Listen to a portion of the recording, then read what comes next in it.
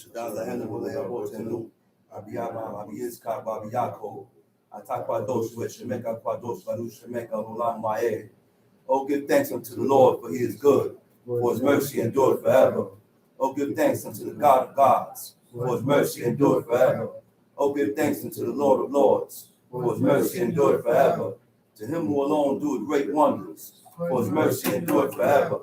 To him that with our wisdom made the heavens, for his mercy endured forever. To him that stretched out the earth above the waters, for his mercy endured forever. To him that made great lights, for his mercy endured forever. The sun to rule by day, for his mercy endured forever. The moon and stars to rule by night, for his mercy endured forever. To him that smote Egypt and their firstborn, for his mercy endured forever. And brought out Israel from amongst them, for his mercy endured forever. With a strong hand and with a stretched out arm, for his mercy endured forever. To him which divided the Red Sea into parts, for his mercy endured forever. And made Israel to pass through the midst of it, for his mercy endured forever. But overthrew Pharaoh and his hosts in the Red Sea, for his mercy endured forever. To him which led his people through the wilderness, for his mercy endured forever. To him which smote great kings, for his mercy endured forever. And slew famous kings, for his mercy endured forever. Sihon, king of the Amorites, for his mercy endured forever. And Og, the king of Bashan, for his mercy endured forever. And gave their land for an heritage, for his mercy endured forever. Even the heritage of the Israel, his servant, for his mercy endured forever. Who remembered us in our low estate, for his mercy endured forever. And have redeemed us from our enemies, for his mercy endured forever. Who giveth food to all flesh, for his mercy endured forever. Oh, give thanks unto the God of heaven, for his mercy endured forever. Hallelujah. Powerful song. That's a powerful song. That's a powerful song. I had to start singing with you. I got hype. I got hype. I had to start singing with you. Song. First of all, I'd like to give all honor and praise to the God of Abraham, the God of Isaac, the God of Jacob, the great, mighty, revered God, the Most High God, who bestows loving kindness, possesses all things, who remembers the pious deeds of the patriarchs, the Most High, slow of anger, great in kindness, forgiving iniquity and transgressions, but who will by no means clear the guilty, visiting iniquities of fathers upon the children to the third and fourth generation. The Most High's work is perfect, for all his ways of justice, a God of faithfulness, and without iniquity, just and right is he. You may be seated. Giving due respect and honor to a head in Israel, the founder of Ben Hazak and Maccabees, chief of Eleazar, to the chief men, princes, brothers and sisters, I say unto you the tongue of my forefathers, Shabbat Shalom. We, as a people, are punished worthily. I said, we as a people are punished worthily. What do I mean by we being punished worthily? We being punished worthily means the consequence, meaning the consequences from your actions is justly deserved. Which means the punishment and the correction that God has put upon us is justly deserved in the eyes of God. The punishment that God has put upon us, the chastisement and the correction that God has put upon us, we have to learn to accept this punishment. We have to learn to train ourselves to accept the punishment and the correction of God. Right. That's right. Don't complain. In accepting the correction and the chastisement of God, you will begin to self-reflect on oneself. Then and only then you can self-reflect and check yourself to be able to find the fault that lies within.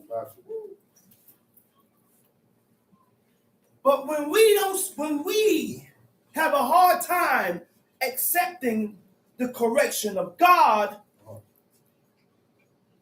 you're not going to take heed to yourself because you're playing the blame game.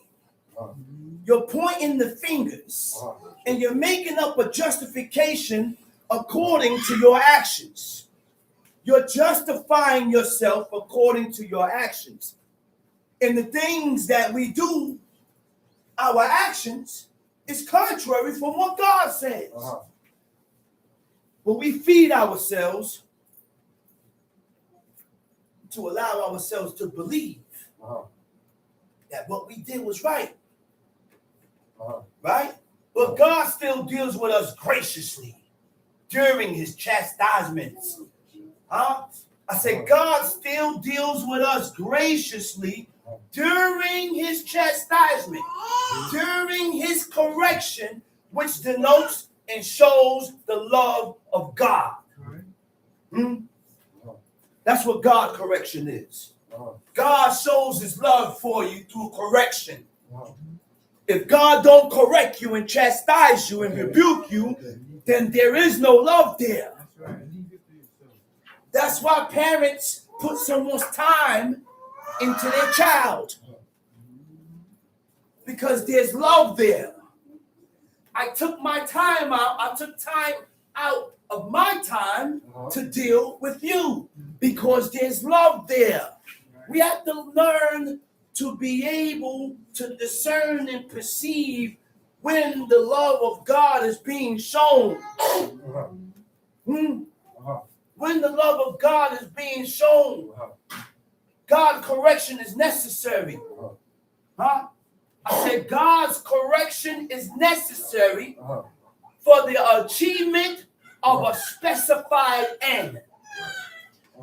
You can't achieve what God have in store without correction, without chastisement. You're not going to achieve righteousness without God's correction. You're not going to achieve godliness without God's correction. In order to achieve piety, to be called a saint in the eyes of God, you got to go through the trials and the tribulations. Because God proved us. God proved us. God tried us for 40 years in the wilderness. And it was not until the 40th year when God had accepted and said, ye are now the people of the Lord. Now I can accept you as mine.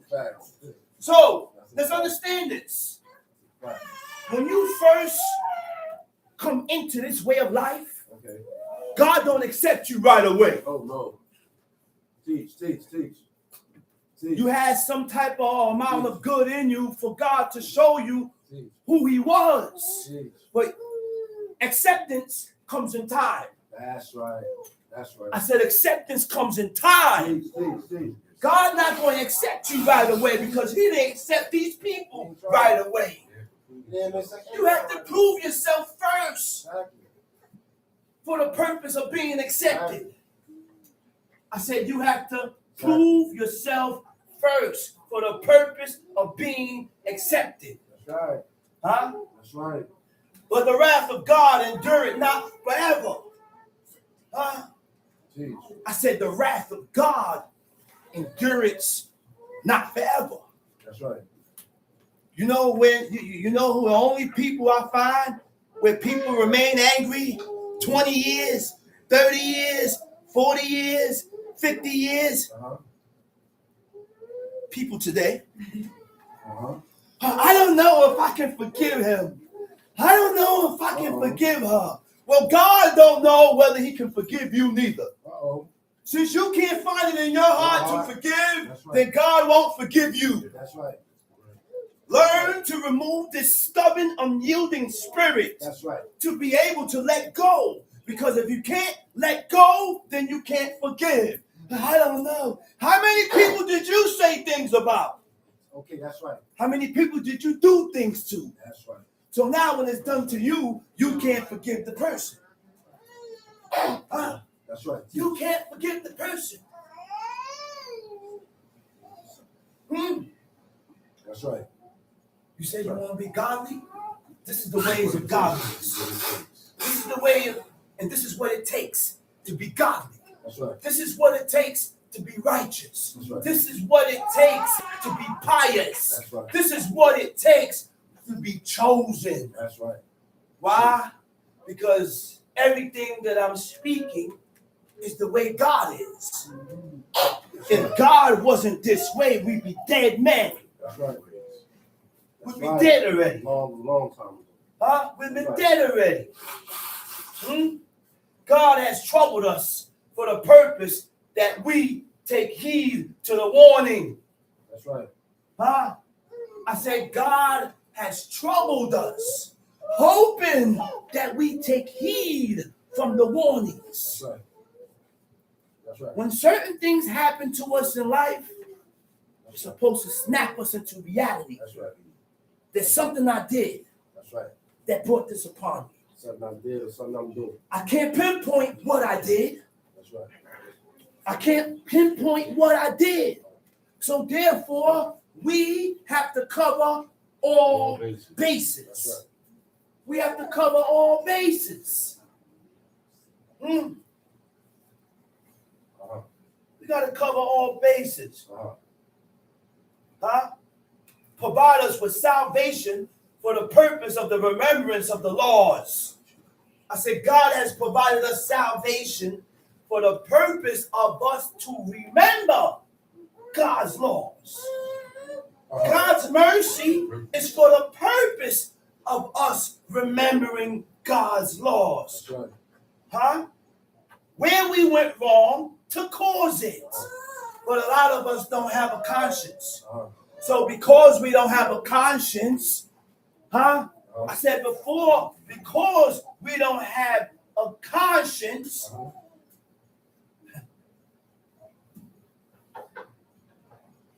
you're not going to have that type of mentality.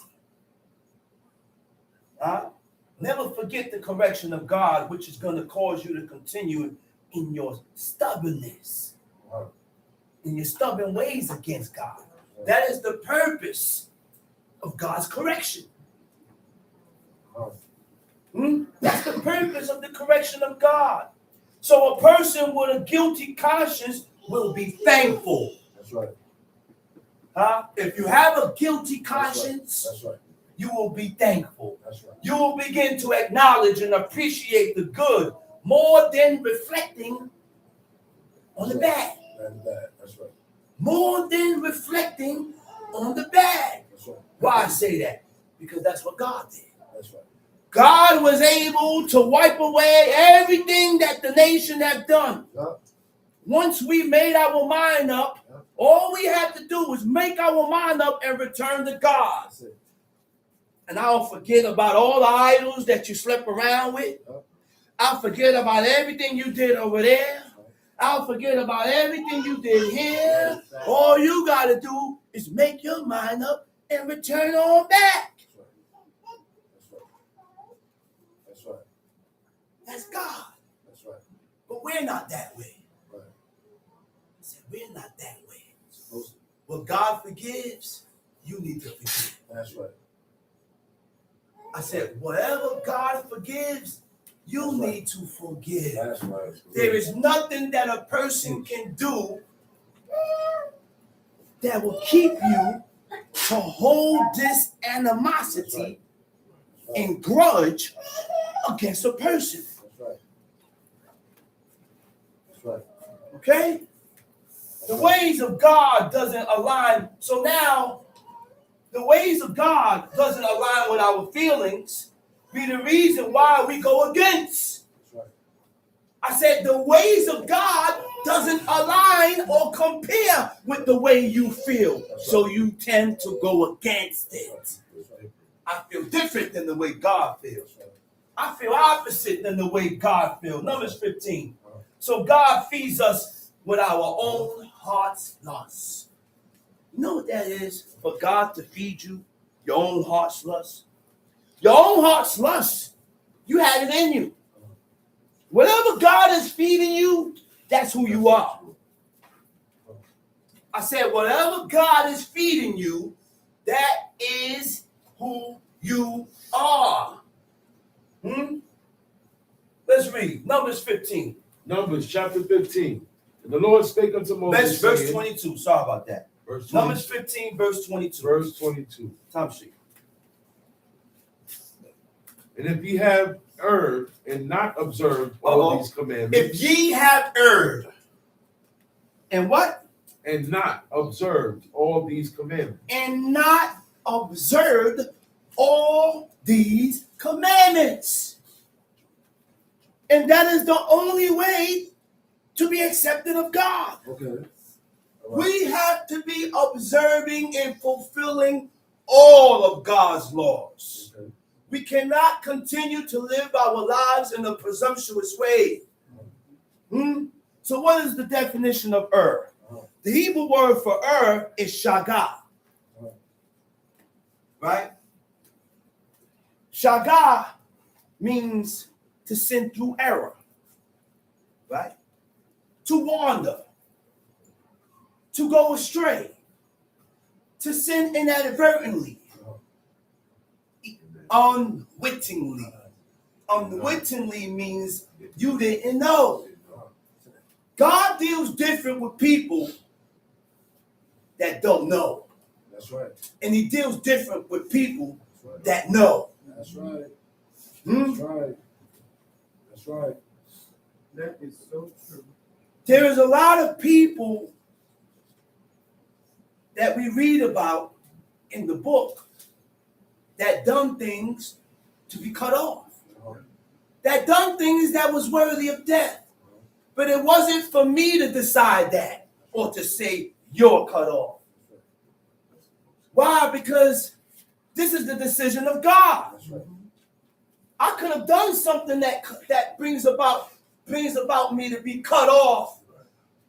But I can also wholeheartedly return to God and make my mind up and make a drastic change and be accepted. So I can't say who's cut off or who ain't cut off. That's right. God decides that. That's right. God decides that. That's right. Teach. Sometimes the people that's doing things that's cut off. Look, they turn it around. They turn it around. That's right. Why? Because as long as you're living, you have a chance to turn things around. That's right. The word, it means to err also means to go astray. To go astray means to wander away from the path of God. That covers a large meaning. What is the path of God? The path of God includes his ways. The path of God is being merciful, just. The path of God is fulfilling the commandments and the laws and the statutes of God. This is a whole, and it covers a large amount. It covers a lot. So when I pick and choose with the laws and his ways, then you are out of the path of God. You are out of that path. Unwittingly means what? Violation of the laws of God without knowing or being aware of. We violate the law, and we know we violate the law. We violate the law, and we are aware of us violating the law. Why? Because you tell people the law, how we should be. Brother, you're wrong, you shouldn't do this, but we continue to move out in an emotional state. That's right. That's right. I said we continue to move in an emotional state, disregarding what God says, disregarding the feelings and the concerns of others. By the way, if I don't have no concern for you, you ain't got no concern for God. You cannot have concern for God, but then I don't have concern for you. That's right. You know why? That's in the book. Because God gave us laws concerning his neighbor. God gave us laws, commandments, and statutes concerning of how we should treat each other. So if I move with you in a treacherous manner, then you treacherous with God. If I move with you in a volatile manner, then you are volatile with God. That's a fact. You need to leave things alone for the sake of peace. Who said that? God did. That's right. He said, seek peace and pursue it. That's right. We was talking this last night. That's right. We was the only nation that God said to present peace before bloodshed. Yeah. That's right. Ain't that something? That's right. Bloodshed was the last resort. That's right. Violence was the last resort. That's right. That's right. Huh? But if the people accept and presented peace, he said, then they will be tributaries. That's right. And they could live amongst you. And they'll eat amongst you. And they'll be living like you. And then that law comes in and tells us, he says, don't treat him wrong. Don't oppress him. He's a stranger. Don't vex him. Not because you got him from the from war, Right. and they accepted and went under your banner, means you could treat them that way. That's right. Teach. Teach. You want to learn godliness? Teach. But the reason why we have a problem with this is because the way God feels doesn't align with how you feel. And that's our problem. What God says does not align and compare with how we feel. So we tend to deal, continue to deal with you according to how I feel and disregard how God said how I should treat you and move with you. But we said we want to serve God. But we said we do law. Some of us say we don't sin presumptuous. Such bold words. That's crazy. That's crazy. That's crazy. Teach. Sin through error. When you sin through error, is willful deviation from the laws of God. Where a person knows they are at fault, but chooses to continue. Distinguishing it from an unintentional mistake. A deliberate choice to disregard what is known to be right. You chose. You chose to move the way you move. God gave us a choice. God gave us laws, commandments, and statutes, and then leave it unto us to see what we are going to choose. The same way God dealt with the nation. Gave them commandments, gave them laws, gave them orders.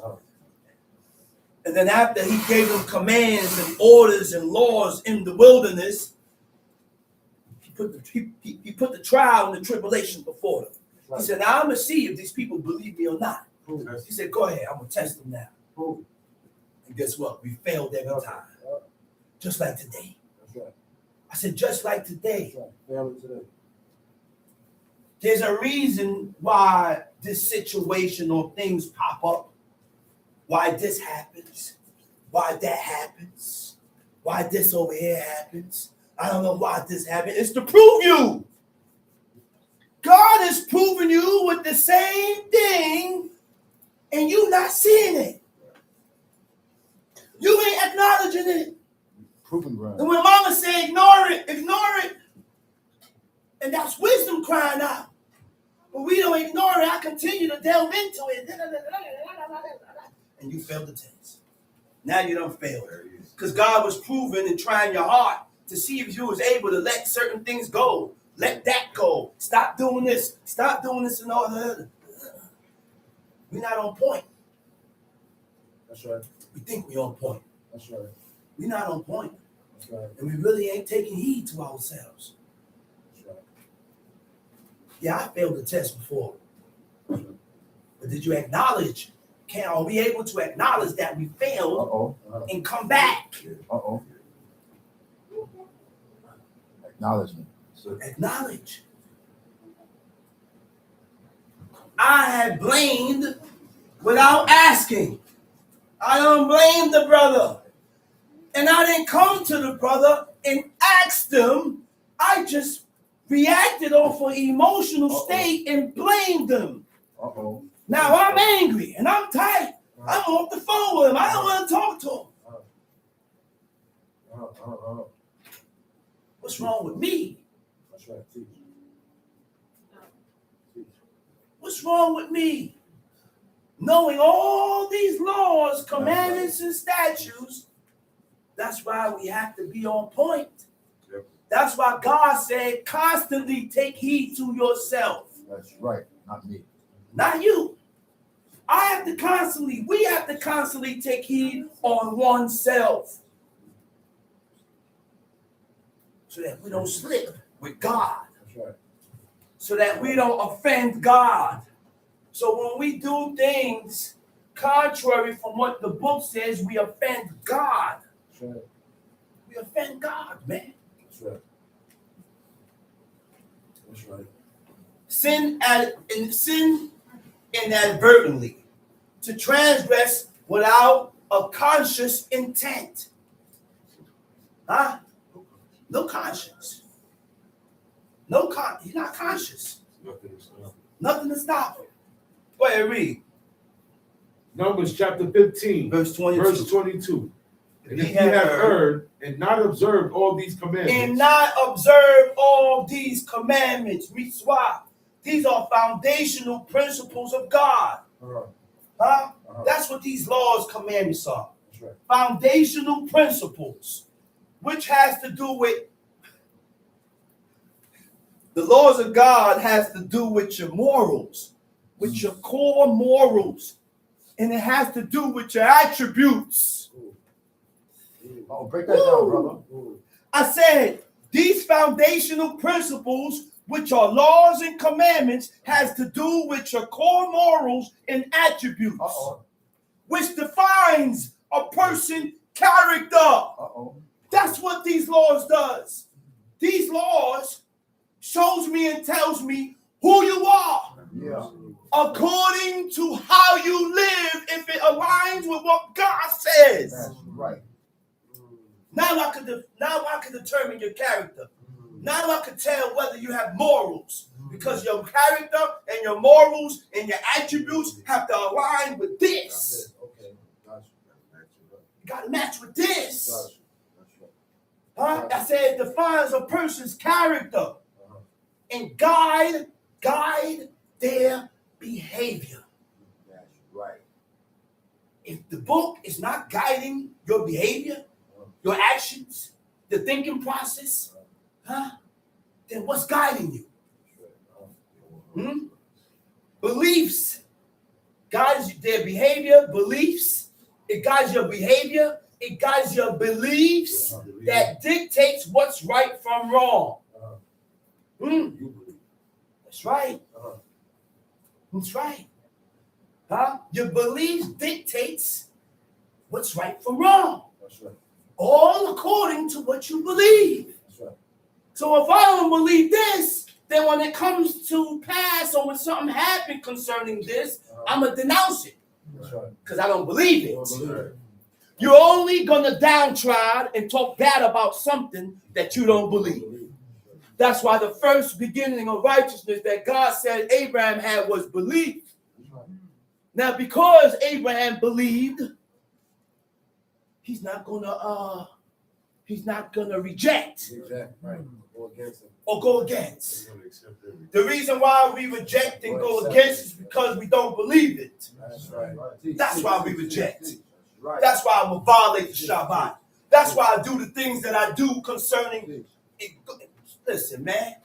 That's why we do the things we do. That's right. Because you don't believe. That's right. And belief triggers actions. That's right. Belief triggers actions. See. Your core morals has to do with integrity. Okay? I said your core morals has to do with integrity, empathy, justice. Okay? Okay? Integrity means what? Doing the right thing, disregarding your feelings. Do the right thing and disregard how you feel. Okay. forget about how I feel. But the right thing for me to do is this. Can we do that for once? I said, can we do that for once? Put yourself aside for the purpose of doing good. Wisdom is only attracted to good. I said, wisdom is only attracted to good. Righteousness, humility, meekness. If you are not those, then wisdom will not come to you. Empathy. To be able to understand the feelings of others. Have a heart. And sometimes you got to take yourself out the shell so I can understand you.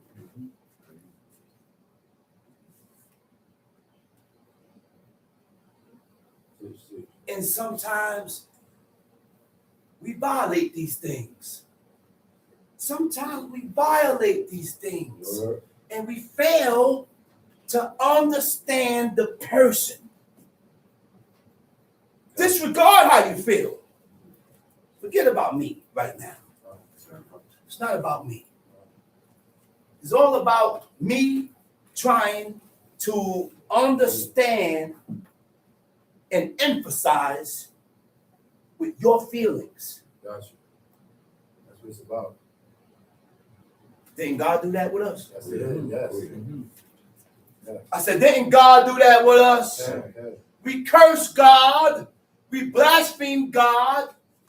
And he gave us manna for our blasphemous words.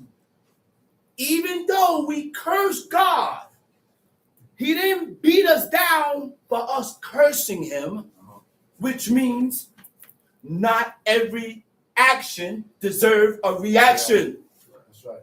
Because God, because of our negative actions, God did not react off of all our negative actions. That's right. So stop reacting after every reaction, man. That's right. That's not godly. Yeah, it's not godly. That's not godly. Not the ways of God. You say something about me, now I gotta react. You do something to me, I gotta react. Hey, what's wrong with you, man? That's not godly. But we ain't listening. Because after this, I see the same foolishness again.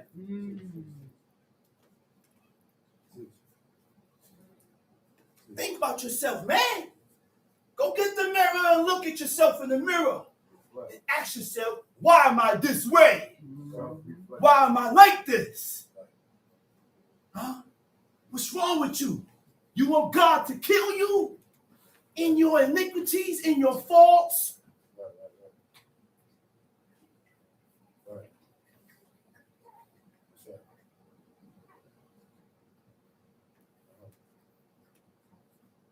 Justice. Treating everyone fairly and equally.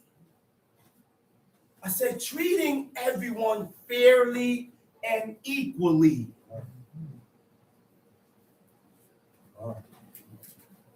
Respect. Showing regard for who's right and the feelings of others. I said showing regard for who's right. What are the attributes? Attributes are traits that manifest from these morals. I said attributes are traits that comes from those morals, those core morals, which is honesty, which is responsibility, being able to take ownership of your actions, which is resilience, which involves sincere repentance after a violation of the laws of God and not allowing shame to dictate your path, which traps you in the cycle of avoidance. I said, which traps you in the cycle of avoidance. You keep going around the bush instead of hitting the salt, instead of dealing with the problem, which is you.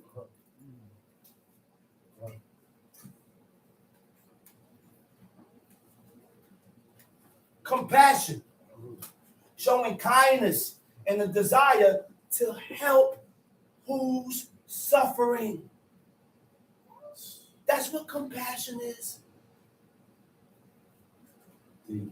I see you need help. Deep. I'm not going to wait for you to ask me for help. Right.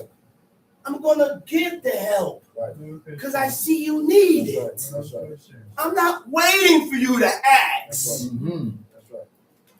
A lot of us know where the help is needed. That's right. Oh, but you ain't asked me. I shouldn't have to ask you. I shouldn't have to.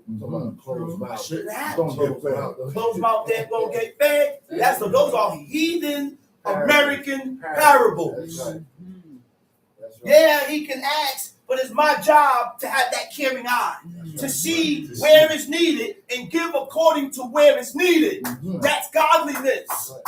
If we have not made our mind up to do these things, then you might as well get up and leave. Why are we here? Why are we here? That's right. Excellent point. Chief Abraham said, Alicia ain't asked for a place to stay, That's right. somewhere to lay his head at. That's right. This woman, because she's a godly and righteous woman, That's right. she saw that he had nowhere to stay. That's right. She said, I perceive that this is a godly man. Oh. She made a loft, put bed there, put a menorah, which is a lamp. And every time Alicia passes by, he's able to stay there. That's right. That's right. Next thing, Alicia asked his servant, he said, man, this woman, I have been good to me. Which means he had a desire or feelings, stirred up feelings to return the good of what that woman did to me. That's right. That's right. Facts. We tend to forget the good that people do Facts. That's right. once the person has done evil. That's right. We forget the good. No good. But King Solomon wasn't that way. No good. That's right. No good. King Solomon wasn't that way. None of the godly men was that way. That's right. The Kenites, That's right. Yeah. the Kenites Yeah. did good to the nation of Israel Yeah. during the time of the Exodus. That's right. Saul said, yo. Later on, years and years and years and years and years later, God commanded the king Saul to destroy the Amalekites. Right. That's right. King Saul goes to destroy the Amalekites. That's right. Next thing he goes to the Kenites, he said, remove yourself. That's right. I'm going to move on this people here. You remove yourself because I remember the good that you did to my people. The good that a person do never That's dies. right. It never That's dies. right. When you move any other way besides the way that is prescribed here, then you're wicked. Uh-huh. You're wicked. Uh-huh. Oh, I ain't wicked. I do no, I do this. You're wicked. Just because of that right there. Say it again, brother. Because of that right there. You're wicked. Say it again, brother. Uh-huh. Hmm? Huh? Where we at? What verse? 22. Time sheet. And if ye have erred and not observed all these commandments, which the Lord hath spoken unto You Moses. see what he said? Uh-huh. And if ye have erred and not observed all these commandments. This is a mission, people. Okay. We have to accomplish this mission Okay. in observing and fulfilling everything that we are able to fulfill and observe today. Okay. Good. Everything.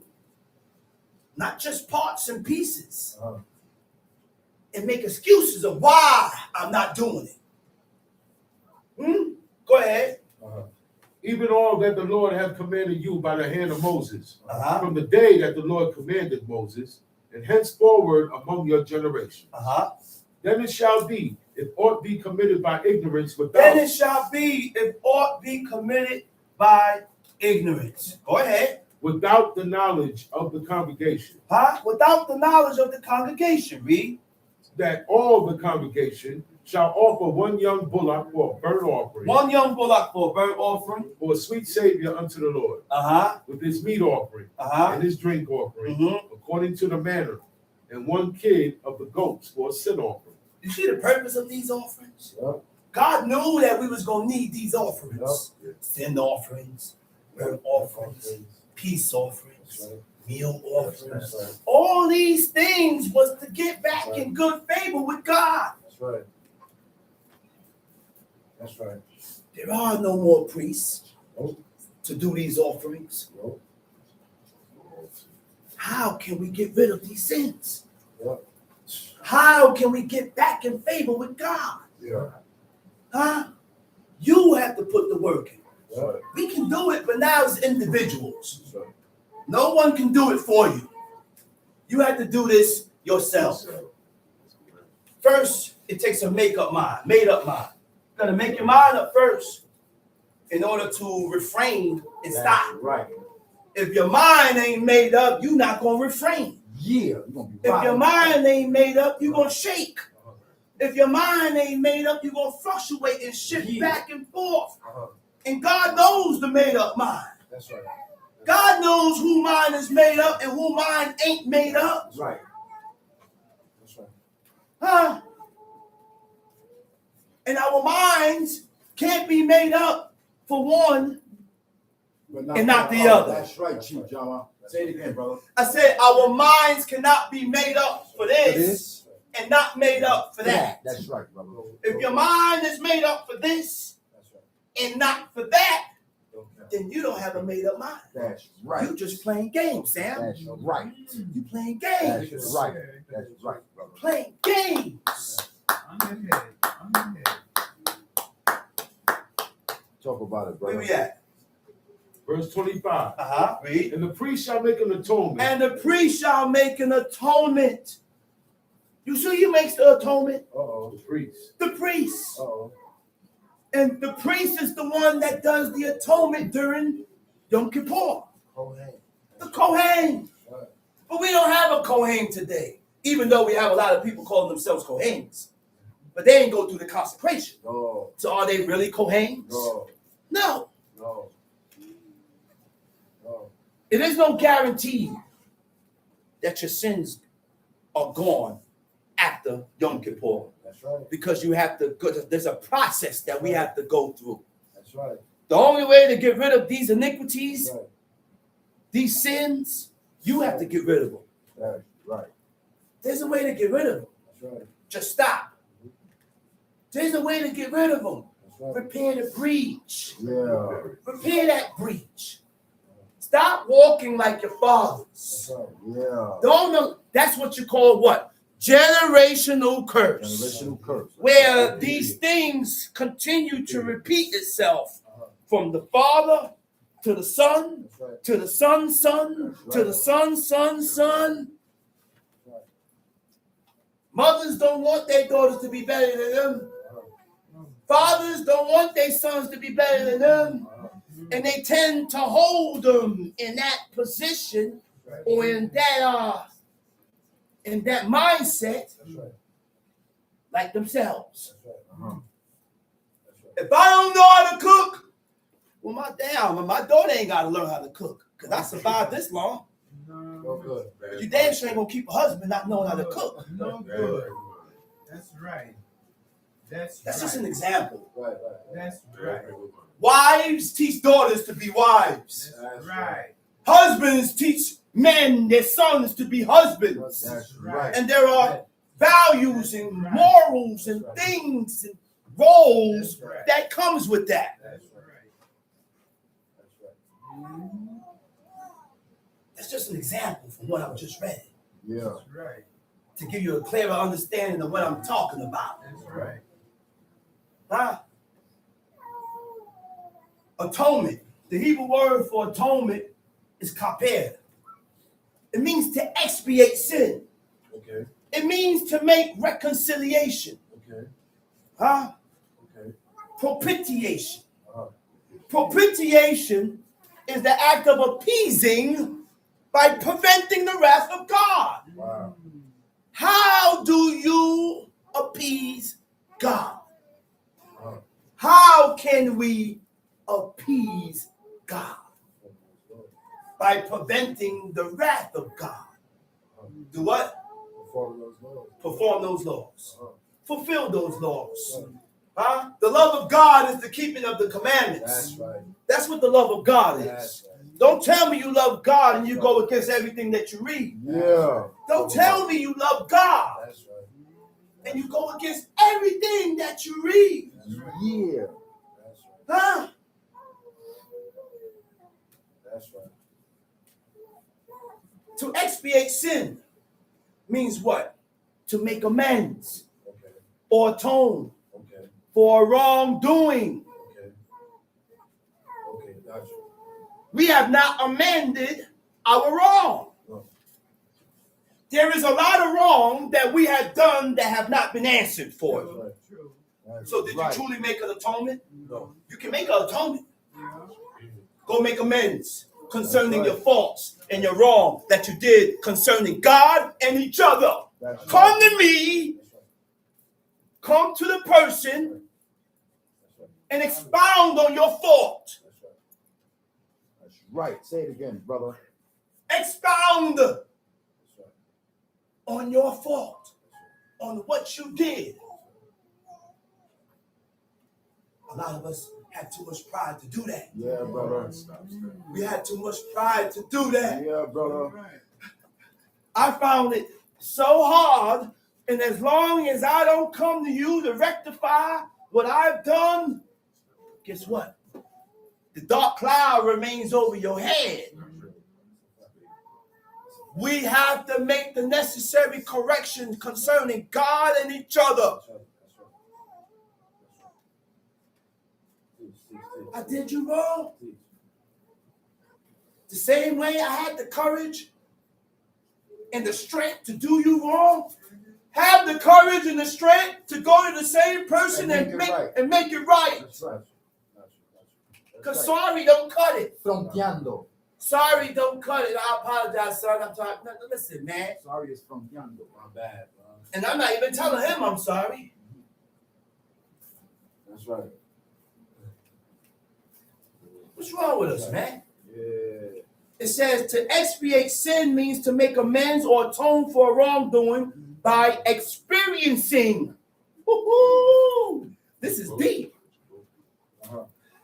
You can only make Okay. you can only make amends or atone for sins by experiencing punishment. That's why God put you through it. Got you. This is the atonement for your iniquities. When God put you in jail, it's because of something you did. That's right. When he put you in the hospital, it's because of something you did. That's right. When he let the bus run you over and pick you up in the air and slam you, That's right. it's because of something you did. That's right. Now it's up to us to understand and recognize and acknowledge that this is a punishment from God and become better. Okay. Ain't that something, man? Okay. You see why God keep doing us Okay. back to back to back? Okay. That's right. Okay. Once this judgment happens back to back to back, Okay. this is of God, man. Okay.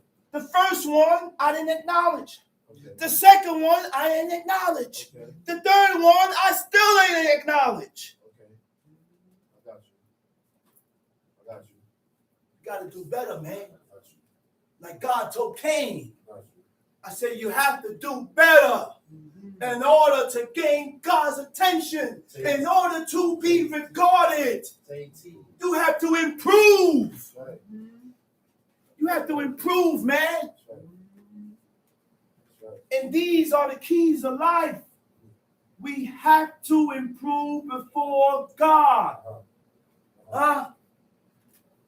That's why God chastises us, man, to make us better. That's the purpose. That's right. That's the purpose. That's right. To make us better before God. That's right. Man, that definition is hard, man. D. To make amends or atone for a wrongdoing by experiencing a punishment, consequences for breaking the laws of God. So when that happened to you, Right.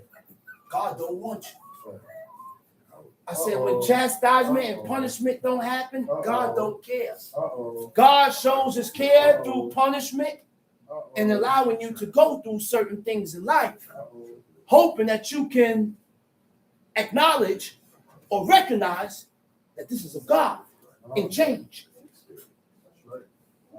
Reconciliation. The only way to reconcile with God is to be in alignment and compatibility with his will. You got to be in alignment. You got to match God. You got to match God. Yeah. That's why he said, thou shalt be holy. He said, because I'm holy. Okay. Ooh. He said, thou shalt be holy. He said, because I'm holy. Yeah. Then he go off in the Psalms and said, with the merciful, I will show myself merciful. We want mercy from God, but we don't want to give mercy. Yeah. We want mercy from God, but we don't want to give mercy. I give a lot of mercy because I need all of God's mercy. I gotta give all the mercy I can get because I need every bit of mercy that God can give me because we have done things that warrant death. That's right. Said it. It's still doing. We have done things to warrant death And still and still doing it. So I need the mercy of the Lord. I need his compassion. I need his kindness. So I have to be compassionate and kind so that God can deal with me according to how you are. God deals with us according to how we are. If you're treacherous, God gonna deal with you treacherous. If you did something treacherous, then God is gonna return treachery to you.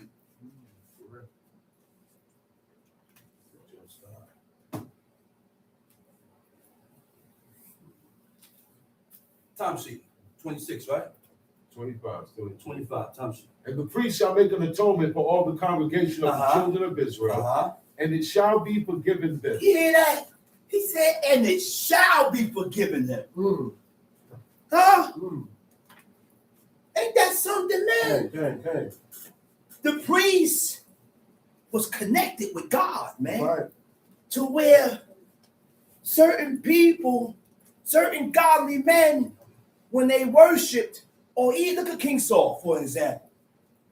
King Saul went to Samuel, the prophet Samuel. He said, worship with me. He knows that Samuel is high power. Worshiping with Samuel would get you accepted, would get your words heard. My father used to go up and pray. I said, man, I'm coming to pray with you. Hoping that my words, God will hear my words. That's right.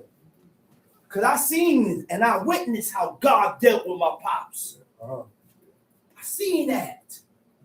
And I seen certain things get done concerning him that ain't never been done again. Never been done before.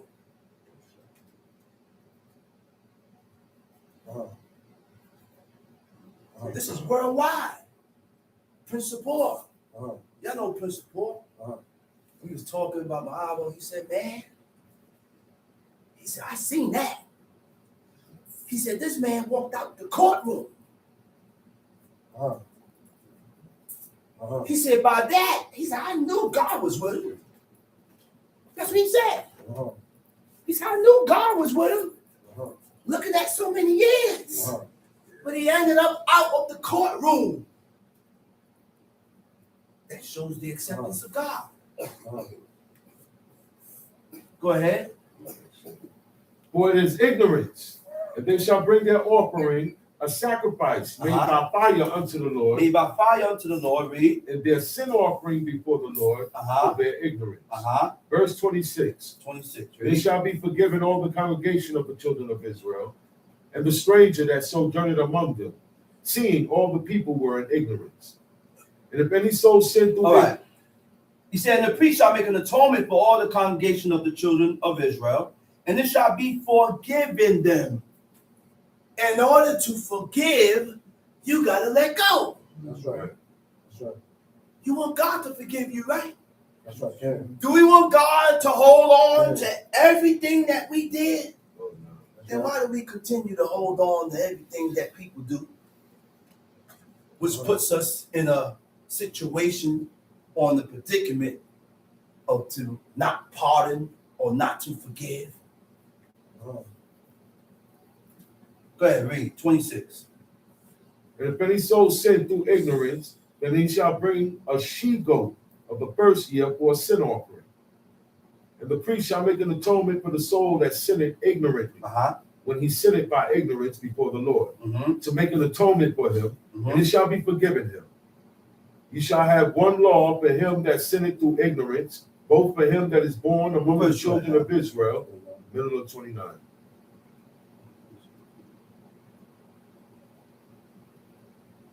Okay, go ahead. You shall have one law You for shall him. have one law for who? For him. For him That sinned through that ignorance. sinned through ignorance, Both for him. both for him That is born among the that children is of born Israel. among the children of Israel, And for the stranger that and for the stranger that sojourneth. That's right. For the stranger that sojourneth among them. These are the strangers that dwells, that live or reside among the nations. That's right. These are the people that lives amongst us. That's right. These are the people that pass through our land. The sojourners, the strangers. So we got to treat these people the same. Israel was a place that God protected everybody.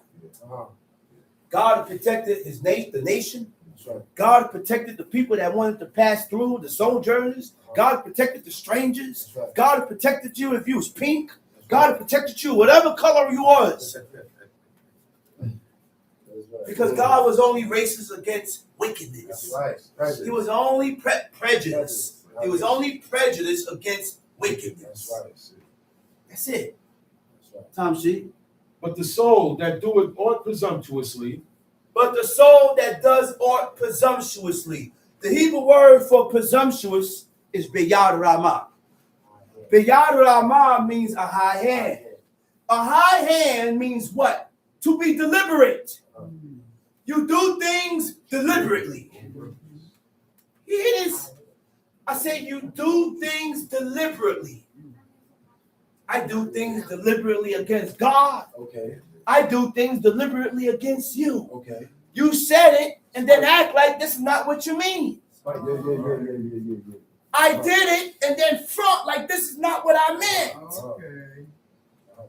See, we had to go through this with the people in the book. When our forefathers did something, they fessed up to what they did. That's right. They fessed up to what they did. Or defiant against God's laws, showing no regard for the Creator and a concern for the feelings of others. Presumptuous is when you overstep your boundaries. When you overstep your boundaries. We overstep our boundaries with God and each other. There's certain things that you ain't even have to say that. There's certain things that when I said it, I have overstepped. That's right. You went overboard. There is a such thing to go overboard. It's too much. You're doing too much. You're doing too much. Go ahead. whether he be born in the land or a stranger, the same reproacheth the Lord. The same reproacheth God. To reproach, to blaspheme. What does reproach mean? To express disapproval by refusing to accept. Once I don't accept, you are reproaching God. You are approaching God, reproaching God. This is how you reproach God, by not accepting, by expressing your disapproval, and God approves of it. Ain't that something? Yeah. How in the world can you express what you disagree with? And I just told you that God agrees with it. That's right. That's majority of Israel today. You're dangerous. Yes, sir. You're dangerous. Steve. I just told you God agrees with it, Sick-minded. but you don't agree with it. Steve. And because you don't agree with it, you want me to deal with you in the form or fashion accordingly. Yeah. Talk about it. We something else, man. Sick mindset. We man. something else. Tom C. And that soul shall be cut off. From And among that his soul people. shall be cut off from among his people. The Hebrew word for cut off is nikita, You keep tired. niked. It means to be alienate. To alienate, to estrange, to deny, to betray. Alienate means what? To become hostile towards God. I never knew you could be hostile towards God. Oh, yeah. Now, how do you become hostile towards God? Tell me. When you are in opposition. Uh-oh. Okay. When you are in opposition to his will. When you are opposite to the will of God. Where an inherent conflict between human desires, human satisfaction, and God's standards. Huh? You know what a conflict between human satisfaction and the will of God? You have to choose. Yeah, say it again, Chief. Choose between yourself and what God said. Choose. Say it again. I said you have to choose between yourself, Your feelings, man. between your feelings, and what God said. I got you. And then when you chose what God says, then I'm able to eradicate my feelings. I'm able to let go of my feelings because of me holding on to my feelings is going to put me in trouble with God. Yeah. To estrange is a separation from God. Choose. And this separation from God we create by iniquity, committing iniquity, which acts as a wedge. You know what a wedge is? A wedge is wedge. No. Wedge is a distance. It's a wedge. Space between you and God. A wedge. Woo, that disrupts your connection with God. And it dulls your conscience. I said it dulls your conscience. That's right. Yeah. Say it again. Committing iniquity dulls your conscience. This is why I'm able to do to you what I feel in disregard and not make amends. And don't have no feelings. I can sin presumptuous with no type of. With no feelings. I could offend you with no feelings about what I did to you. No guilt. Because your conscience is dull because of the sins of the works of your own hands. Yeah, talk about it. So when you don't have a conscience towards God and your neighbor, check yourself. That's right.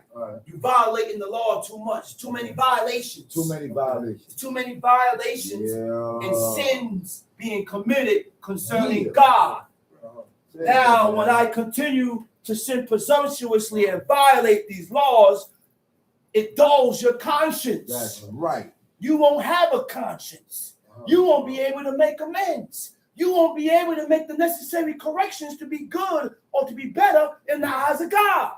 That's right, brother. So I will offend you, and I'll feel good after I offend you. Yeah. I won't feel no way. Yeah. Got you. I got you. To betray. To betray means what?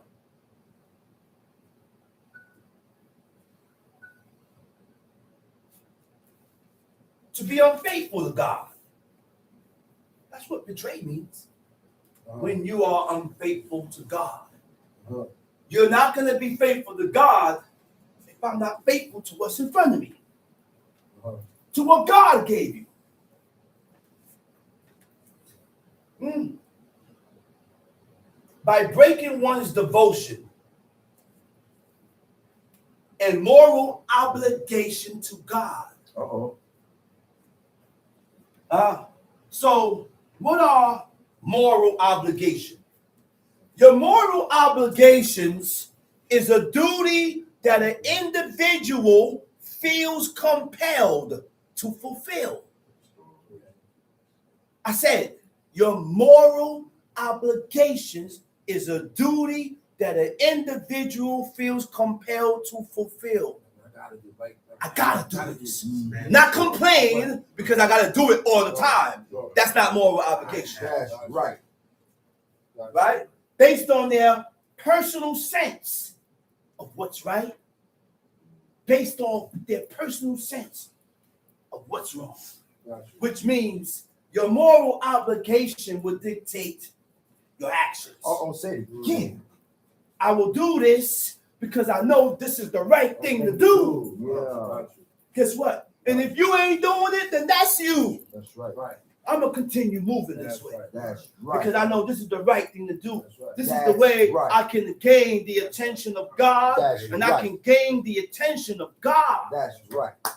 So that's why I do this. From Tiando. That's why I do what I do. Gotcha. Tom sheet. Verse 31. Tom sheet. Because he had despised the word of the Lord and had broken his commandment. Wait a minute. Because he has despised the word of God. You hate the word of God when you sin. The word, it means despise. Despise means to hate. Yeah. How do you show your hatred for God? Breaking the law. By breaking his laws. Oh, man. Once you break the laws of God, it denotes hatred. Obedience denotes love. Don't tell me you love God, but you break his laws. Say it again. He said, love God and keep my commandments. That's right. Which means love is action. That's right. I show my love for you according to what I do for you. That's right. But we have done things for people to denote and show our love and got stabbed in the back. Yeah. Yeah. But I'm going to continue to show my love. That's right. Why? Because I'm not like you. That's right. I'm not like you. That's right. So the love of God is the keeping of the commandments. Uh-huh. That's the love of God. Okay. When you don't keep God's commandments, it shows despise. So it tells me that you hate and despise God. That's right. To contemn, it means to reject or disregard what God says. Okay? Tom sheet. Because he had despised the word of the Lord and had broken his commandment, that soul shall utterly be cut Because off. he has despised the word of the Lord and has broken his commandments. It means to break. It means to make void. To break, it means to invalidate. To invalidate means to make something unacceptable. When we sin against God, we weaken the cogency. Having the willpower or self-control to restrain oneself from violating the laws of God. Go ahead, Tom Sheep. That soul shall utterly be cut off. Tikare, utterly cut off, destroyed. His iniquity shall be upon His him. iniquity shall be upon him. It means in him. Anything that is in you becomes a part of you. Anything that is a part of you becomes your genetic makeup. Okay. That's how you are. Anything that has become your genetic makeup, you done passed it down to your poor innocent son. And now your iniquities have become your son's genetic makeup, and he have not repaired the breach. So when he have a son, it becomes his genetic makeup. And each time the sin has been passed down, it gets stronger. Each generation gets stronger and stronger. Righteousness get weaker. Tom C. And while the children of Israel were in the wilderness, they found a man that gathered sticks. While the children of Israel were in the wilderness, they found a man gathering sticks upon the Sabbath day. Upon the Sabbath day. So this man was gathering, but he didn't kindle no fire. God, listen, he got caught gathering on God's day, On on God's the SHABBAT day. day. Respect that day, man. So The action of gathering is work. That's right. See, the book teaches us Tells you what work is. and tells us what work is. Right. The book teaches us what we should be doing That's on right. God's day from what we shouldn't be doing on God's day. That's right. The Shabbat is not for us to formulate ideas about what you think is work, That's right. what you think is violation. The violation is specified and is read in the book. That's right, brother. Teach. Okay, the book tells us what the violation of God's day is. That's Just right. like the book says in Jeremiah 17 that you should not exit your house with a burden on the Sabbath day. Uh-huh. That's what the book says. Uh-huh. But you have people that leave their houses with burdens in their hands. Now, a burden is anything that is carried. That's what the definition of burden means. That's right.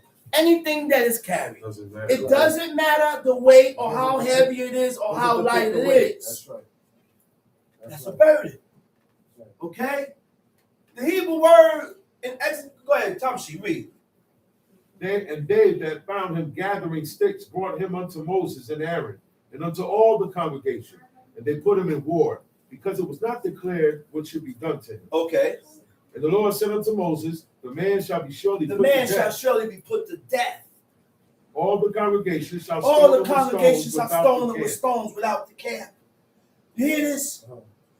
So the profanation of the Shabbat day is death. So it behooves us to learn and understand what I should be doing on Shabbat and what I shouldn't be doing on Shabbat. That's right. Because when I profane God's day, you're worthy of death. You're worthy of death. Tom, see? Say it again, And the man. congregation brought him without the They camp brought him without the camp and stoned him with stones. and they stoned him with stones. And he died, And he died. as the Lord commanded Moses. As the Lord commanded Moses. Go ahead. And the Lord spake unto Moses, saying, speak unto the children of Israel, Uh-oh.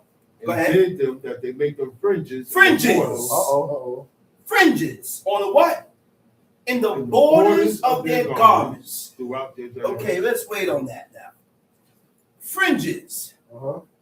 It says zeet. Uh-huh. You know what zeet means? Okay. A fringe. He said a fringe. Teach, brother. Teach. And why I'm gonna go real deep in this. That's right. Because people has explained this verse That's right. to where you can put fringes on the borders. Okay. But according to the Hebrew language, Okay. zeet is a fringe. Okay. Singular. Singular. Singular. A fringe That's right. on the borders. It can't mean borders Uh-huh. because it says a fringe on the borders. When I looked up the definition of borders in the Hebrew, it's kanaf. Kanaf means corners. I can only put a fringe on a corner. There's only enough space to put a fringe on one corner. One fringe, one That's corner. right. In Deuteronomy 22, it states 4. That's right. Arba kanfot, That's right. upon the 4 corners. That's right. Teach. Teach. I'm not putting fringes on the borders because you're adding on. That's right. Uh-huh. Another That's brother right. said you can put fringes on the borders of your garment. All No. across here, they had fringes No. all around. What are you fools? Where you get that from? Uh-huh. Fools. And this is why not everybody Teach. should be teaching. You got to teach the law according to what it says, word for word in the book. Word for word in the book. Time sheet. Speak unto the children of Israel, Uh-huh. and bid them that they make them fringes in the borders of their garments Uh-huh. throughout their generations. Throughout their generation. And that they put upon the fringe of the borders Uh-huh. a ribbon of blue. Uh-huh. A ribbon of blue. The Hebrew word for a ribbon is pitil tikelet. Pitil is a thread of blue. One thread. This is why we didn't have blue fringes. We didn't wear blue fringes. Blue fringes, it's not cool. It says pitil tikelet means a thread of blue. A Okay. thread of blue. Okay. Okay. Tekele Okay. is navy blue. All right. So I use the darkest blue to put on my fringe, not Tekol. Tekol is sky blue. Tekele is navy blue, dark blue. So I use that dark blue. That is the same dark blue that is used within the temple. That's right. For the curtains and stuff. Those are holy colors. That's right. Those are holy colors. That's right. Blue, scarlet, gold, and purple. That's right. Those are royal, holy colors of God. That's right. Huh? That was the color of the ephod. That's right. That's right. Tom C. And it shall be unto you for a fringe, Uh-huh. that you may look upon That it, you may look upon and it. remember all the And commandments of the remember Lord. all the commandments. We have a tendency of forgetting. Yeah. You know why? We have a tendency of forgetting. Yeah. Because majority of us move according to how we feel That's right. at the moment. Gotcha. How we feel at the moment, we tend to forget what God says. Yeah. Tom C. And remember all the commandments of the Lord, and Uh-huh. do them, and that ye seek not after your own heart, That you seek not after your own heart. Huh?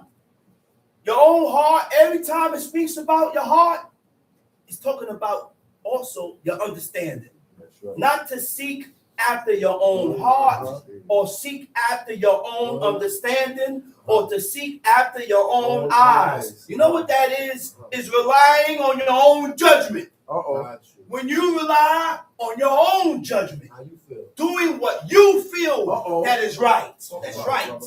When you do things according to how you feel That's right. it's right, then now you are seeking after your own heart. You're seeking after your own eyes. But that is the purpose of these fringes, to cause you not to seek after your own eyes. Because, okay, go ahead, let's read. and your own eyes, after which you used to go a whoring. Uh-huh. Verse 40, that you may remember and do all my commandments. And after your own eyes that you used to go a whoring. The Hebrew word for a whoring is zanah. It means to go astray. By following after your own understanding. And that's how we go astray. We go astray from God by following after our own eyes. Yeah.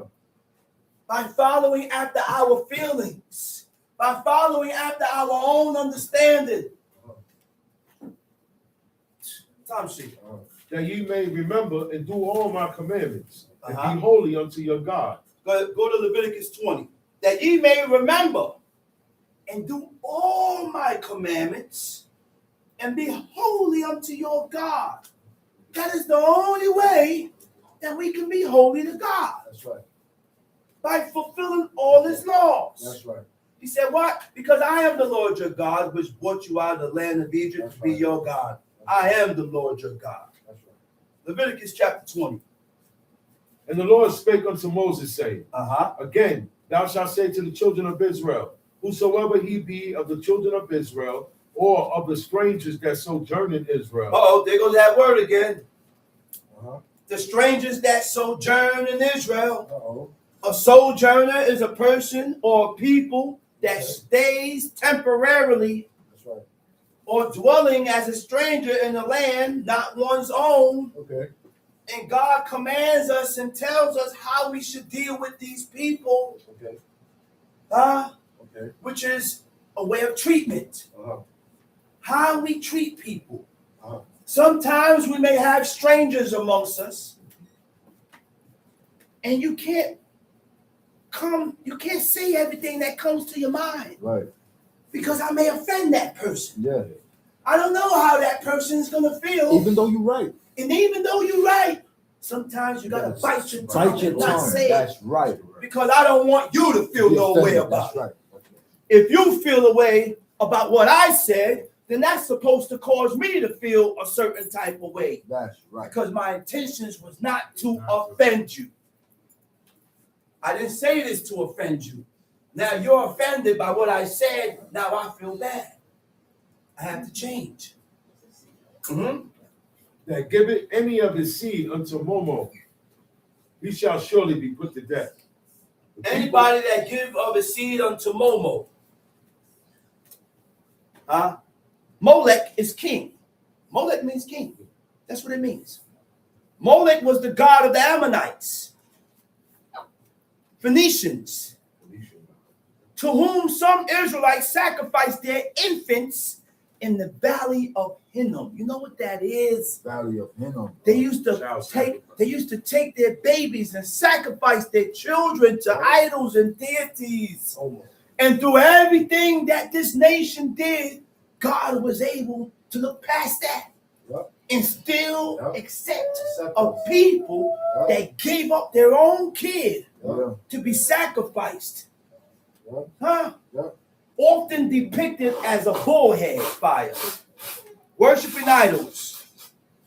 The worship of this deity became widespread in Israel when Solomon erected the image and altar just outside the walls of Jerusalem in the valley of Hinnom. But Solomon erected all these deities because he married a lot of strange women. Right. He married a lot of foreign women, Right. and he made gods for each one of his wives. Right. That's right. And through all this that King Solomon did, God said his wisdom remained with him. Right. It never left him. Right. Leave him alone. Leave Solomon alone. Wow. The image of Molech was a human figure. I said the image of Molech was a human figure. So now you see why God said, don't make no likeness That's right. of male and female. See. Now you see why God said, don't make no likeness That's of right. no beasts. That's right. Now you see why God said that we shouldn't have a likeness of nothing that God That's creates. right. That's right. That's With right. a bullhead, outstretched arms, That's right. receiving the children for sacrifice. That's They right. drowned the cries of the children by playing flutes and beating drums. Oh. I said they Uh-oh. drowned the cries of the poor baby Uh-oh. by playing flutes and beating drums. Dang. So when you take your child and sacrifice your child to this deity, they will play flutes and beat drums to drown out the cries from the poor child. Tom sheet. He shall surely be put to death. The people of the land shall stone him with stones. He shall surely be put to death. The people of the land shall stone him with stones. Read. And I will set my face against that man. Leviticus 20, verse 3. And I God will- said, I will set my face against that man. The Hebrew word for set is natana. It means God's direct opposition towards a person. Firm commitment to perform his purpose against an individual. Tom sheet. and will cut him off from among his people. And will cut him off, will eliminate him, will destroy him, karat, from among his people. Tom sheet. Because he hath given of his seed unto Molech to defile my sanctuary and to profane my holy name. And to profane my holy name. The Hebrew word for profane is kalel. It means to make common, ordinary. No respect for the holy things of God through your actions. And that's when you become profane. You are profane when you don't have respect for the holy things of God. That's right, brother. Through your actions. That's right, You brother. show that you don't have respect for God through your actions that are contrary for what God has commanded. Contrary, opposite from what God commanded. Teach, brother. Tom sheet. And if the people of the land do any ways hide their eyes from the man. When the people, what verse is that? Verse 4. Go ahead, read that again. And if the people of the land do any ways hide their eyes from the man. Wait a minute. You mean to tell me when you do wrong against God, I'm not supposed to hide it? That's right. I'm not supposed to brush it under the table? That's right. I'm not supposed to forget about it? Huh? Teach. Go ahead. When he giveth of his seed unto Molech and kill him not. Then I will set my face against that man and against his family, and will cut him off, and all that go a whoring after He him. said, I will set my face against that man. I will set my face against his family.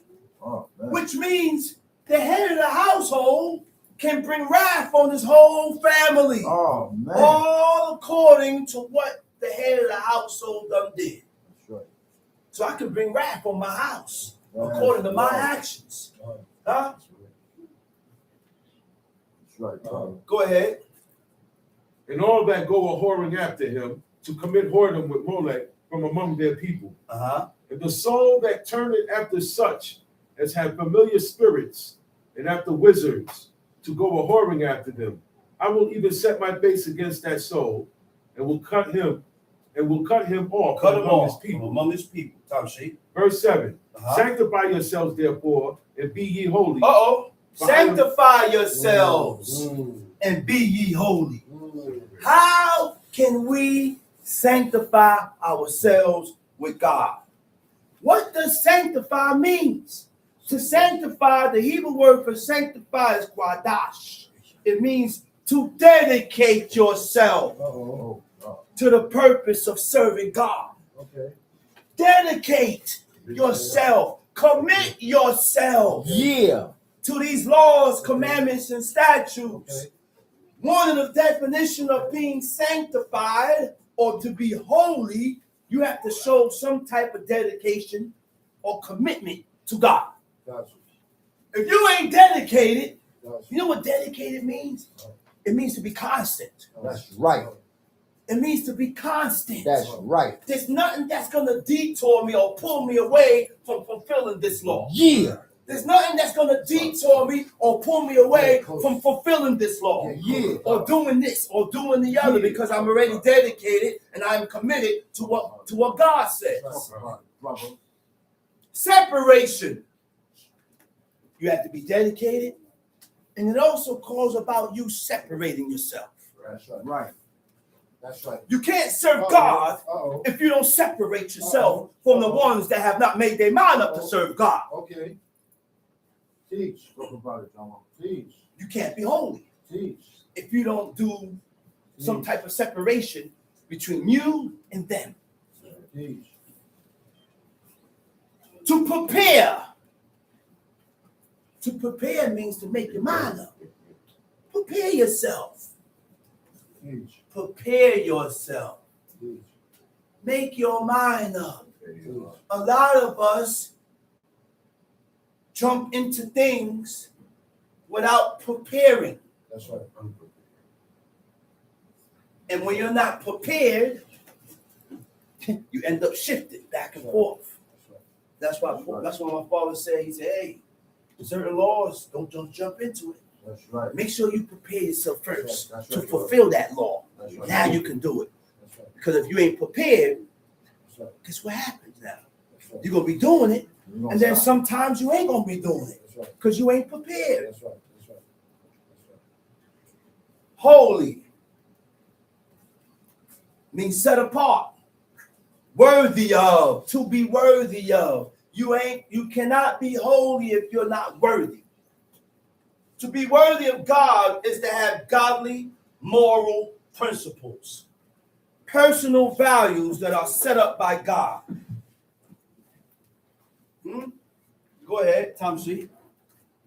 Sanctify yourselves therefore and be ye holy. For I am the Lord your God. You shall keep my statutes and do them. I am the Lord which sanctify you. For everyone that curseth his father or his mother shall be surely put For to death. everyone that curses his father or his mother shall what? Shall be surely put to death. Shall be surely put to death. The Hebrew word for curse is qualel. Uh-oh. It means to be slight, Uh-oh. to be of little importance. So what does that word slight means? S-L-I-G-H-T. Slight is an act. Oh. All right? Comment, an act, comment, or behavior that is disrespectful, dismissive, insulting, or belittling, treating your parents as if their views, feelings, or presence means nothing. Uh-oh. You know what the last one hit you in the head. Their presence means nothing. I'm gonna still If act your out in front of right. if your mother and your father's presence means anything to you, Okay. then you would act accordingly. That's right. I will not continue to move and act and say the way I'm acting and saying in front of my mother, That's right. That's right. in front of my father. That's right, brother. That's right. That's how you curse them. That's right, brother. When you do things disregarding their presence. That's right. That's right. When you say things disregarding their presence. That's right. When you dismiss them. That's right. There's certain things you can say to dismiss a person. That's right. There's certain things you can say to insult them. That's right. There's certain things you can say to belittle them. That's right. There's certain things you can say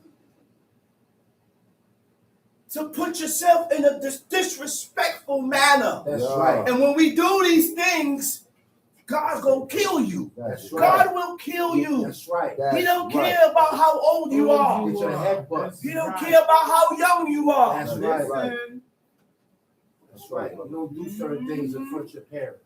That's right. That's right. Time sheet. He hath cursed his father or his mother, his blood shall be upon him. His blood shall be upon him. His blood shall be in him. His iniquity is in him.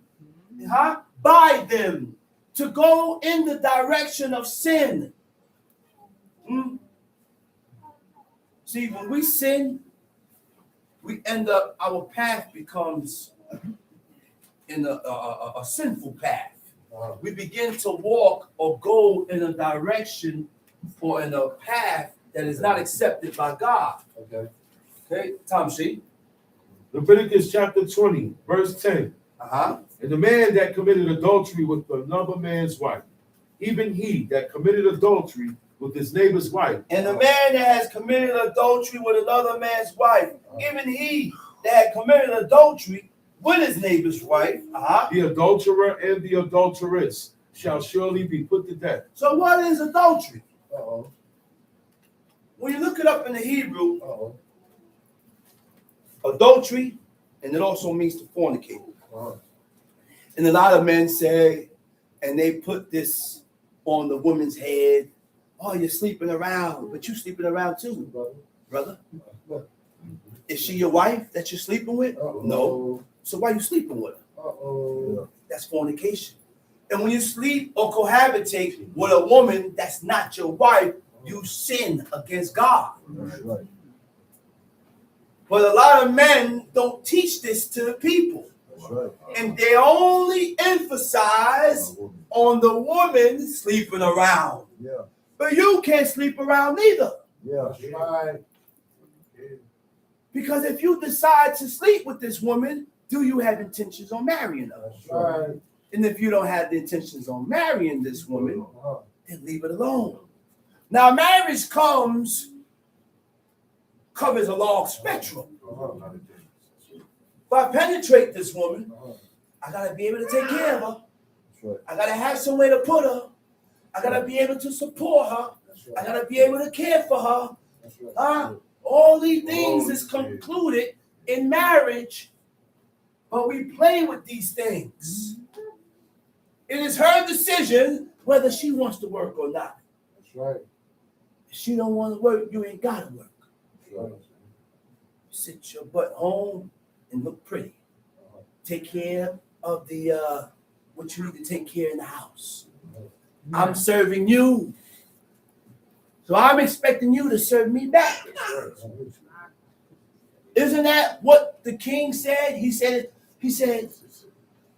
was it the king and the kings? He said, if you do this to these, if you do this to the people in return would do this for you. But he didn't take heed to the old men's counsel. You know why I say that? You know I had to bring that up? It was a damn natural reaction, man. For when people do for you, you had the urge to do back. That's right. You had that urge and that feeling to return it back. And you will not let it go unanswered without returning the good back. That's godliness, man. Yes, yes, Right. yes, yes. And if you can't see that, then something wrong with you, man. Okay.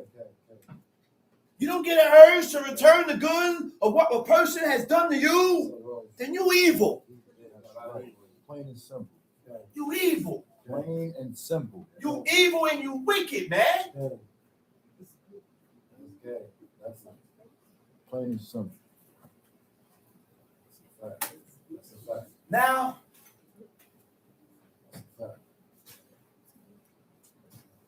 Take time. King David expected it back. That's why he was going to wipe and kill everybody. King David expected it back. Yeah, That's why he was going to kill everybody. that's right. Yeah, I expect you to do it back to me too. That's right. But guess what? If you don't, I'm good with that too. Okay. You know why? If you don't, I'm good with it too. That's You know why? Like my brother said, the law says thou shalt, not they shall. It's talking to me. Yeah. So I will continue to do good. And if you don't return it back, hey, it's all good. That's right. It's for you to acknowledge it. That's right. It's for you to correct yourself and acknowledge it and see that I need to return the good back to the person that has done good to me. Yeah.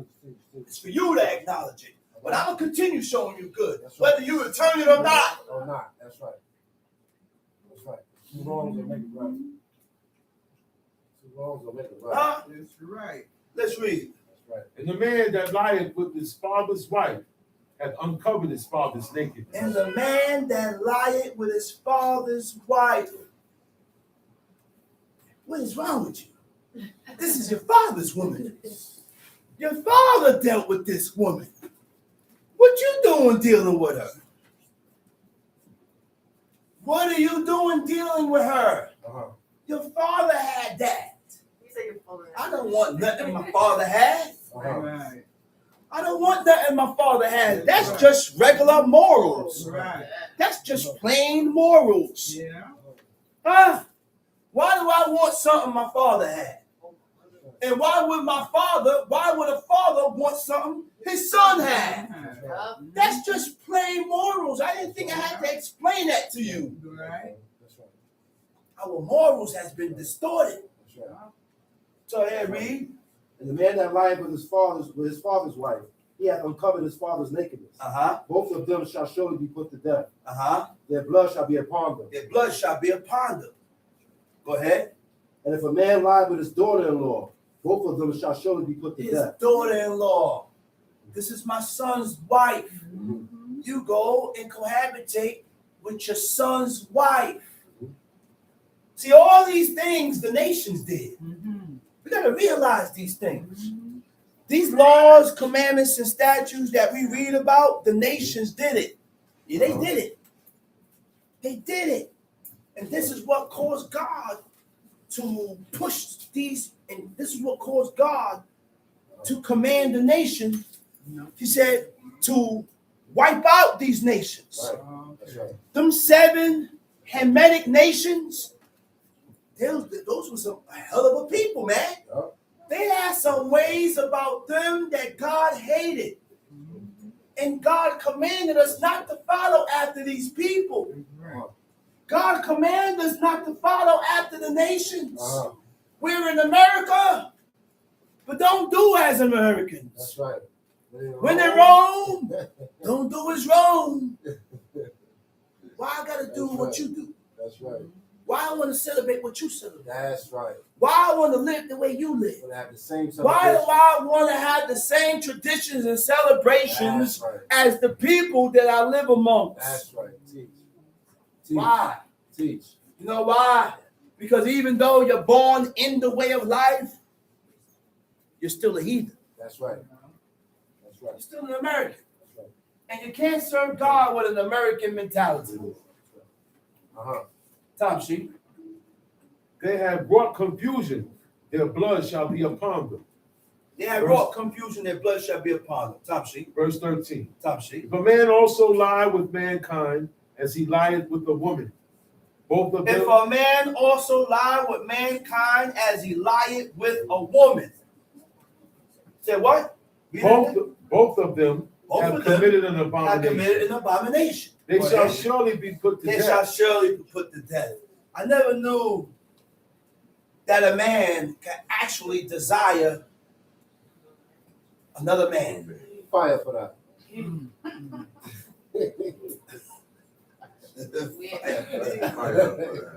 I never knew that a woman can desire another woman.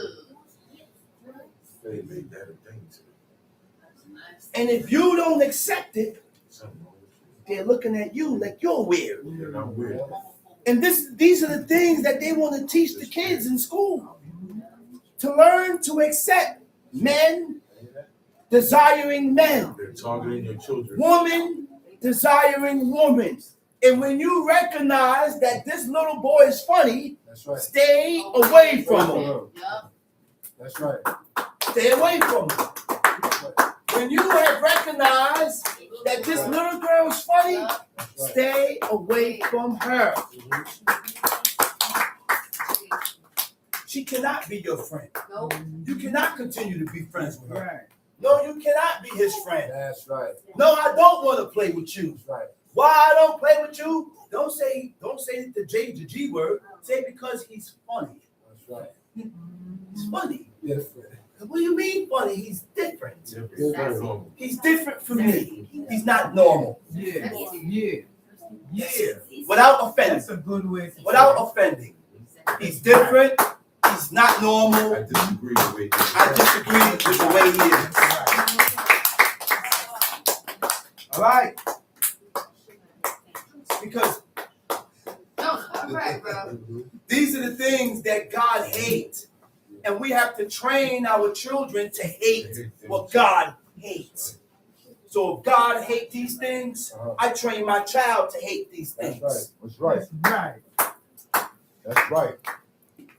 The personality and the thought process of how this child is going to be depends on the parents. That's right. Say it again, Chief. It depends on the Depends on parents. the parents. According to what they see, That's right.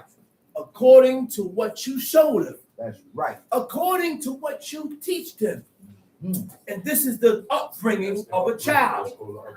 That's called upbringing. Tom, see? Verse 14. And if a man take a wife and her mother, it is wickedness. A man take a wife and her mother, that's something, that's the normal. Man, I had the daughter and the moms, I had the moms too. I'm not gonna look at you and say and laugh. I'm gonna say, bro, you crazy. What you did, that's evil. You hit the moms and the daughter. Nothing in you told you that nothing in you told you that was wrong. That's a flex. I said nothing in you told you that you shouldn't have done that, that you was wrong. That's how you can determine how a person is That's right. or who the person is. Tom Sheep. And if a man take a wife and her mother, it is wickedness. They shall be burnt with fire, both he and they, that there be no wickedness among you. What verse?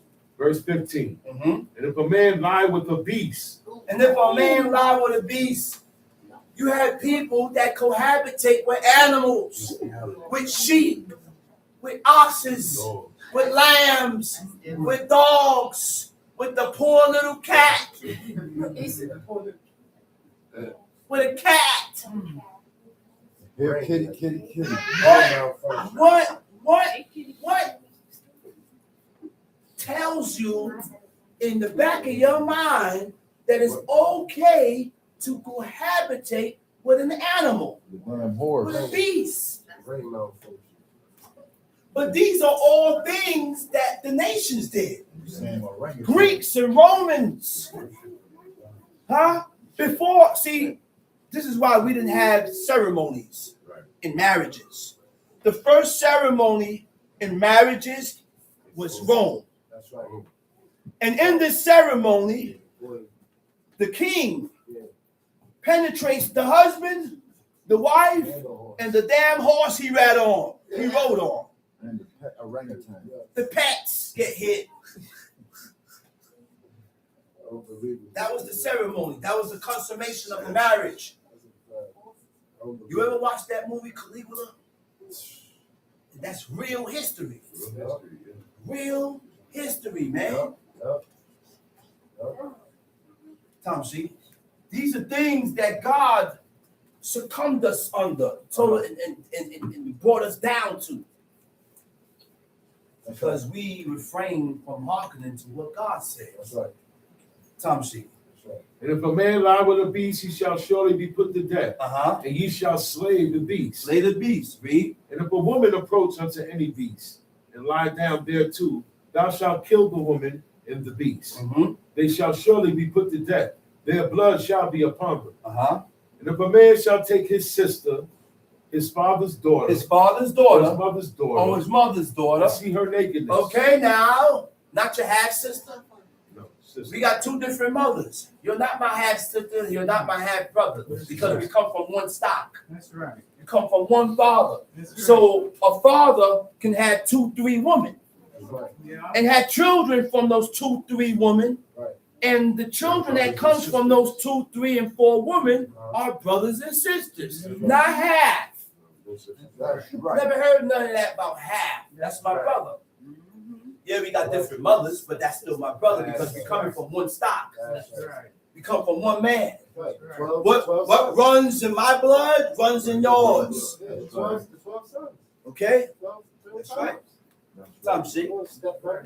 And if a man shall take Right. his sister, his father's daughter, or his mother's daughter, and see her nakedness, and she see his nakedness, it is a wicked thing. That's They right. shall be cut off in the sight of their people.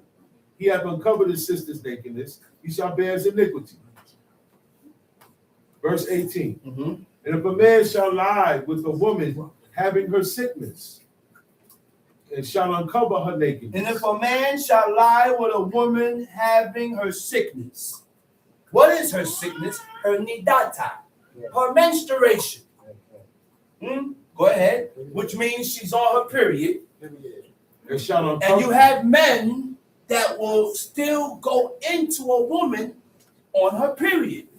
Now, this menstruation is a 7-day cycle.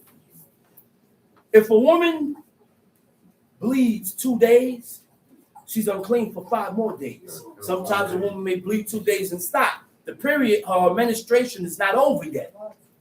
It's a 7-day cycle.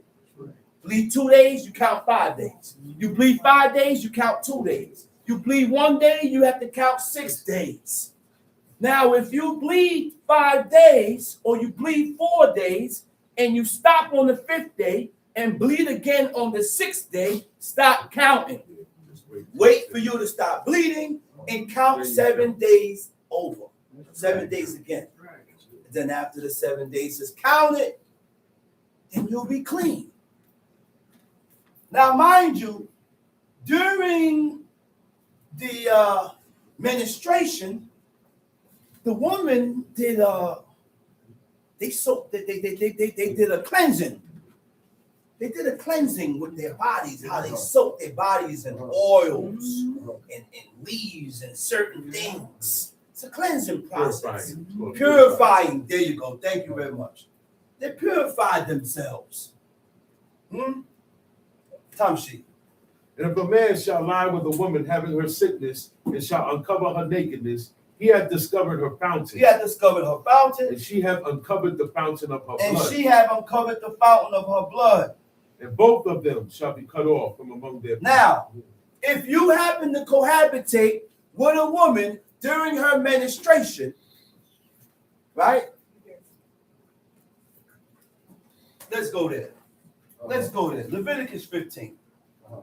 And stay where you at, Chief Bika. I'm gonna go there quick fast. Leviticus 15, verse. There you go. Verse 18. Leviticus 15, verse 18. The woman also with whom man lie with, see, not there. And if a woman have an issue, right? And her issue in her flesh be blood, she shall be put apart 7 days. And whosoever toucheth her shall be unclean unto the evening. So when a woman is on her menstruation and you touch her, you're unclean. You don't have to wash. You're just unclean until the evening. Right. Everything that she lieth upon in her separation shall be unclean. Everything also that she sitteth upon shall be unclean. So whatever a woman sits on or lies on during her menstruation is unclean, right? And whosoever toucheth her bed, if I touch her bed, I'm unclean. I have to wash my clothes, bathe myself in water, and be unclean until the evening, right? And whosoever toucheth anything that she sat upon, if I touch anything that she sat upon, I have to wash my clothes and bathe myself in water and be unclean until the evening. And if it be on her bed or on anything whereon she sitteth, that's the blood. When he toucheth it, he shall be unclean until even. And if a man lie with her at all, and her flowers be upon him, he shall be unclean 7 days. Now the man is unclean 7 days like her. And all the bed whereon he lieth shall be unclean. And but it don't say he sick. No. And if a woman have an issue of her blood many days out of the time of her separation, or if it run beyond the time of her separation, which means she bled past the 7 days, all the days of her issue of her uncleanness shall be as the days of her separation. She shall be unclean. Every bed whereon she lieth, all the days of her issue shall be unto her as the bed of her separation. And whatsoever she sitteth upon shall be unclean, as the uncleanness of her separation. And whatsoever toucheth those things shall be unclean, and shall wash his clothes, and bathe himself in water, and be unclean until the evening. But if she be cleansed of her issue, she shall number to herself 7 days. And after that, she shall be clean. But I don't see nowhere where it says sit. So if a woman sit in a chair in her menstruation, and I sit there, I'm not unclean. Unclean. That's right, Chief. Can't touch it. I'm only unclean if I touch it or if I lie in it. That's right. I have to lie in it. Bed, I lie in the bed, I'm unclean. If I touch it, I'm unclean. But if I sit, I'm not unclean. Why? I don't know. You can lie on it? Yeah, don't say that. Just Don't say, say it? yeah, just say touch. It just said touch. That's it.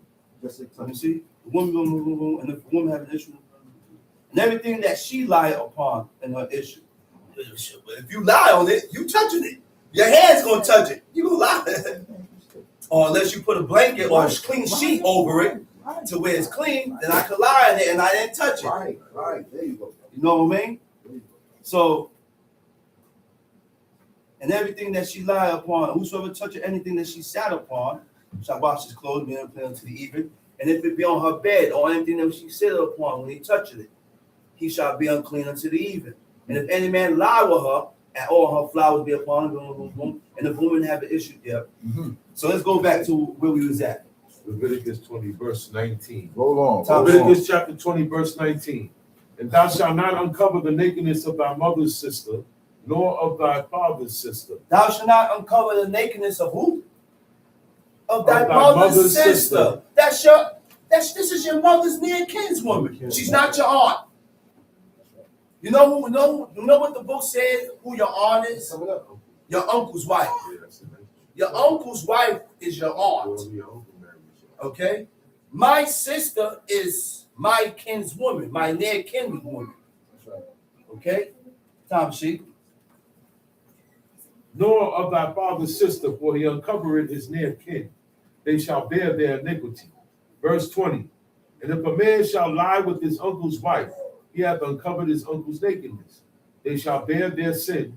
They shall die childless. And if a man shall take his brother's wife, it is an unclean thing. He hath uncovered his brother's nakedness. They shall die childless. You shall therefore keep all my statutes and all my judgments. Verse 22. Tom Sheep. You shall therefore keep what? all my statutes, All my statutes. and all my judgments, And all my and judgments. do them. And do them. That Read. the land whither I bring you to dwell therein spew you not out. And ye shall not walk in the manners of the nation which I cast out before you. For they committed all these things, then therefore I abhorred them. But I have said unto you, you shall inherit their land, and I will give it unto you to possess it, a land that floweth with milk and honey. I am the Lord your God, which has separated you from other people. You shall drop that. Let's go to Proverbs. Let's go to Proverbs. Proverbs chapter 2. Go to Proverbs chapter 2. Scroll on. Take time, Chief. Take time. Got it? Proverbs chapter 2. Proverbs chapter 2. My son, if thou wilt receive my words and hide my commandments with thee, so that thou incline thine ear unto wisdom. He said, my son, if you will what? If thou wilt receive my words, If you receive my words, and hide my commandments. how do you with thee. show that you receive your Father's words? By Take heed. accepting, That's right. by taking heed. That's right. If I don't take heed to what my mother said, I have I not ain't received accepted. That's right. what she's saying. That's right. If I'm not accepting what my mother said, then I'm not receiving what she's saying. Amen. Read Proverbs 2. My son, if thou wilt receive my words and hide my commandments with thee. Don't forget what I'm telling you. I said, don't forget what I'm instructing you. These words with you. Allow these words that I am instructing you with to guide you in righteousness. Go ahead, read. So that thou incline thine ear unto wisdom. So that you may incline your ear unto wisdom. The Hebrew word for incline is sheep. It means to hearken. It means to listen. Okay. Right? What is wisdom? The Hebrew word for wisdom is chokmah. It also means prudence. Prudence is the ability to govern and discipline oneself through the use of godly reasoning, which is a character trait. I said, which is a character trait. You're not going to govern and discipline yourself if you don't have a conscience. You got to have a conscience in order to have prudence. Which is the character trait of thinking carefully before acting. I said thinking carefully before acting, avoiding unnecessary risks to prevent future regrets. Which means before I move or say something, I got to think about what I'm doing or what I'm saying that may affect others. That's going to cause a big uproar. That's prudence. That's wisdom, Tamshi. So that thou incline thine ear unto wisdom, and apply thine heart to understanding. And apply your heart to understanding, Tamshi. Yea, if thou criest after knowledge, and lifted up thy voice for understanding. He said, yeah. He said, if you cry after knowledge, and lifted up your voice for understanding, read. If thou seekest her as silver, and searchest for her as for hid treasure. We don't pursue the laws of God like we pursue money. We don't have the same desire for God like we desire this job, or do we desire this or desire the other. The desire is not the same. The desire is not the same. Go ahead. Then thou shalt understand the fear of the Lord. Wait. You see the keys? You see the keys? In order. Got you. Read that over, man. Got you. Read Verse 4. 3. Verse 3. Go ahead. Yea, if thou criest after If thou knowledge, criest after knowledge, and lifted up thy voice for and understanding. lifted up your voice for understanding. If thou seekest her as If silver, you seek her like silver, and searchest for her as and for hid search treasure. her as for hid treasures, like you're trying to find something. This is why I done read a chapter so many times that when I go back to read it, I read it as if this is my first time. As if I don't know and I never read it before. Looking to see what God is going to reveal to me from reading this chapter that I have read already 1,000,000 times. Go ahead. Then thou shalt understand the fear of the Lord. Now, the only way you are going to be able to understand the fear of God It's by doing these things. It's by looking for it. You got to search for it. How do you search for it? Read What God said. Read. He said, read. In reading, you will learn how to fear God. That's right. In reading, you will diminish your pride. That's right. Go ahead. That's right. And find the knowledge of God. Verse 6. Verse 6. For the Lord giveth wisdom. For the Lord to give it wisdom. God is the one that gives wisdom. You can read the book every day. But if God don't give you wisdom, you're not going to get it. God got to open your eyes to it. He has to reveal these things to you. Go ahead. That's right. For the Lord giveth wisdom. Out of his mouth cometh knowledge and understanding. Understand it, Tom Sheep. He layeth up sound wisdom for the righteous. He laid up sound wisdom for who? For the righteous. For the righteous. The Hebrew word for sound wisdom is Toshia. Toshia means counsel. God only counsel and guide the righteous.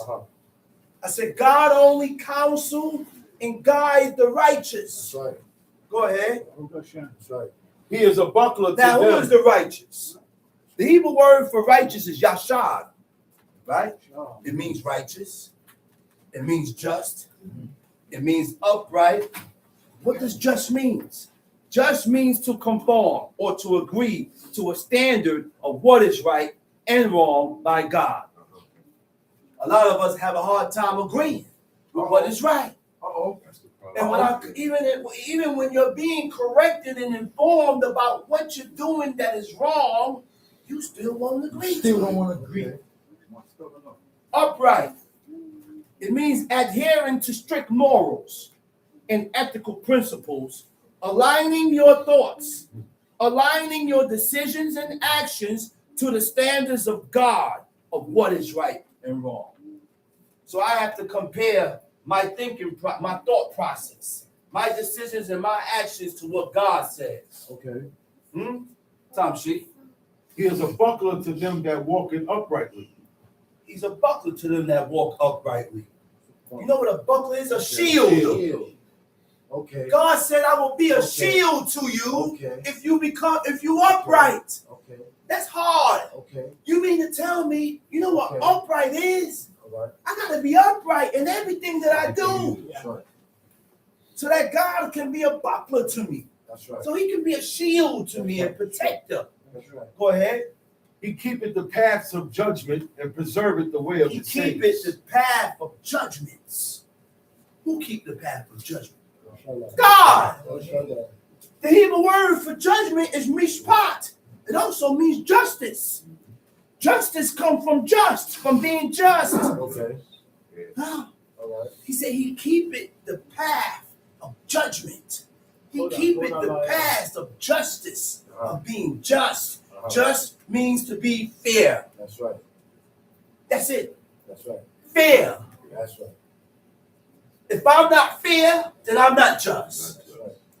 We have to be just in all aspects of our lives. That's right. In every situation, we have to be just. Tom Sheep. And preserveth the way of his saints. Preserve it the way of his saints. The Hebrew word for preserve is shamad. It means to guard. He will guard or observe the way of the saints. When God is observing you, he's watching you. When God is observing you, he's watching you. Tom Sheep. Then shalt thou understand righteousness. Then shalt thou understand righteousness. The Hebrew word for righteousness is tabim. It means to understand. It means to discern. It also means to consider. That's right. What is discern? Discern is the ability to distinguish between right from wrong. To be able to tell the difference between what is right and what is wrong. Guides your decisions. Having discernment guides your decisions. Aligning your choices to the will of God. Tom Sheep, hold up. Consider. When consider. To consider means what? To think about your decisions carefully. Taking someone else's feelings into account. That's consideration. Okay. Consideration is when I'm concerned with how you feel. That's right. I'm concerned with how you feel. That's right. So because I'm concerned with how you feel, That's right. this is what caused me to move the way I move. That's right. Because I don't want you to feel no way That's right. about how I'm moving or about what I'm saying. That's right. A lot of us do things and we say things and we don't have no consideration. Jeez. I don't care about how you feel. Jeez. I'm just going to say it and do it anyway. Shimon. You don't like it, you don't like it. Jeez. That's not godliness. It's not godliness. Jeez. Tom Sheep. Then shalt thou understand righteousness Uh-huh. and judgment and equity. Yea, every Then good shalt path. thou understand righteousness, judgment, and equity in every good path. What is equity? Equity is recognizing a person's background by providing tailored support Oh, man. to achieve a fair outcome. Oh, man. You know what tailored support is? Oh, man. I have to deal with you a certain way because of the past. Oh, that's right. Because That's right. this is godliness, man. That's deep. That's deep. It's my job, Deep. it's our job to deal with people with tailored support. Why I say tailored support? Because I have to deal with you according to your past experience, your background, what you went through. That's right. Sometimes I may have done something that may trigger you because of your past or what you went through.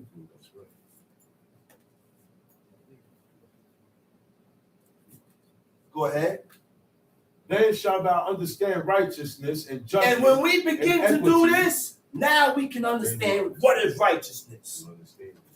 Now we can understand what is righteousness. Tom C. Yea, And every and good path. equity. Yea, every good path. Tom C. Verse 10. Uh-huh. When wisdom entereth into thine heart, and what knowledge is pleasant unto thy soul. When what?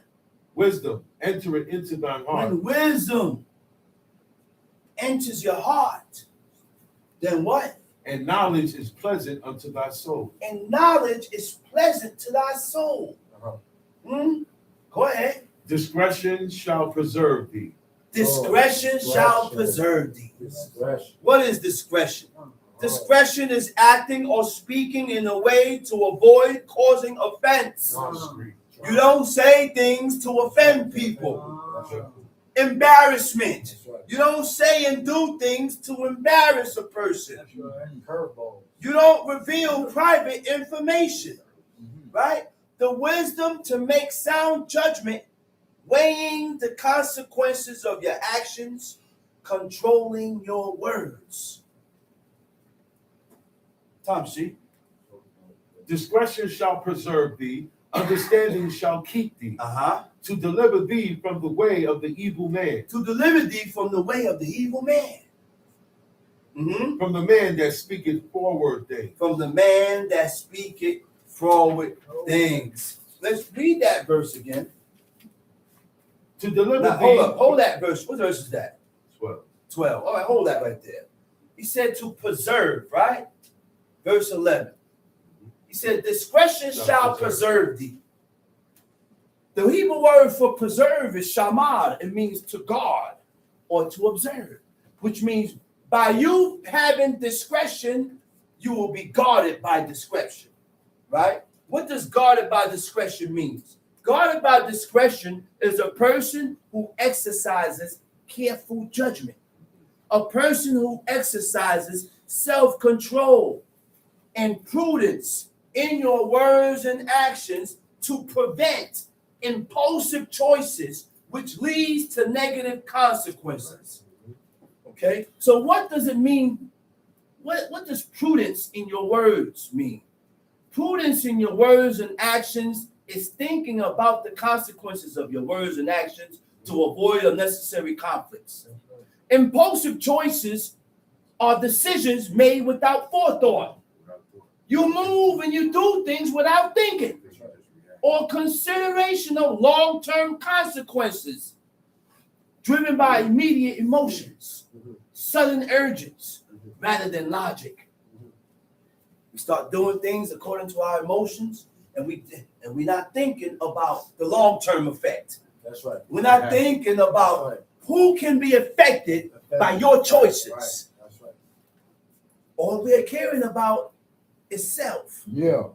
I don't care about this. Yeah. I don't care about the other. I don't care about that. I don't care about that. I knew a man that had children, and the woman ran off with 5 of his kids, and he wasn't able to see them kids until the kids was grown.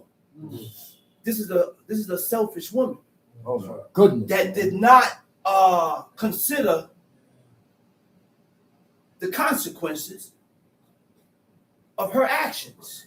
It's going on. Now, because of that, every last one of those children Serve God. is in the house of idols, serving gods of wood and stone. That's what's going to happen. Because You want to run off. the guide wasn't there. You want to run off. Talk about it, bro. Talk about it, man. To deliver thee from the way of the evil man. Verse 12, right? Yes. To deliver thee from the way of the evil man. The book is giving us a description of what is evil. Who is evil? So when you don't have discretion, you're evil. That's right. Huh? I'm not evil. Huh? I'm not When you don't have discretion, you're evil. Yeah, When you're not just, you're evil. that's right. When you don't have equity, you're evil. That's right. That's right. This book is describing to us the character of a righteous person and the character of who is evil. Hmm? Yeah. Go ahead, read. To deliver thee from the way of the evil Way man. of the evil man. From the man that From the man forward that things. speaketh froward things. Tahipukot, froward things, contrary things, perverted things. Uh-huh. Huh? Go ahead. Who leave the paths of uprightness Mm-hmm. to walk in the ways of darkness. Who leave the path of uprightness to walk in the way of darkness. Ways of darkness are paths and practices that lead you away from God. That's right. Huh? Paths and practices that leads you into iniquity. Huh? Go ahead, read.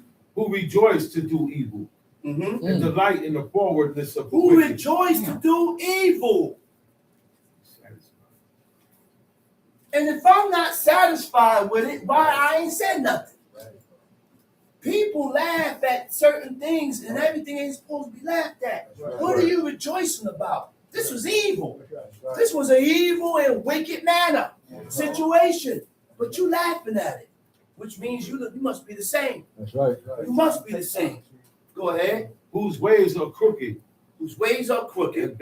and they forward in their paths. Uh-huh. To deliver thee from the strange To woman. deliver thee from the strange woman. You know what makes the woman strange? According to her lifestyle and how she lives. Say it again, man. That's what makes you strange. You You know what makes the man Say it strange? again. According to your lifestyle and how you live, you become strange to God. That's right. God don't want nothing to do with Not in man's eyes. that's right, in God's eyes. That's right, brother. Because you have traded God, traded away God to serve idols and That's deities. right. That's right. Top shit. To deliver thee from the strange woman, Uh-huh. even from the stranger which flattereth with her words. Which flatter it with her words. You know what flatter it with her words is? Tell you anything. Tell you everything to what? To make you feel good. Cap. It's all To let your lies. guard down. It's all lies. It's all lies. It's all lies. When she Tom sheet. But when the person When the person get upset. let the person get upset, all that out the window. let them get angry. And you really see where that man stands. That's right. or where that woman stands. That's right. Say Let it him get again. angry. Yeah. I'm about to say, don't go for the hook. You're gonna show yourself. Tom, see? Don't go for the hook. Verse 17. Which forsaketh the guide of her Which youth. forsaketh the guide of her youth. Oh, break it down, man. The guide provides direction. That's what the guide is. God seen that you needed a guide, and he leaned you towards the person that can guide you. You can't guide yourself. You know who guides me? My father. And my father is not around. Right. So who guides me is God. That's right. You know who else are guides? Teachers are guides. That's right. They're guides. That's right. Officers supposed to be guides. That's right. So when you ain't moving officers, teachers, we have a certain way that we need to walk. There's a certain behavior that needs to be upheld. And if you're not upholding in this form or fashion, this godly form or fashion, then you're not qualified to be no officer. That's right. You ain't qualified to be no teacher. That's right. Teachers are examples of what to follow. That's right. Officers are examples of what to follow. If you're a husband, you're an example of what to follow. That's right. That's right. You're an example of what to follow. That's right. That's right. Whose ox have I taken? That's right. Who did I steal from? That's right. We determine a person to be wicked according to our own mindset. But the determination of who's wicked is not according to what God said is wicked and evil. That's right. That's how you determine who's wicked and evil, Fight the evil. who's godly and righteous. Fight the evil. Tom, she. Verse 17. Which forsaketh the guide of her youth, and forgetteth the covenant of her God. For her Forsaketh house, the guide of her youth. and forget it, And what comes after? and forget it. The Oh, you want to abandon of the her covenant of God. Yeah. Because the guide was the one that was keeping you right. That's right. The guide was the one that was leading you in this godly form or fashion. You wasn't doing this, and this until you met that person. That's right. You wasn't doing none of that. You didn't know none of this. You ain't know none of this. That's right. That's right. You can't tell me that you ain't learned nothing being with that person. That's right. That's right. That's right. Tom She. For her house inclined unto death, For a house inclined unto death, and her paths unto the and dead. a path unto the dead. None that go unto her return again, neither take they hold of the paths of life, that thou mayest walk in the way of good men, and keep the paths of the righteous. For the upright shall dwell in the land, and the perfect shall remain in it. But the wicked shall be cut off from the earth, and the transgressors shall be rooted out of it. Woo.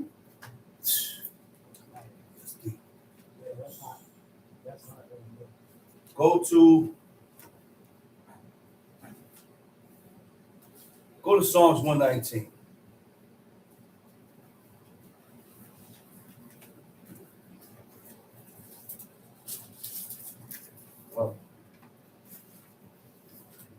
Got it?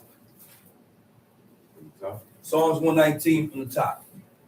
Blessed are the undefiled in the way, who walk in the law of the Lord. Read that over.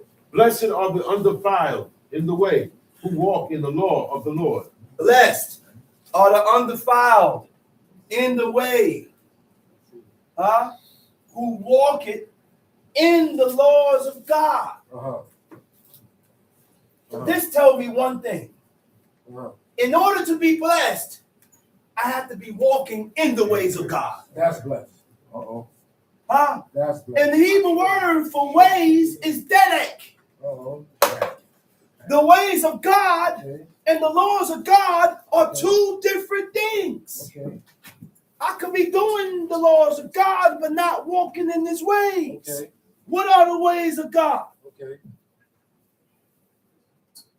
Return the good that a person has done to you. That's right. That's the ways. That's the way it's done. Nowhere in the law states that. That's right. That's right. Teach. Mercy. I'm speaking about things that you don't read in the laws that denotes and shows your ways. Right. Being just and merciful. Being just and merciful is the ways of God. If I'm not just and merciful, and I don't like returning the good that a person has done to me, then I'm not blessed. That's right. It gave you a description about who's blessed. That's All right? The Hebrew word for blessed is ashrei. Ashrei means to be upright. That's right. Ashrei means to be upright. Mm-hmm. Okay? What does upright? Upright. Straightforward. Standing for what is upright by God. Being straightforward and following God's laws over your own understanding.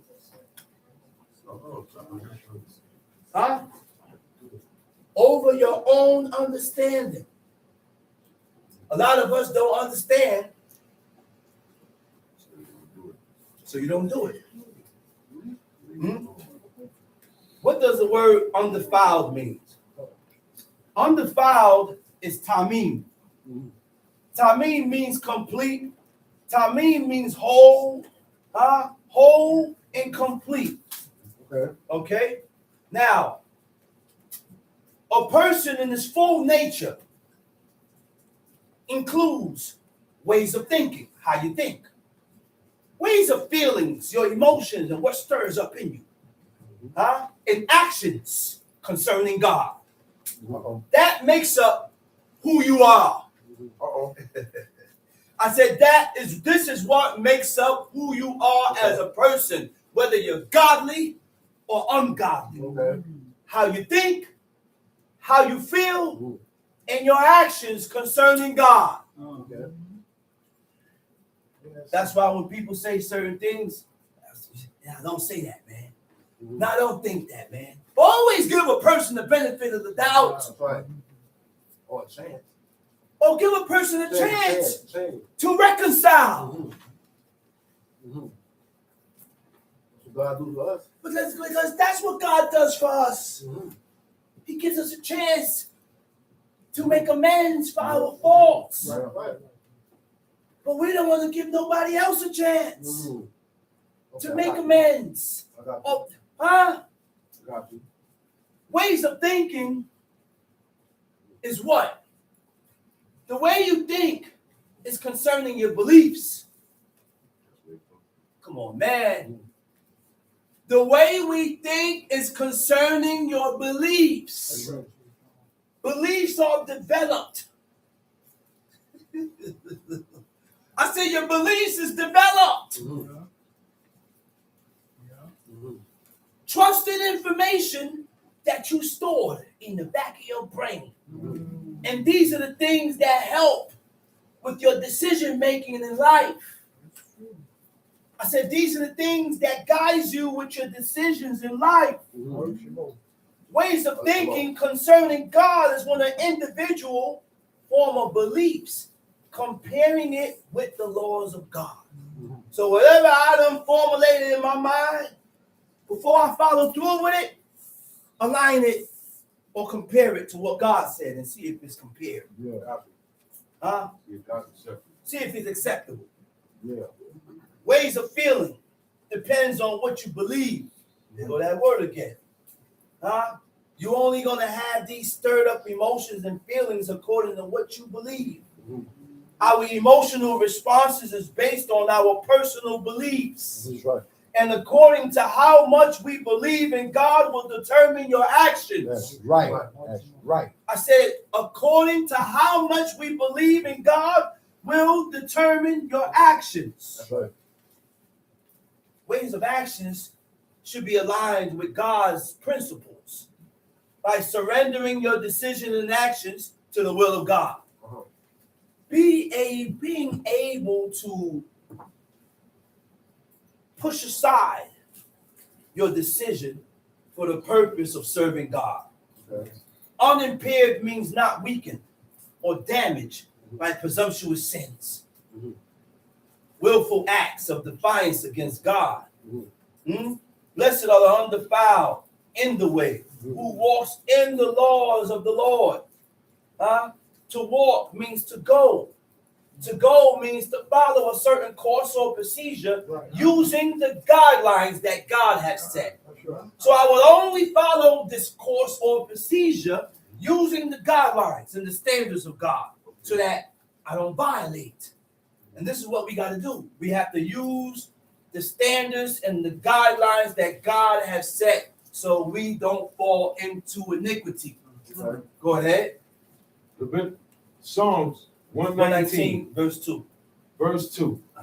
Blessed are they that keep his testimony, and that seek him with the whole heart. And that seek him with the whole heart. Let's go. They also do no iniquity. They also do no iniquity. That's how you know who's blessed. But Solomon said, there is no man that sinneth not. So what is the iniquity that it's talking about? And when you look up the definition of iniquity, it don't mean iniquity. You know what it says the Hebrew word for iniquity is? It says awila.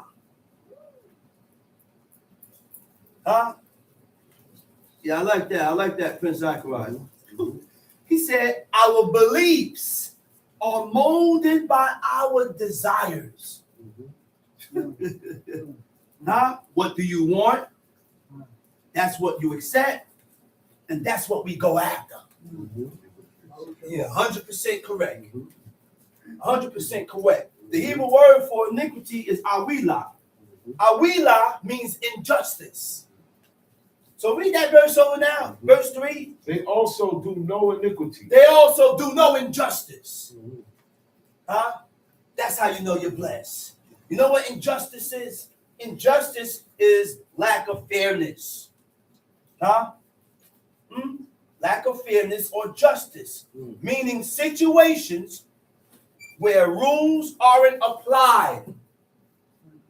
Situations where rules aren't applied equally, leading to an unjust outcome or failure to uphold what is right, to what God says. Unequal treatment or action that goes against God-established standards. Tom sheet. They also do no iniquity. They walk in his ways. Thou hast commanded us to keep thy precepts. Thou hast commanded us to keep thy precepts diligently. Tom sheet. Oh, that my ways were directed to keep thy statutes. Oh, that my ways was directed to keep thy statutes.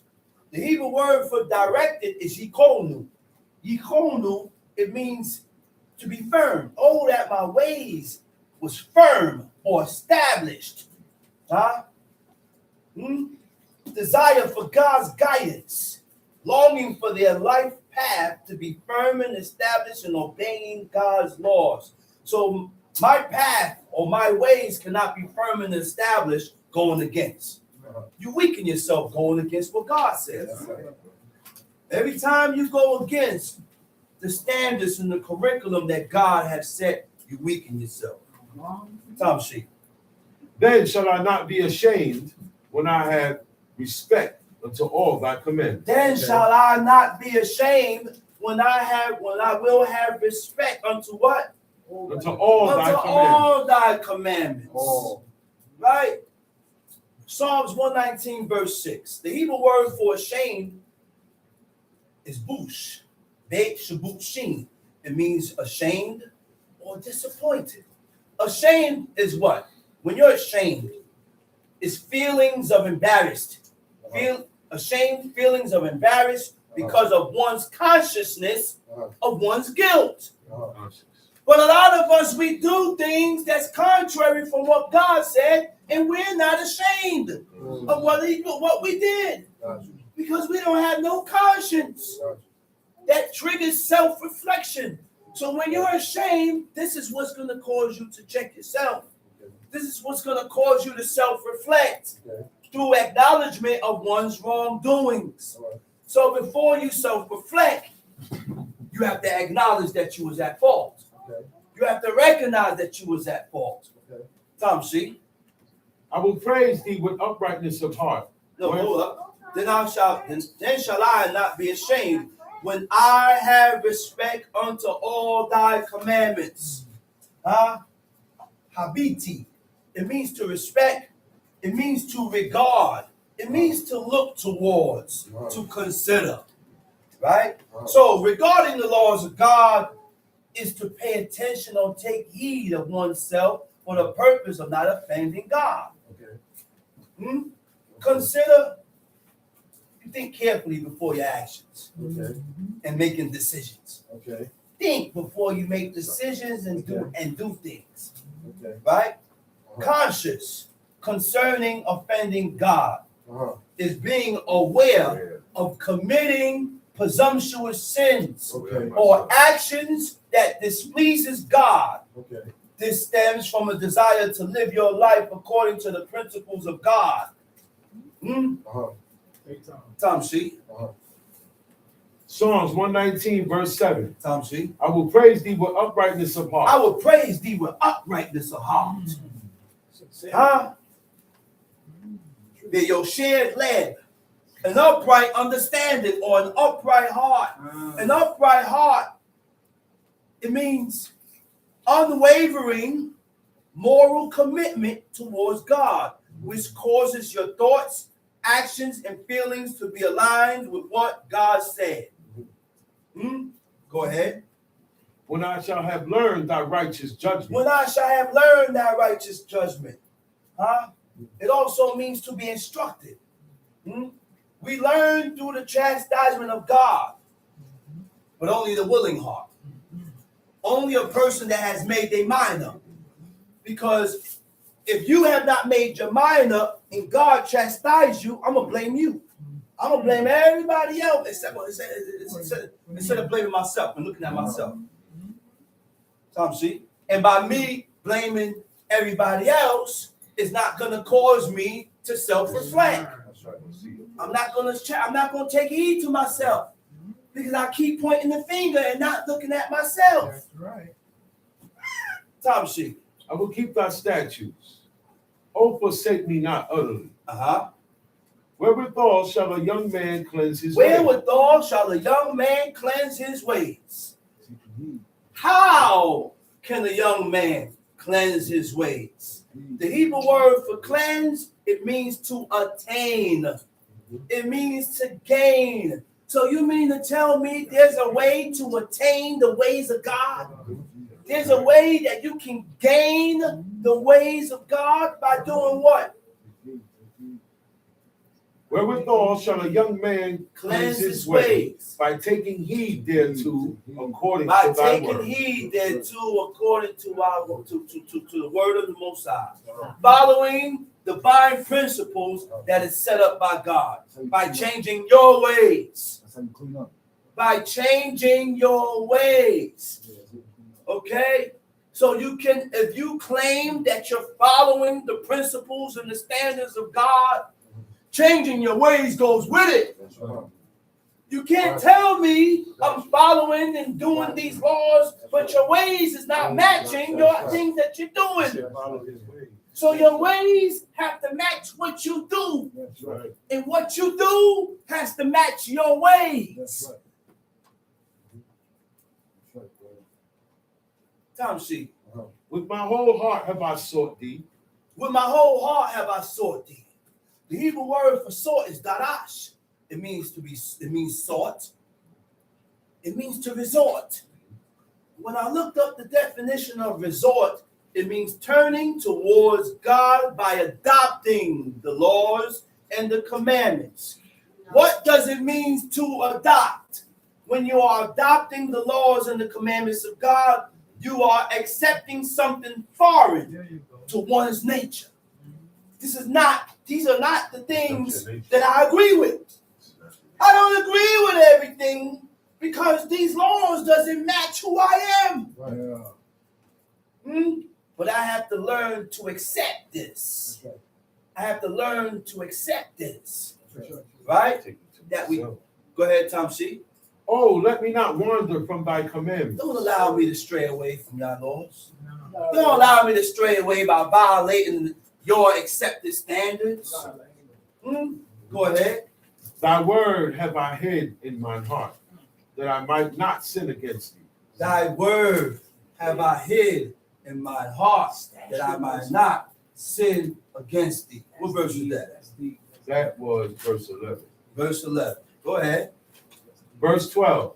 Blessed art thou, O Lord, teach me thy statutes. With my lips have Wait a I... minute. Thy word have I hid in mine heart, that I might sin against thee. He didn't forget, might not sin against thee. Now, if you hide the word of God in your head or in your heart, you're not going to forget. Go ahead. Blessed art thou, Lord. Teach me thy statutes. With my lips have I declared all the judgments of thy mouth. I have rejoiced in the way of thy testimonies as much as in all riches. I will meditate in thy precepts. I will meditate in thy precepts. The Hebrew word for meditate is asika. Asika means to discuss. Asika means to talk. Meditating on God consists of self-reflective thoughts. I said meditating on God consists of self-reflective thoughts. Working on yourself. Considering and correcting your ways. That's right.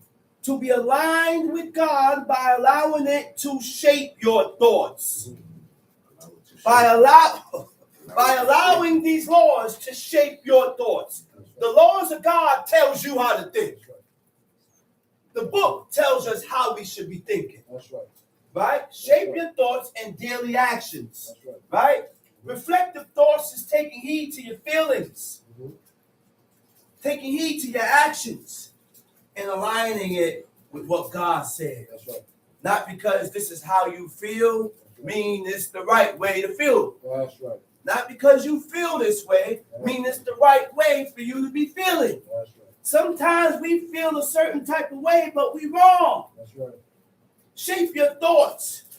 That's right. Shaping your thoughts That's right. is the mold, is to mold your thinking. Patterns, beliefs, to influence your feelings by consciously choosing the ways of God.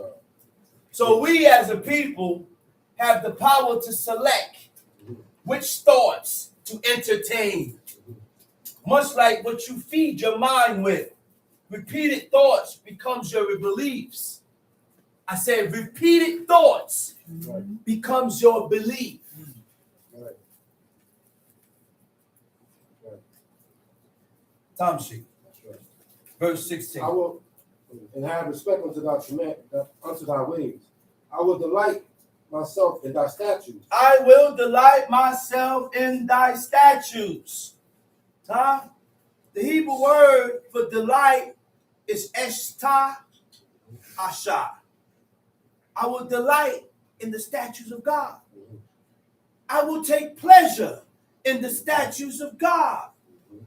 That's when God's laws becomes your delights. Then you will begin to make firm commitment by prioritizing God's word above myself.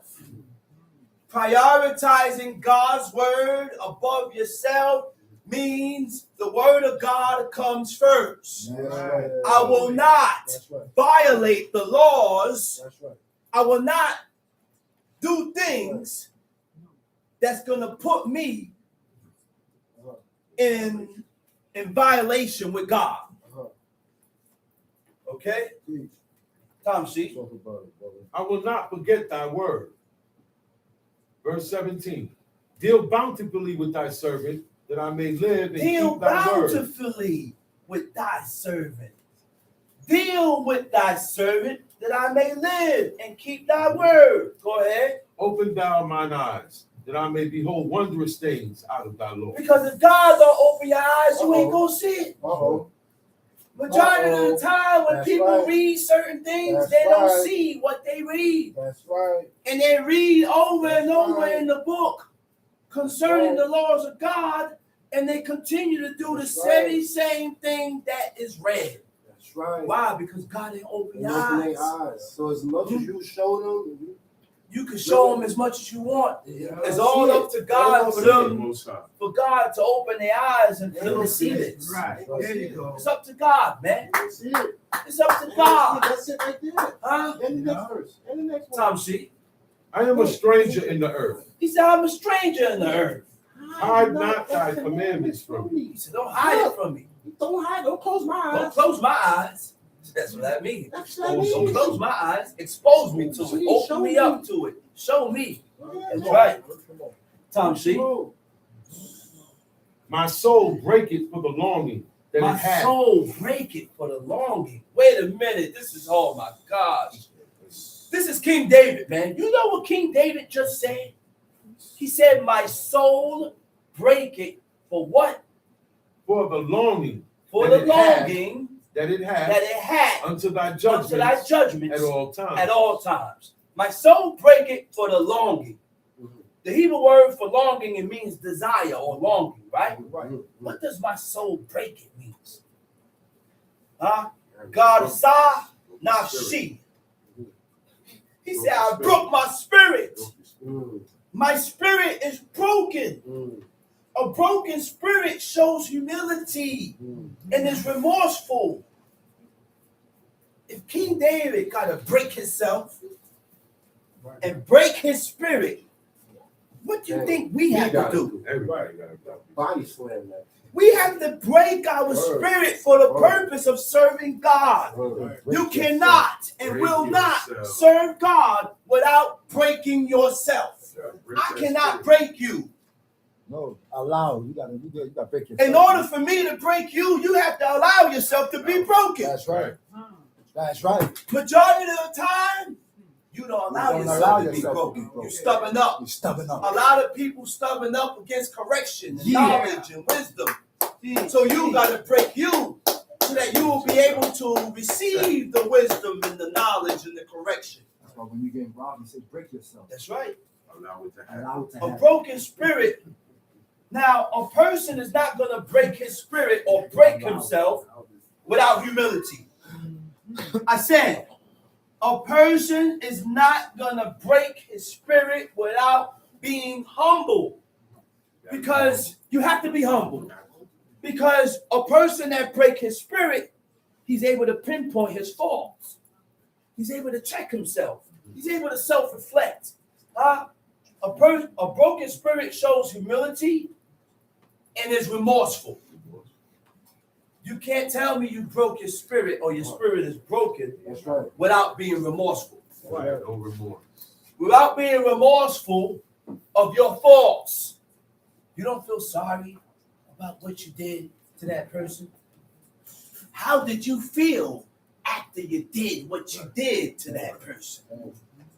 Do you feel any type of way?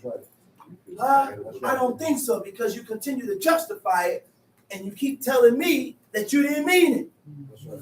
You didn't mean it, but that's how that person took it. That's right. So you should feel a certain type of way. Well, I didn't mean it, but if that person feels a certain type of way about it, then I need to make some amends. That's right. I need to go to that person That's right. and gain their trust back and let them know, listen, I did not get back in favor. Look, man, Righteousness. it's righteousness, man.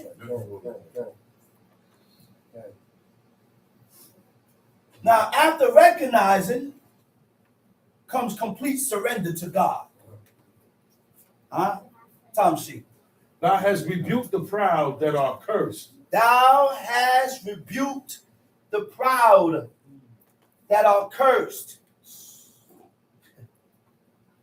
Thou hast rebuked the presumptuous, not proud. The Hebrew word for proud is zedim. It means presumptuous. It also means arrogant. Right. An arrogant person is presumptuous. Okay, I got you. And when you're presumptuous, you're arrogant. Okay, I can't be like that. Okay. Huh? I shall not be that. Now, what does presumptuous mean? Presumptuous is when you overstep your boundaries. To overstep is to go beyond what is permitted or accepted. Yeah. You know by you doing this, you know it ain't right. It ain't right. And you still did it. Still did. Deep down inside, you knew you was wrong. That's why you waited till the designated time Come on, man. at the designated place. And I would gladly designate.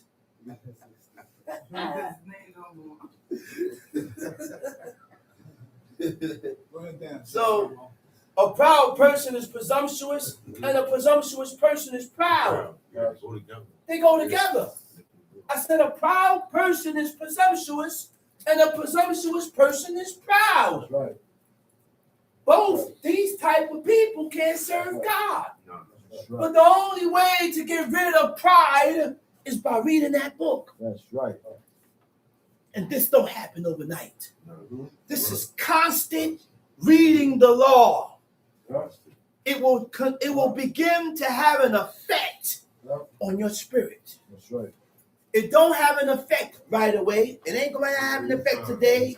In time of you putting time in of reading and reading and reading according to your determination and what you do and how you live will determine how fast it has an effect. That's right. You cannot be living any old how talking about I read the book every day and you want it to have enough. No, it don't work like that.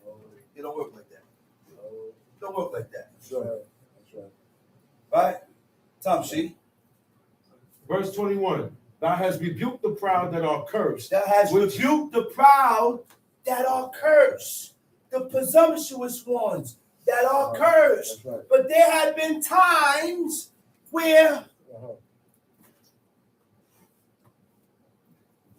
people in the book did presumptuous things.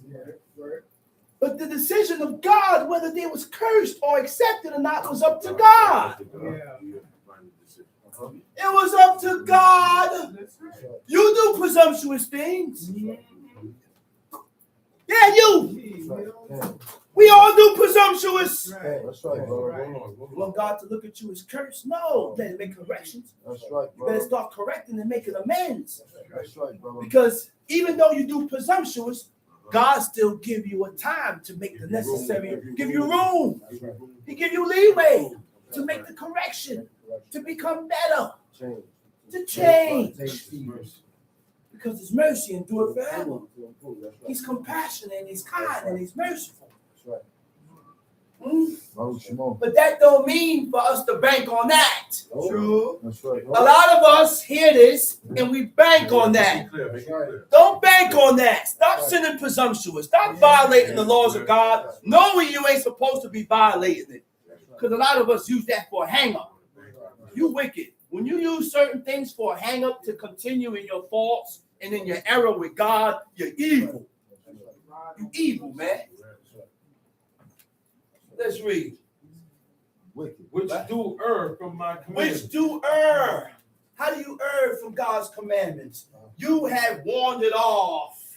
To wander off from a correct path. If it's not our ways or our customs, then you're following the ways of the people. That's how you wander off from God. If it's not our ways, if it's not our customs, if it's not our traditions, if it's not our practices, if it's not our beliefs, then you are wandering off from God. Okay. Don't tell me, can we observe this? You read it in the book? I don't read in the book where we observe Father's Day. God said, honor your parents. That's right. Honor your mother. Every day. Honor your father. That's right. There is no specific day for no damn Mother's Day. That's right. There is no specific day for no damn Father's Day. That's right. Now, during Father's Day, you find Israelites. All of a sudden, they want to post pictures of them and their children. That's right. You are a heathen, man. That's right. Get away from me. That's right, brother. You a heathen. Straight heathen. That's one day I'm not posting nothing with me and my kids. That's But I right. don't acknowledge none of that. Yeah. I only acknowledge what I read in the book. That's it, man. What you said, brother? How different are The brother said, how different are we? And that's the question that we need to really ask ourselves. How different are we? Huh? Are we really different? No. We're heathens, man. We are Americans.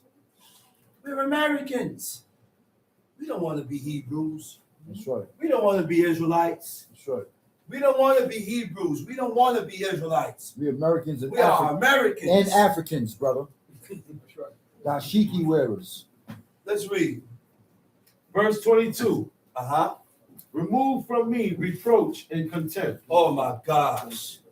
Oh my gosh. These are ways you don't This is what, look, King David asked God to remove from him what? reproach and contempt. So this is what we should be asking God. Yeah.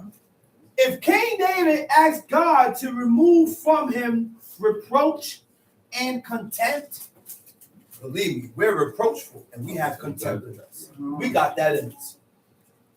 Right? The Hebrew word for reproach and contempt is kirpa, where booze. Reproach is to express displeasure or criticism concerning the laws of God. We criticize what God says.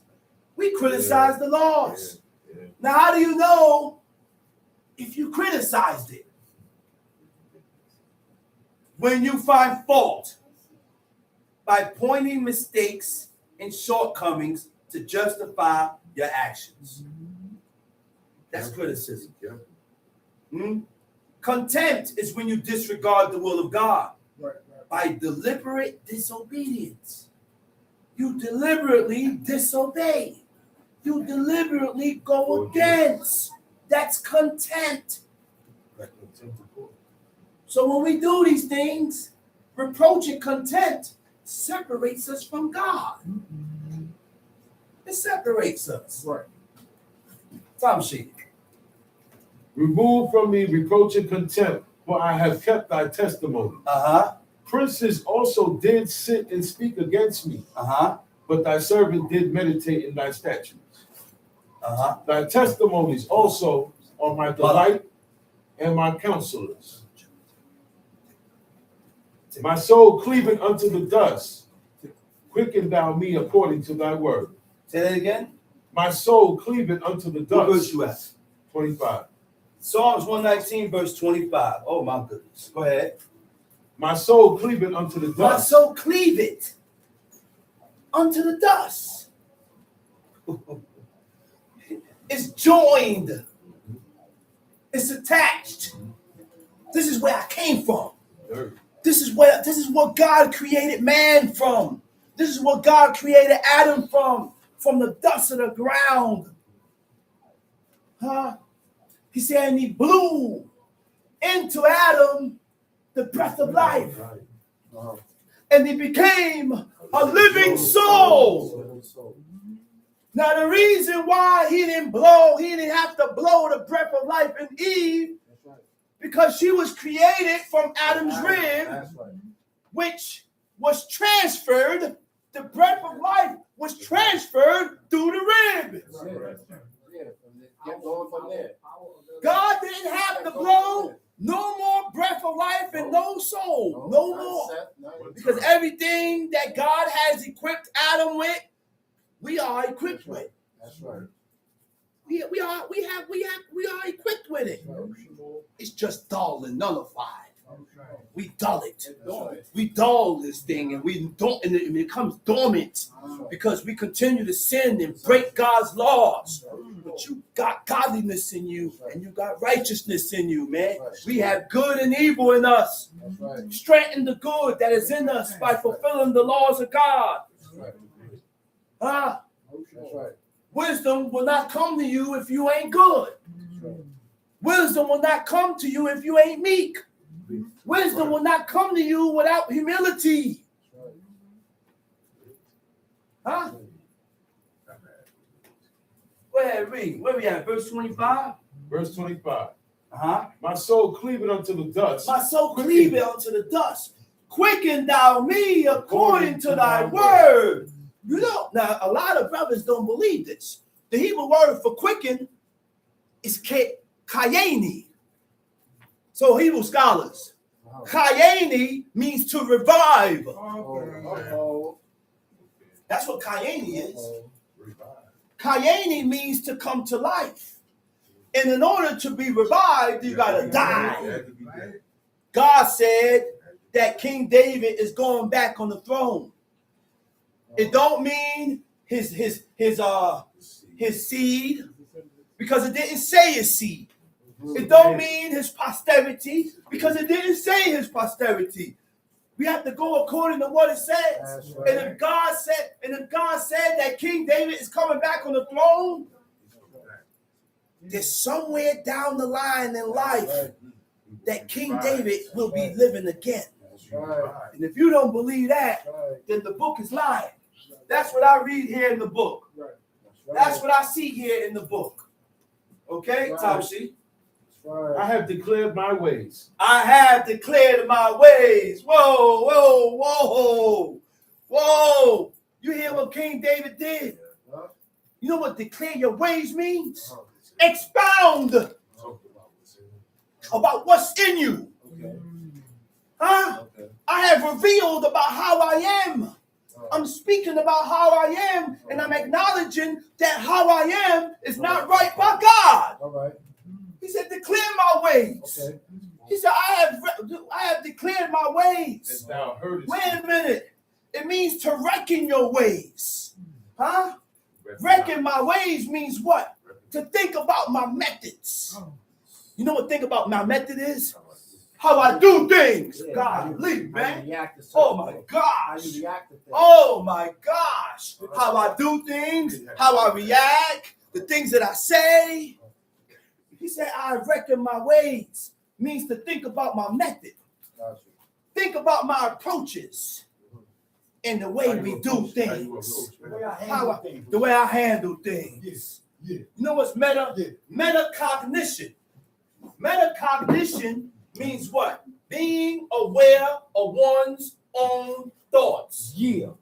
Being aware of your own thoughts. To reflect, consider, and evaluate your actions and choices. All these things that I'm speaking about is the ways of being godly, righteous, pious, just, honorable. Tamshi. I have declared my ways, and thou heardest me. I have declared my ways, and thou heardest me. Wait. You know what it said for heard? It don't mean heard. The only way it means answer, respond. So in order to get a response from God, you have to reckon your ways. God don't answer you because your ways are not reckoned. You don't reckon your ways. You don't think about the methods and how you do things and what you say. You don't think about approaches, the things, how I approach certain situations and the way I handle situations. So therefore, because of that, does that have to do anything about the first five? No, it don't. No. No, it don't. None of that has nothing to do about the first five. And this is why God don't hear you. Yeah. It's a game. Huh? Keep playing game. Come on, man. Let's read. Talk about it, brother. Make me to understand thy way of the way of thy precepts. Make me to understand the ways of thy precepts. Precepts are general rules to regulate your behavior and your thoughts. That is the purpose of the precepts and the laws of God. It regulates your behavior. It regulates your thoughts. It regulates your actions. Go ahead.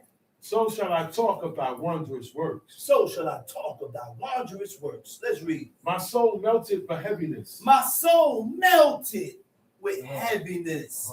The Hebrew word for melt is dalaf. He says, it means my soul weepeth. He said, my soul weeps. Read. Strengthen thou me according unto thy word. Strengthen me. Remove from me the way of lying. Remove from me the way of lying. These are things that we need to ask God. If King David asked God that, then we need to ask. Oh, he lied. Well, you lied too. We both lied to each other. That's right. I never lied to you. Yes, you did. You lied. That's right. You just don't want to admit it. That's right. See, the problem is you're able to admit it, That's right. but you don't want to admit it. Like you ain't never lied. That's right. And then, That's right. oh, man, That's right. what's wrong with you? That's right. We all have lied. We all have dealt treacherously. That's right. We all have did debauchery. That's right. We all have scoffed. We have revolted. We have blasphemed. We have been rebellious. We have acted perversely, transgressed. We have persecuted. We have been stiff-necked. We have done wickedly. We have corrupted ourselves. We have committed abominations. We have gone astray, and we have led astray. We have turned aside from thy commandments in good judgment, and it had profited us naught. It had profited us naught. Everything that I did not profit me. It ain't do me no good. Come on, man. So stop acting like you have not never offended. Stop acting like you ain't did no evil. Like you ain't did right. But the key is, when you have done wrong, do you acknowledge? Are you able to acknowledge that you did wrong? Recognize that you had done wrong and correct it. Huh? Come on, man, like you some perfect. Mr. Perfect. Miss Perfect. That's right. Mr. and Mrs. Perfect. The perfect relationship. The perfect couple. And that's what we're looking for. The perfect couple. The perfect relationship. Well, ain't nothing in this life is perfect. That's right. Nothing is perfect. Everything comes with work. Everything comes with work and dedication. That's right. And when you look at certain things that way, That's right. you can't continue to dwell on the evil. That's right. You also got to return back to what's good. Well, she ain't all evil. That's right. He ain't all evil. That's right. But he's got good in him. He got good. And the main thing is he serves I God. serve God. The main thing is he serves God. I serve God. That's right. Talk about. You talking about? What's wrong with us, man? Yeah. That's right. What's wrong with us? I never said I was perfect. Say it again, John. I still had faults with me that I gotta correct. Say it again, drama. I still do things that God hates. John Lee, say it again, drama. But I'm able to recognize where I went wrong That's right. and make the corrections so that I can So- be good for God and you. That's right. Yeah. I gotta be good with God first. That's right. Talk about it. Now, after I'm good with God, I could be good with you. That's right. That's right. That's how it go. Let's finish this up. What verse you Remove at? from me the way of lying, Remove from me the way of lying. and grant me thy law graciously. Grant me thy Lord graciously. Verse 30. I have chosen the way of truth. Aha. Thy I have judgments chosen the way of truth. I done chose this. I done chose this. Ain't nobody forced me into doing this. Nobody gotta watch me for doing this. I chose this. That's right. I want to live this way. That's right. I desire to live this way. I take pleasure in living this way. Yeah. I'm a grown ass man. That's right. I can choose what life I want to live. That's right. I'm a grown man. I ain't gotta be here. That's right. I could be outside on my outside. That's right. We outside. I'm outside. That's what they said. That's the problem. You outside too much. And it's taking a toll on you. It's taking a toll on you. You want to be outside. You want to be outside. Go ahead. Well, go ahead. What you waiting on? I have chosen the way of truth. I have chosen the way of truth. And according to what you chose is how God gonna deal with you. Go ahead. Thy judgments have I laid before me. Thy judgments I laid before me. You know what that is? He said,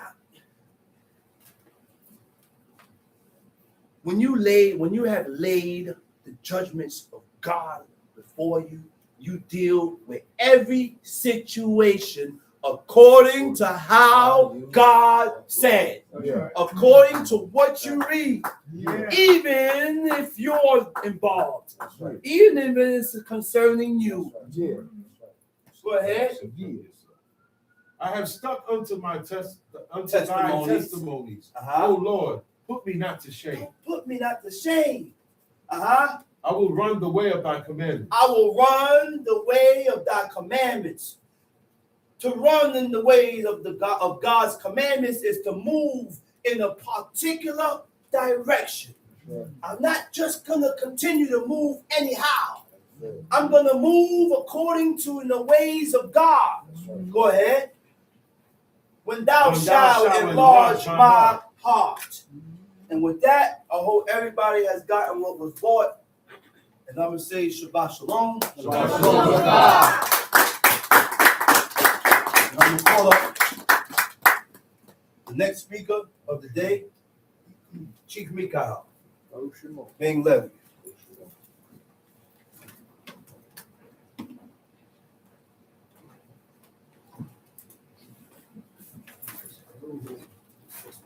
More teachings. Give it to us, Chief Mikhail. Boy, heat. Yeah, boy, he.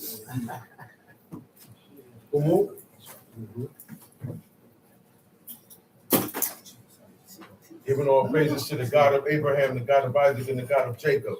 There is none holy as the Lord, but there is none beside thee. Neither is there any rock like our God. Talk no more so exceeding proudly. Let not arrogancy come out of your mouth. For the Lord is a God of knowledge, and by him actions are weighed. The bows of the mighty men are broken, and they that stumbled are girded with strength. They that were full have hired out themselves for bread, and they that were hungry ceased, so that the barren had borne 7, and she that had many children is waxed feeble. The Lord killeth and maketh alive. He bringeth down to the grave and bring it up. The Lord maketh poor and maketh rich. He bringeth low and lifteth up. He raiseth up the poor out of the dust and lifted up the beggar from the dunghill, to set them among princes and to make them inherit the throne of glory.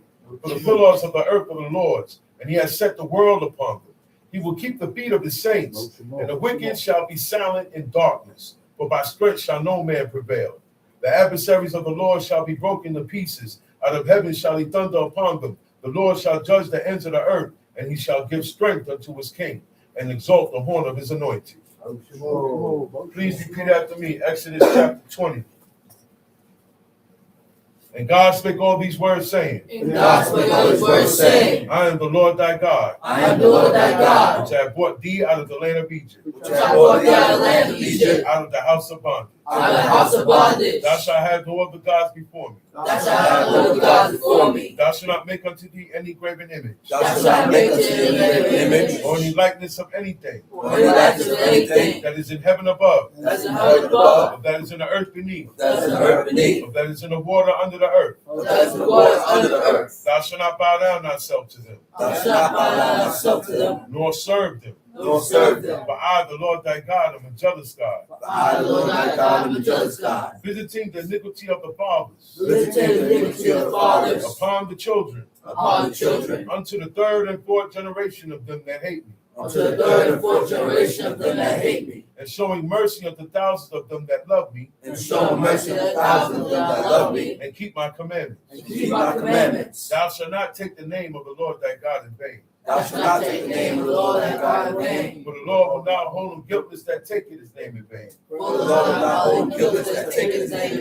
Remember the Shabbat day. To keep it holy. 6 days shalt thou labor. And do all thy work. But the 7th day is the Sabbath of the Lord thy God. In it thou shalt not do any work. Thou, nor thy son, nor thy daughter, nor thy manservant, nor thy maidservant, nor thy cattle, nor thy cattle, nor thy stranger that is within thy gates. nor thy stranger that is within thy gates. For in 6 days the Lord made heaven and earth, For in 6 days the Lord made heaven and earth, the sea and all that in them is, the sea and all that in it is, and rested the 7th day. and rested the 7th day. Wherefore the Lord blessed the Shabbat day Wherefore the Lord blessed the Shabbat day, and hallowed it. and hallowed it. Honor thy father and thy mother, Honor thy father and thy mother, that thy days may be long upon the land which the Lord thy God giveth thee. that thy days may be long upon the land which the Lord thy God giveth thee. Thou shalt not murder. Thou shalt not murder. Thou shalt not commit adultery. Thou shalt not commit adultery. Thou shalt not steal. Thou shalt not steal. Thou shalt not bear false witness against thy neighbor. Thou shalt not bear false witness against thy neighbor. Thou shalt not covet thy neighbor's house. Thou shalt not covet thy neighbor's house. Thou shalt not covet thy neighbor's wife, Thou shalt not covet thy neighbor's wife, nor his manservant, nor his manservant, nor his maidservant, nor his maidservant, nor his ox, nor his ox, nor his ass, nor his ass, nor anything that is thy neighbor's. nor anything that is thy neighbor's. And all the people saw the thunderings and the lightnings and the noise of the trumpet and the mountain smoking. And when the people saw it, they removed and stood afar off. And they said unto Moses, Speak thou with us, and we will hear. But let not God speak with us, lest we die. And Moses said unto the people, Fear not, for God is come to prove you, and that his fear may be before your faces, that ye sin not. And the people stood afar off. And Moses drew near to the thick darkness where God was. And the Lord said unto Moses, Thus thou shalt say unto the children of Israel, Ye have seen that I have talked with you from heaven. Ye shall not make with me gods of silver, neither shall ye make unto you gods of gold. An altar of earth thou shalt make unto me, and shalt sacrifice thereon thy burnt offerings and thy peace offerings, thy sheep and thine oxen. In all places where I record my name, I will come unto thee and I will bless thee. And if thou wilt make me an altar of stone, thou shalt not build it of hewn stone. For if thou lift up thy tool upon it, thou hast polluted it. Neither shalt thou go up by steps unto mine altar, that thy nakedness be not discovered thereon. Shalom Aleichem. Shalom Aleichem. We're going to be moving straight ahead to 1 Samuel chapter 25.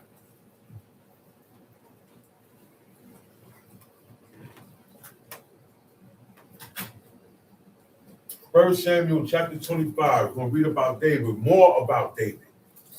You see, David, it said David had the same heart that God had. David had a match of a heart that God had. That means that That's ridiculous, man. It's crazy. he had mercy like how God had mercy. Yeah. Remember Shimei? Scam. He cursed, spit, threw rocks at the king. Damn. And what the king said? So They was going to kill him. So leave him alone. He said, you know what? Leave him. So He said, peradventure that God cursed David. made him do that. God told him curse David. It's not all the time that something happens to you that you say, oh man, I didn't deserve that. That's right. When something happens, you deserve it. That's right. That's right.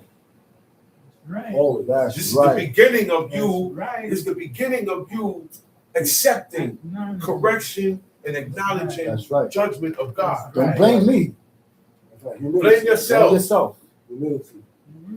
Anything that happens. That's right. Okay? Blame yourself. Okay, let's move forward. 1 Samuel chapter 25. First Samuel chapter 25.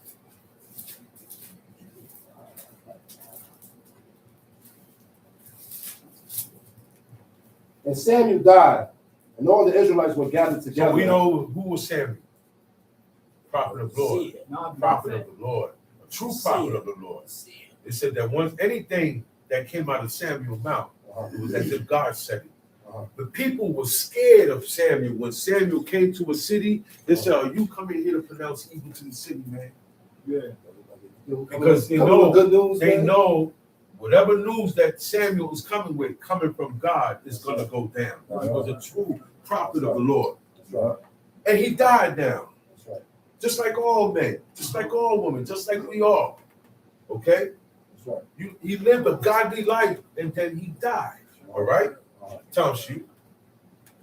And all the Israelites were gathered together and lamented him and buried him in a house at Ramah. And David arose and went down to the wilderness of Paran. And there was a man in my own. Hey, wait a minute. He's saying all the Israelites were gathered together. Someone dies. We all gather together Okay. to bury him. Okay. We cry, we mourn, we lament, we console each other, Okay. and that's it. Uh-huh. You can't do but too much. That's right. You can rent your clothes. That's You right. can put ashes on your head That's right. and mourn, right? That's right. But we can't have what they call that? Repasts. Mhm. After we don't gather and bury the dead, we don't gather again at someone's house. I don't want nobody happy Okay. after I die, man. And everybody's partying and it's food. Yeah, This is the way of the heathen. ways of the heathen. This is that's the right. way that they deal with their dead. That's This is the way that they celebrate their dead. This is the way they mourn their. The way we mourn our dead and the way they mourn their dead are two different separate stories. We can't be the same, even in burying our dead. Uh-huh. I can't go to my Abba's grave Uh-huh. and say I'm visiting the grave. No, we don't visit grave sites. We don't visit grave. Once we bury them, that's it. We don't go back Uh-huh. to the burial site until it's time to bury someone else. That's right. I forgot who it was. He said, I have not eaten them. He said, I have not eaten of My my morning. He fasted. Okay. Man. He fasted. Yeah. When someone dies, I don't want to eat. I'm not in the mood to eat. That's right. It's a sad occasion. That's right. When you're sad, you're angry, you're worried, or you're grief, how can you eat? That's right, brother. Can you eat upset? Try it. Only animals can do that. Only werewolves can eat upset like that. Okay, so it don't go along with it. We lamented him, and that was it. After that, they buried him in his house at Ramah. After that, that was it. Tamshi. Cats too. And David arose and went down to the wilderness of Paran. Verse 2. And there was a man in Maon whose possessions were in Carmel, and the man was very great. And he had 3,000 sheep and 1,000 goats. And he was sharing his sheep in Carmel. He had 3,000 sheep. That's a lot of fleece. All right. He said, and 1,000 goats. That's a lot of wool. Uh-huh. He said, and he was sharing his sheep in Carmel. Sharing your sheep. This was an occasion, a joyous occasion amongst our people, That's right. Our custom. our ancestors. That's right. And it was a custom That's right. because we were people that dealt with livestock and That's right. agriculture. We were agricultural people. Uh-huh. So we had farms. Shepherd. We had goats. Uh-huh. We had oxen. Shepherd. We had donkeys. We were shepherds. We That's were right. farmers. That's right. All right. That's right. And so now he's sharing his sheep in Carmel. Uh-huh. Now, 3,000 goats, right? No, 1,000 goats and 3,000 sheep. You know how much that is? He's out in the field, spread out amongst the hills. They're not in one place. Right. You know how much that It's a lot. is? It's a lot. It's a lot. A lot of wool. And he has a lot of servants. Man, right. He got a lot of workers. He got a lot of servants. He's not doing that by himself. Right. Okay? When you're rich and you got a lot of money, you need services. You need people to work with you. That's You're right. going to hire a chauffeur. You're not going to be able to drive around all the way. That's right. Because you have more responsibility. That's More right. money you make, more responsibility. That's right. So this man here, he has a lot of servants, and everybody's allotted a certain amount of sheep or a certain amount of goats. Uh-huh. And at that moment in time, you're vulnerable.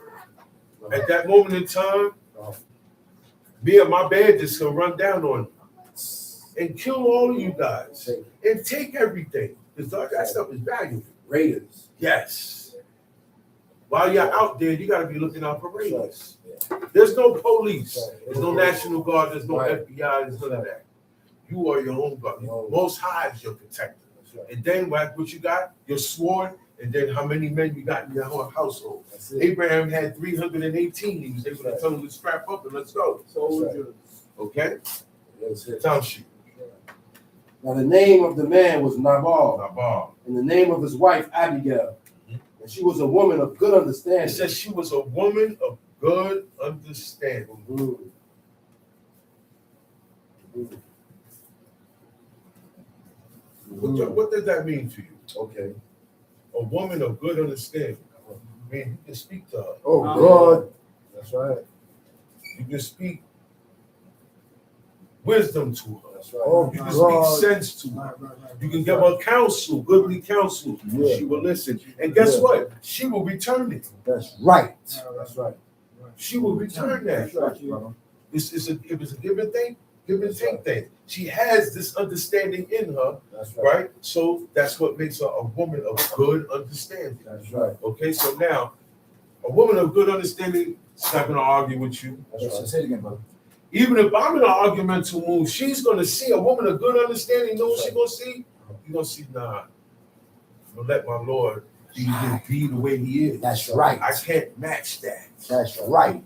What I'm going to try to do is consume him, That's bring him down, do the things that calm him down, That's bring his right. wrath down. Not rile him up more. That's right. A woman of good understanding That's right.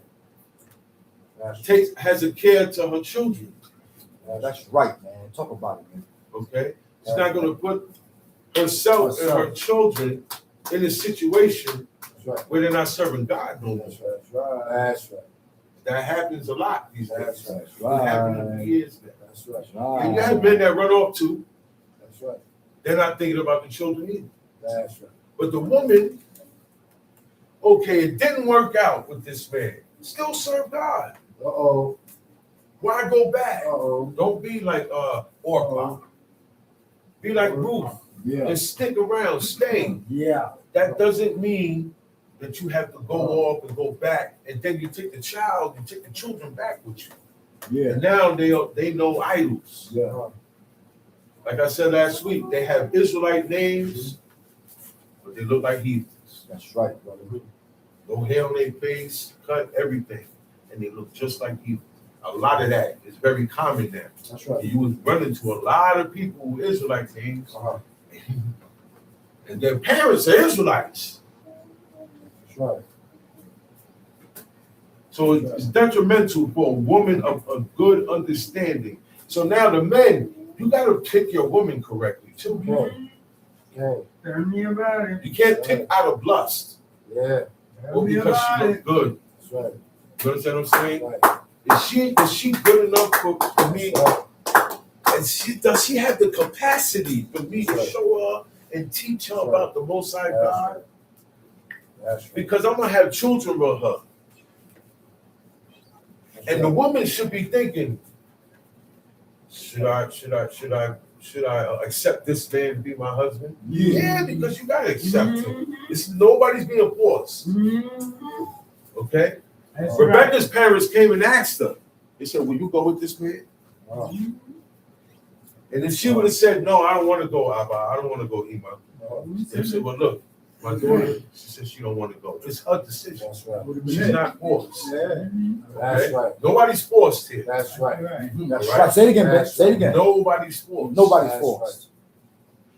We tend to take Taylor is open. it upon with my spouse, That's right. right? That's right. The rocky road and the smooth road. That's right. We're gonna take the rocky road and the smooth That's right. road. And we all know not everything goes smooth all the time. That's right, brother. Things get tested. That's right. Relationships get tested. That's That's right. right. Okay, so we have to, both parties, man and woman, we keep this in mind. Now, she was a woman of good understanding, and what else? And of a beautiful countenance. And she looked good. Okay. She looked good, Uh-huh. and her face was pleasant. Uh-huh. She wasn't screwed It up. wasn't pushed up. These people didn't walk around, the men and the women did not walk around Screwed Israel screwed up, mad. What's wrong with They you? were happy that they served God. They were happy that they were living in an inheritance that was given to God from their parents, from Abraham, Isaac, and Jacob. They were joyful to be the children of Israel.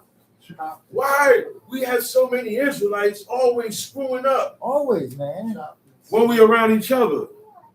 Crazy. We only screwing up when we around We're each other. around each other. That's right, Nick. I noticed That's right, that. Nick. That's Okay. right, man. She had a beautiful countenance, so she was pleasing. You ever heard the saying, wow, he's beautiful on the outside, but ugly on the inside. Yep. And if you're ugly on the inside, that make you ugly on the outside. Yes, Nobody sir. gonna want you. Nobody gonna want you. Get away I from don't me. care how good you look. Get away Because from you're an ugly person on the inside. That's You have right. ugly ways. That's right, brother. As a woman, you have ugly ways That's as a man. That's right. We're gonna read about some ugly ways. That's right, brother. But the man was churlish and evil in his doings. Churlish,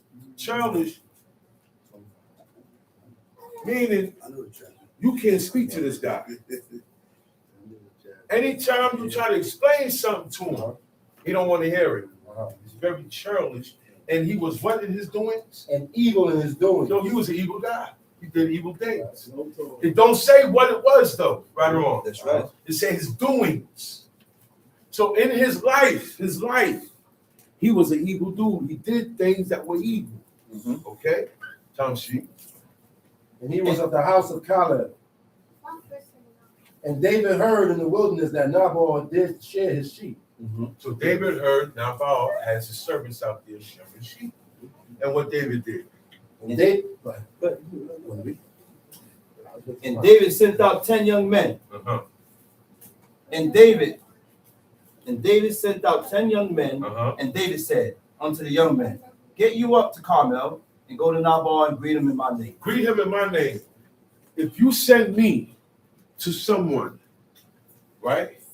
I'm the messenger. I represent you. I represent who sent me.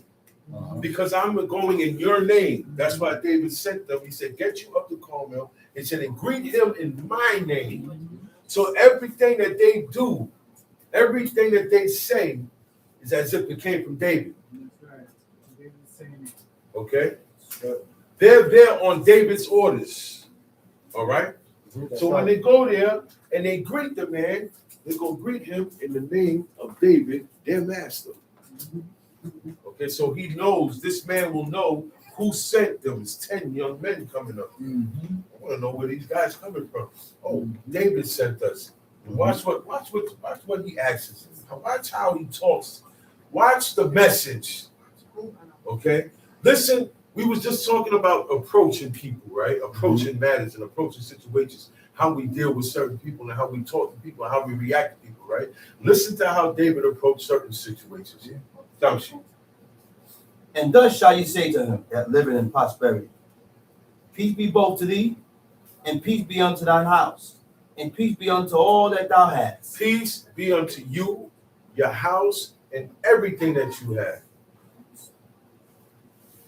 He's gonna come. This is a request. But before I start asking for stuff, I represent peace first. Always represent peace. This is what shalom means. Shalom means peace. Right or wrong? That's right. We all say that when you see each other, shalom, right? Right. Sometimes I'll be like, shalom, right? Shalom. Hey, what's up, man? I said, that's not peace. Something wrong. This is not the usual greeting I usually get. This is not the usual greeting. Peace, but there ain't no Peace, peace, but there is no peace. Shalom, shalom, but there is no peace. He said, man, look, peace unto you and to everything that you have. That's right. Okay? This is the direct, the honest and direct and respectful approach. Okay? Tom Sheep. And now I have heard that thou hast sharers. Now thy shepherds which were with us, we heard them not. Neither was they aught missing unto them all the while they were in Carmel. He said, now I know you got sharers out there. And my shepherds, he said, my shepherds that was with your men, he said, we did not hurt them. We didn't gangster them. Okay? We was there. We was comfortable. We didn't raid them. We didn't inconvenience them. That's right. They have nothing to complain about my men. Right. Tom Sheep. Ask thy young men, and they will show thee. He said there was nothing missing. Because you know where people who don't do commandments, you lay certain things down, things come up missing. That's right. He said, look, man, we didn't hurt them. Neither was there anything missing from them. Meaning we didn't take nothing from you. Okay? We respected everything y'all was doing. We was there with them. He said, ask your young men And they will tell you. He said, ask your young men if you think I'm lying. Ask them how they were treated. That's right. Ask them how my men treated your men. Ask them. That's right. That's right. Time sheet.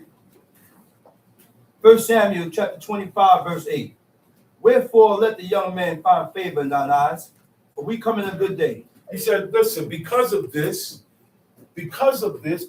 came and we presented peace and we were not hurting you, we didn't take anything from you. He said, let the young man find favor in your eyes, for we come in a good day. You know why he said we come in a good day? Because he's shearing sheep. Right. He's shearing sheep and getting that wool. It's party time. The wine is out. This is the time. Remember when Judah was shearing sheep? Right. It's a joyous occasion. Right. Okay? Right. All right? Right. So he said, look, man, we came in a good day. This is the best time to come. Good time. Because, you know, everything's open. It's lit. Right? Okay. Lit. Time sheet. Give, I pray thee, whatsoever cometh to thine hand unto thy servant, and to thy son David. He wasn't, he didn't say, can I have such and such and such and such? He said, just give. Whatever you have to give, I pray you. Whatever coming from your hand, whatever you offer Will be accepted. will be accepted. Oh, see, this is another way. See, whatever you give me, I'm not going to say, well, man, that's a little bit, man. Put some more in there. That's right. I'm not gonna say that's all. I'm not going to say that's all. I'm not going to say this is not. Whatever I'm giving, it's enough. $8. I try to take Ricardo. I'm not going to look and say, hey, man, you gave Chief Kazakh more than me. You see the mentality? Our mentality is supposed to be different. Copy man. I'm supposed to be satisfied with what I have. That's a copy man. Because once I'm not satisfied with what I have, greed sets in. That's right. Okay? Greed sets in. That's a godly man. Time sheet. And when David's young men came, they spake to Nabal according to all those words in the name of David, and ceased. And Nabal answered David's servant and said, who is David? And who is the son of Jesse? There be many servants nowadays that break away every man from his master. And now, look, by this time, look, David is a very popular guy. Women sung songs about him. The women made songs about him that got the king jealous. David, everywhere David went, people knew who he was. They knew that he was going to be the next king in line. They knew that God was with him. The whole land of Israel, even the heathens, knew who David was. This guy said he don't know who David is. He said, who is he and who is the son of Jesse? He said, there's a lot of servants nowadays that break away every man from his master. And this is how we learn. This is part of what made him churlish and evil in his way. How you learn. He said, who? He said, now see, this was the wrong answer. This was the wrong answer. He was supposed to say, oh man, David, I appreciate your men being there with my men. Because by your men being there with my men, they were being protected. Yeah, they were being protected. They were like a wall to them.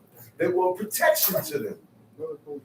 So I'm supposed to show gratitude, appreciation, okay, and doing good by giving up some food. That's all the man asked for. And he didn't ask for a lot. He said, give whatever that I put in his hand. Time sheet. Shall I then take my bread and my water and my flesh that I have killed for my sharers and give it unto men whom I know not whence they be? But they did you a favor. You know that, right? They did you a favor by being with your men. They could have got robbed. They could have robbed them if they weren't godly men. If they weren't rolling with David being godly men, they could have done harm to them, right or wrong. Right. Usually that's what happens. Right. Okay?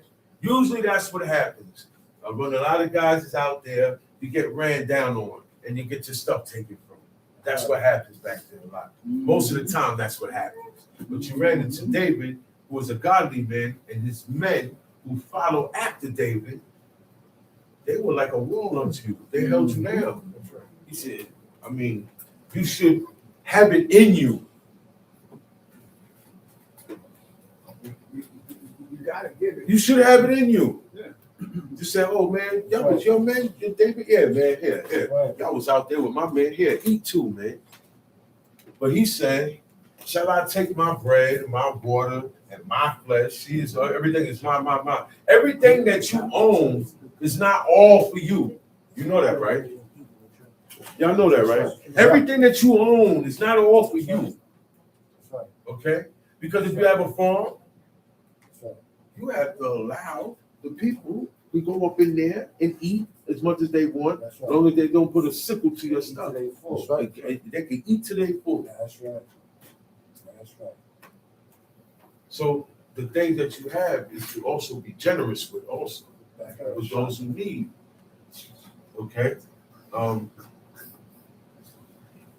Yeah, people, you can't go into their yard. They got apple trees. The trees, the apples fall and rot on the ground, and that's it. Nobody eats them. You can't go in there and get no apple. They'll shoot you. They'll shoot you. If you on their property. In the country, they shoot you. Out here, they hear somebody, they call the police. Just lights come on, motion lights come on and everything. But man, the cherry tree, man, this is free food. It's open to everybody. Everybody should be able to come and eat off the tree. But it's not like that. That's to show you the heart of man, period. That's right, Chief. But remember this one thing. Only the children of Israel was given these commandments. That's right. Right. To Israel, for Israel. You don't expect everybody to move this way. Right. That's right. Okay? Sounds good. So David's young men turned their way and went again, and came and told him all those things. And David said unto his men, gird ye on every man his sword. Strap off. And they girded on every man his sword, and David also girded on his sword. Okay, so he didn't like the message that was sent back. I just sent a message to this guy, asking him to give up something, and peace be unto you. Peace. I'm presenting peace to you, man. And my man, my employees, my soldiers was out there Holding you down, holding your stuff down. Nobody took none of your stuff. All your stuff was protected.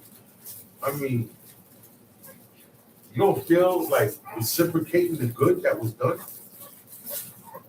So he said, man, his excuse is, I don't know who this guy is. Don't matter. Just give it up. He said, I don't care, but it doesn't matter. It didn't matter if it was David or not. Your brothers and me. It didn't matter because the man did good by you.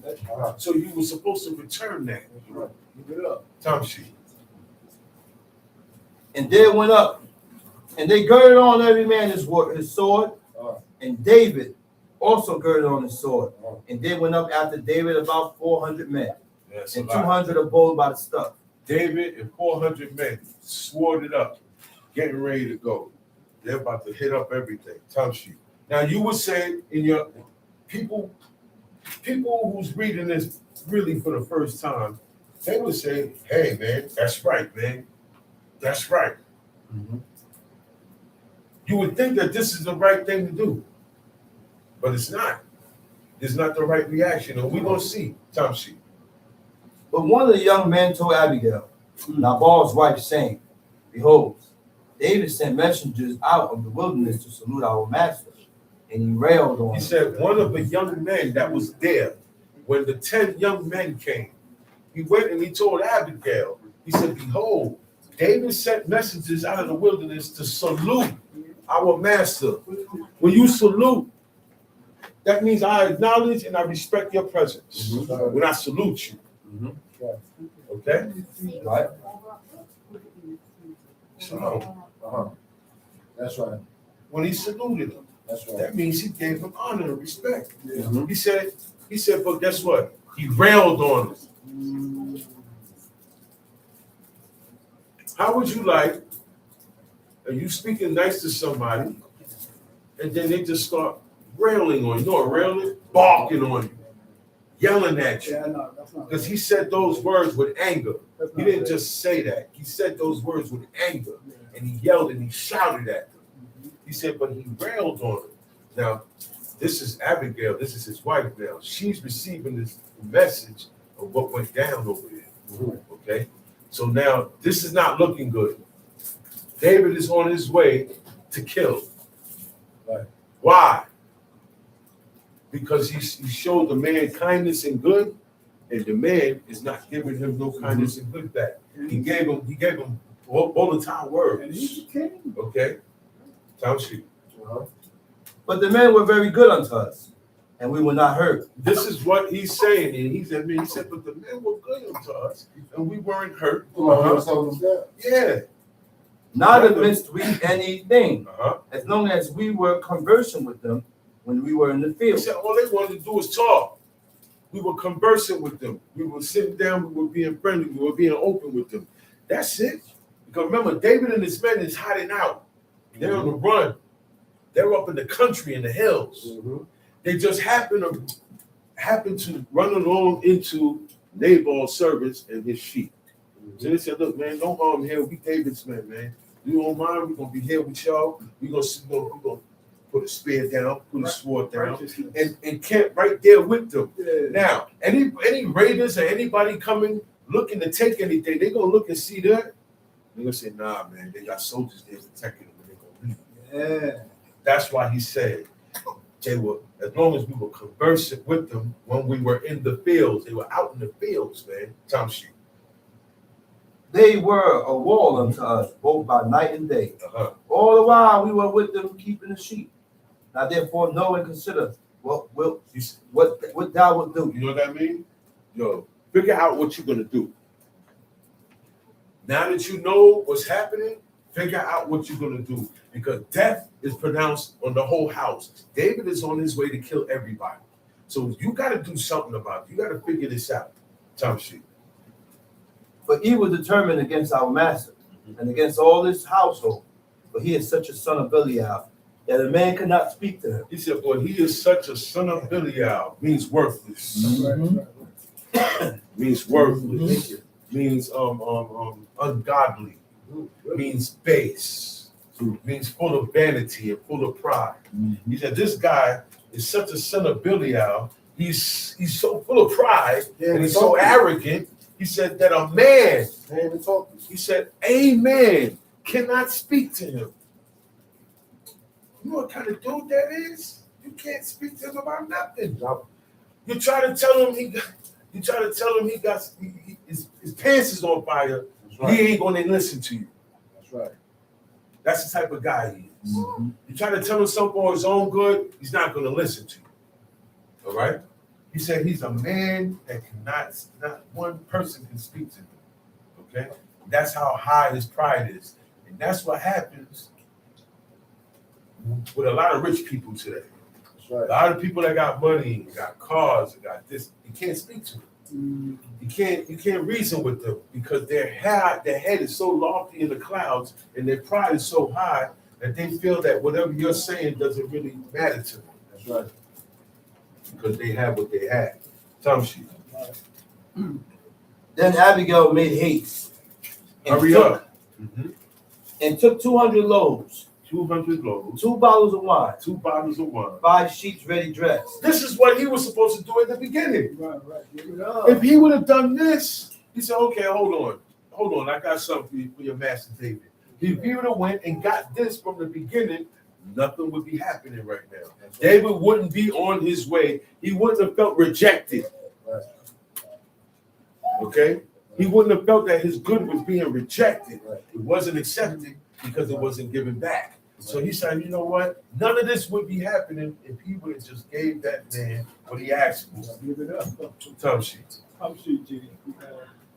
And 5 measures of parched corn, and 100 clusters of raisins, and 200 cakes of figs, and laid them on asses. Okay, so what?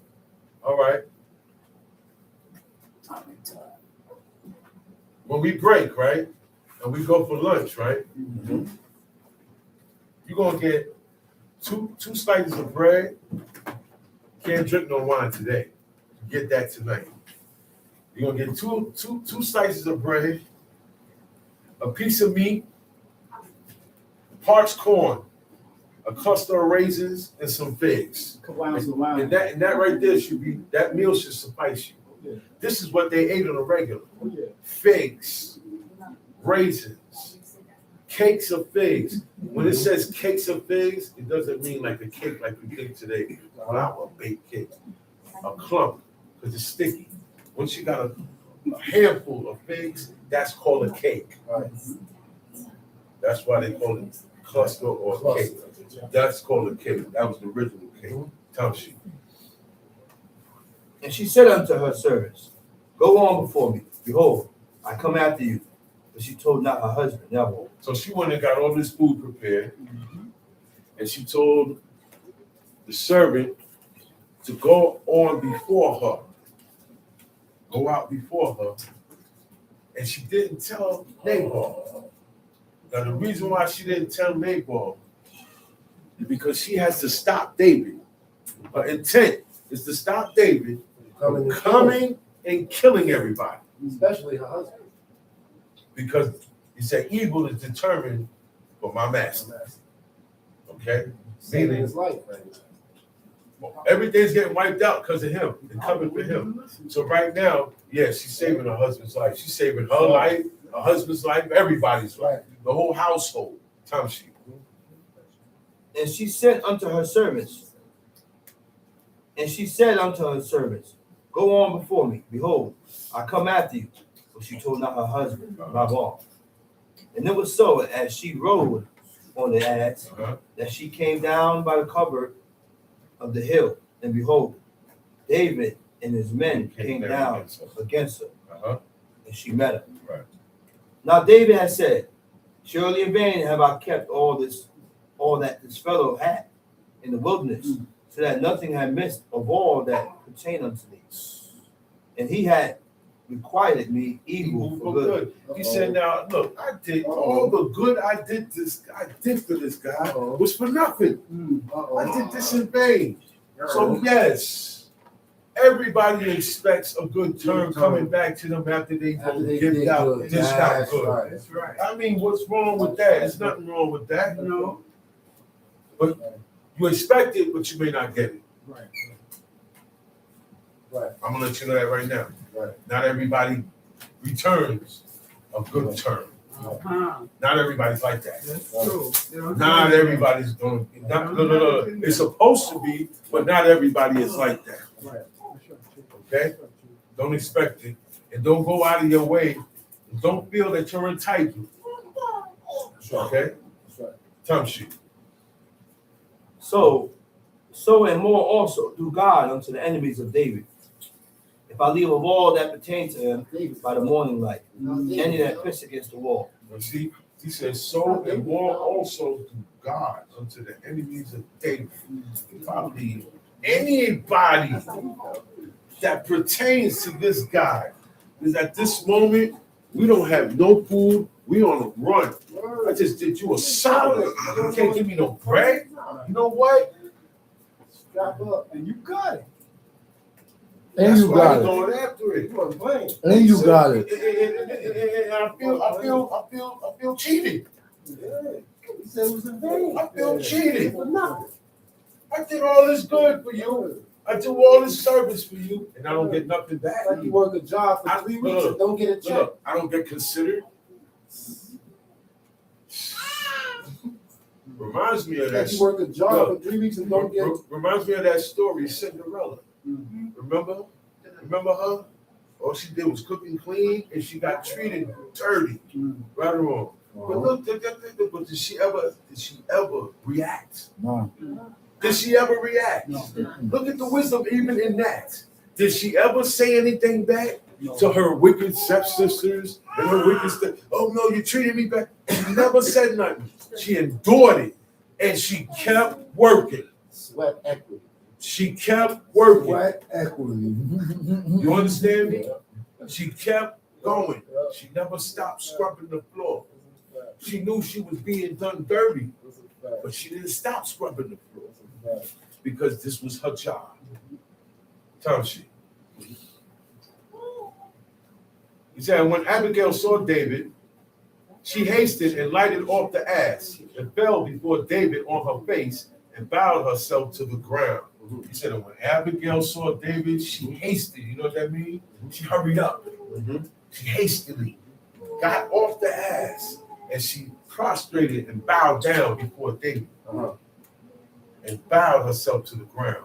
He said, and fell at his feet and said, upon me, my Lord, upon me let this iniquity be. You see that? You see what she did? This is a woman of good understanding. She said that it's my fault. She said that if you're gonna blame anybody, blame me. Right. Let me be the blame of this. Yeah. Take it out on me. He said, let thine handmaid. You see what she called herself? You know what a handmaid is, right? Just met that man. But she approached him as if she was his personal handmaid. That's the respect and the honor that you gave him. Right. You understand what I'm saying? Especially if I know you about to come kill us. I gotta give it up. I'm not gonna act like, oh no, you ain't gonna do this to my husband. But no. Because one thing everybody knew, God was with David. And if David is coming to get you, he will get you. And them type of woman wasn't them back then. They- Oh, you ain't doing that to my No, no. they didn't. They submit. That's why you got to look at the type of how she thinks and how she reacts. She didn't get defensive. Okay, Tom sheet. And let thine handmaid, I pray thee, speak in thine audience, and hear the words of thine handmaid. Let not my Lord, I pray thee, regard this man of Belial, even Nabal. For as his name is, so is he. Nabal is his name, and folly is with him. Nabal is his name, and folly is with him. Right? Now, in this moment, it's life and death going down. So she got it. Yeah, she got it. So right now, she had to say what she had to say. Right. That's all I can say. Yeah. I mean, that's still her husband. It's not nice what was being said. It's true, but it's not being nice coming from her. Right. But she had to say something Save to his life. appease David. She's David. saving his life That's right. by saying this. Right. Okay? It's a woman of good understanding. Don't forget that. Don't forget that part. That part. Using his brain. Understand. Using her hand. Right now, don't listen to Nabal. Nabal, he's a man of Belial. So is his name, and so is he. You know what she's doing? She's brushing them off. She's trying to tell David, that's who he gonna be, man. He said, Nabal is his name, folly is with him. She said, but I and thine handmaid saw not the young men of my Lord, whom thou didst send. You know what that means? I wasn't there when you sent them. They would have got it. Because if they was there, they would have got it. That's what that means. She said, I wasn't there. She said, if I was there, I didn't see those young men that you sent. If I was there, I would have saw them. They would have been good. But I, thy handmaid, saw not the young men of my Lord, whom thou didst send. Now therefore, my Lord, as the Lord liveth, and as I so liveth, seeing the Most High have withholden thee from coming to shed blood, and from avenging thyself See that? with thine own He was hand. about to avenge himself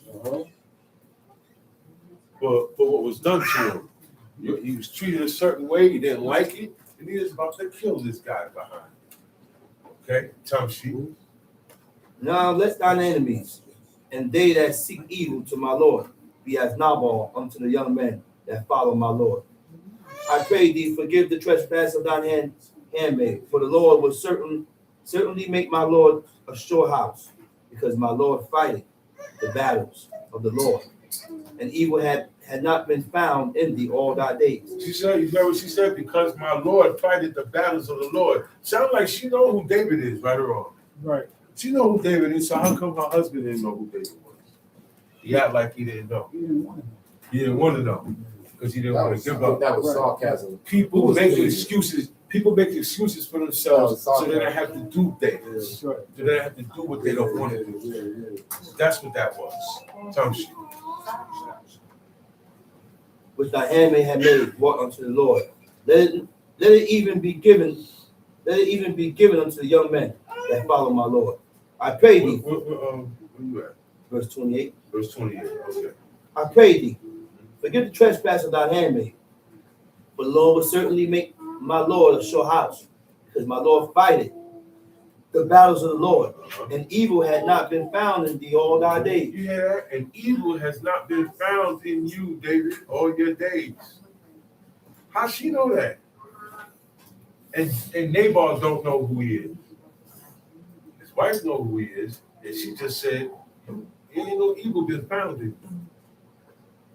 That's why you fight the battles of the Lord.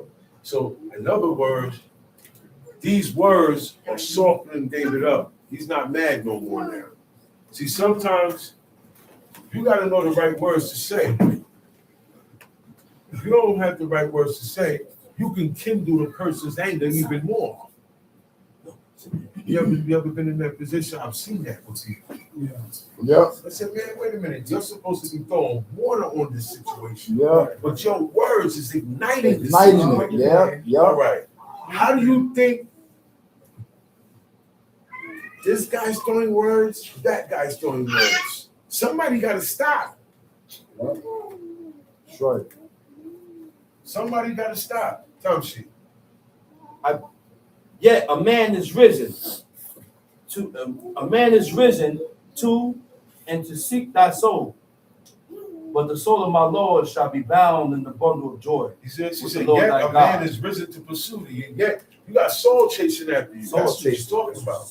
He said, even though a man is chasing you to seek your soul, he said, but the soul of my Lord shall be bound in the bundle of life with the Lord thy God. What is that? The bundle of life. But David died though, but he's still bound in the bundle of life. I mean, he's going to live. He still lives. Tongue sheet.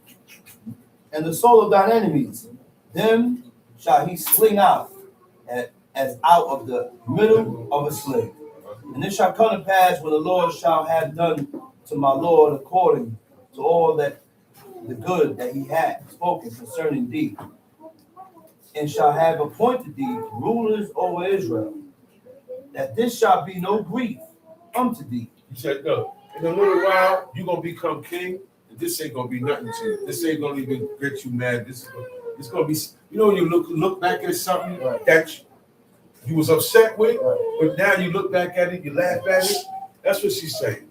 He said, it shall come to pass when the Lord shall have done to my Lord according to all the good that he hath spoken concerning thee, and shall I have appointed thee ruler over Israel. But he said, by the time you become king, because God is going to make you king, and when you become king, this shall be no grief unto thee. This situation, what my husband did, it's not even going to be a bother to you. You're going to forget about this. That's why sometimes we shouldn't get so upset about small matters. You understand what I'm saying? Right. Because really and all, tomorrow you ain't gonna be mad about it. Right. It's not something that you're gonna be so upset. You're just feeling like that right now. Right. She said, so when you become king, this will be a small matter. This shall be no grief unto thee, nor offense of heart unto my Lord. So you see, he was offended.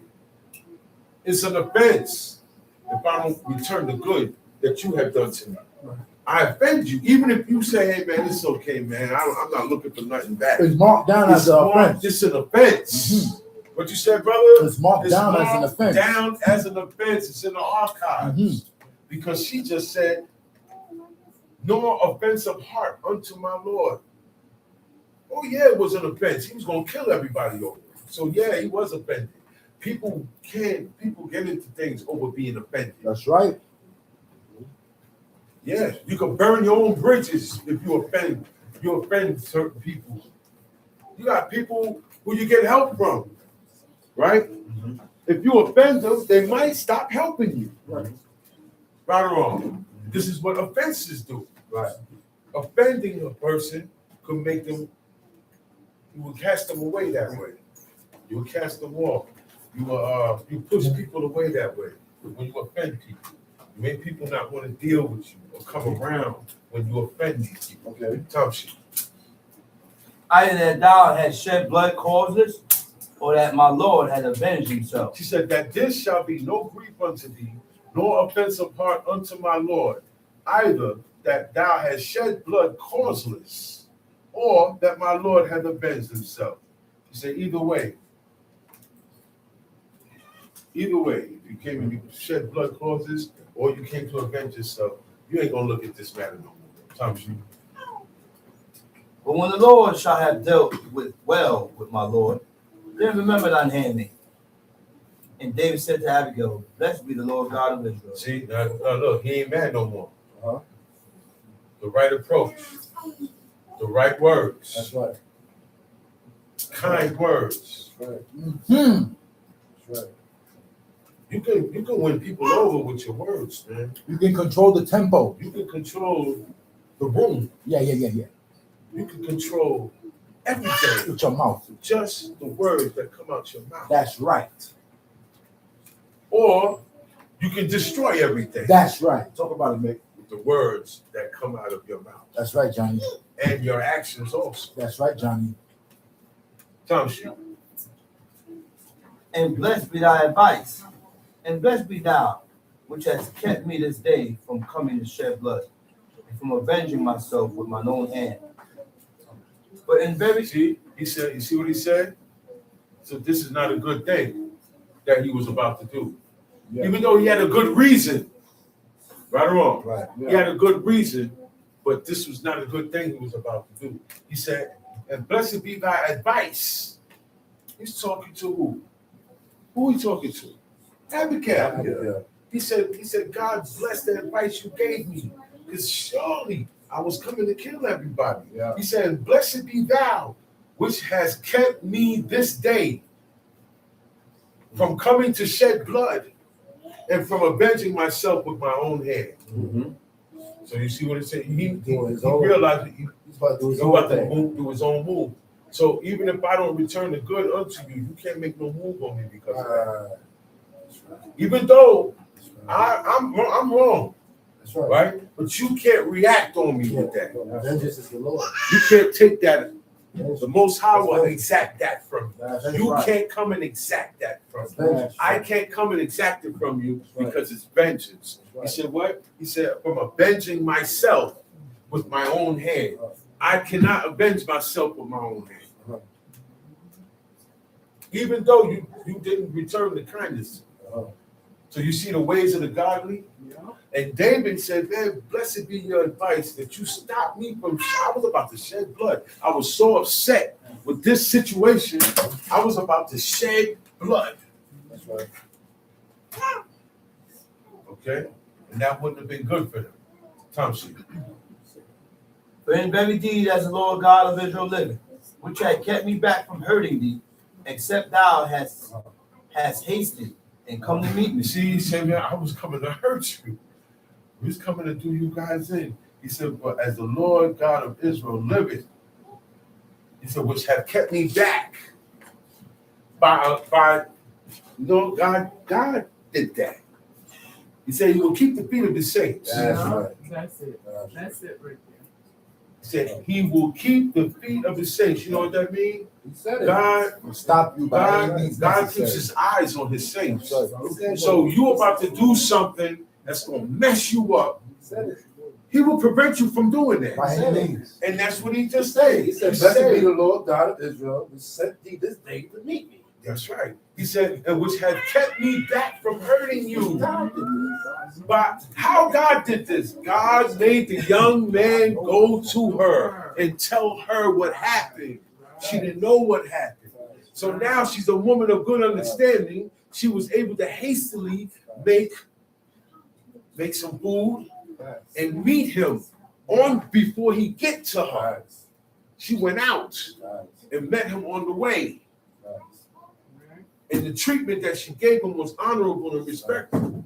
So now David can't be mad. Look, there's times he said, you know what? You're coming at me like that. I can't be mad no more. I can't be mad no more.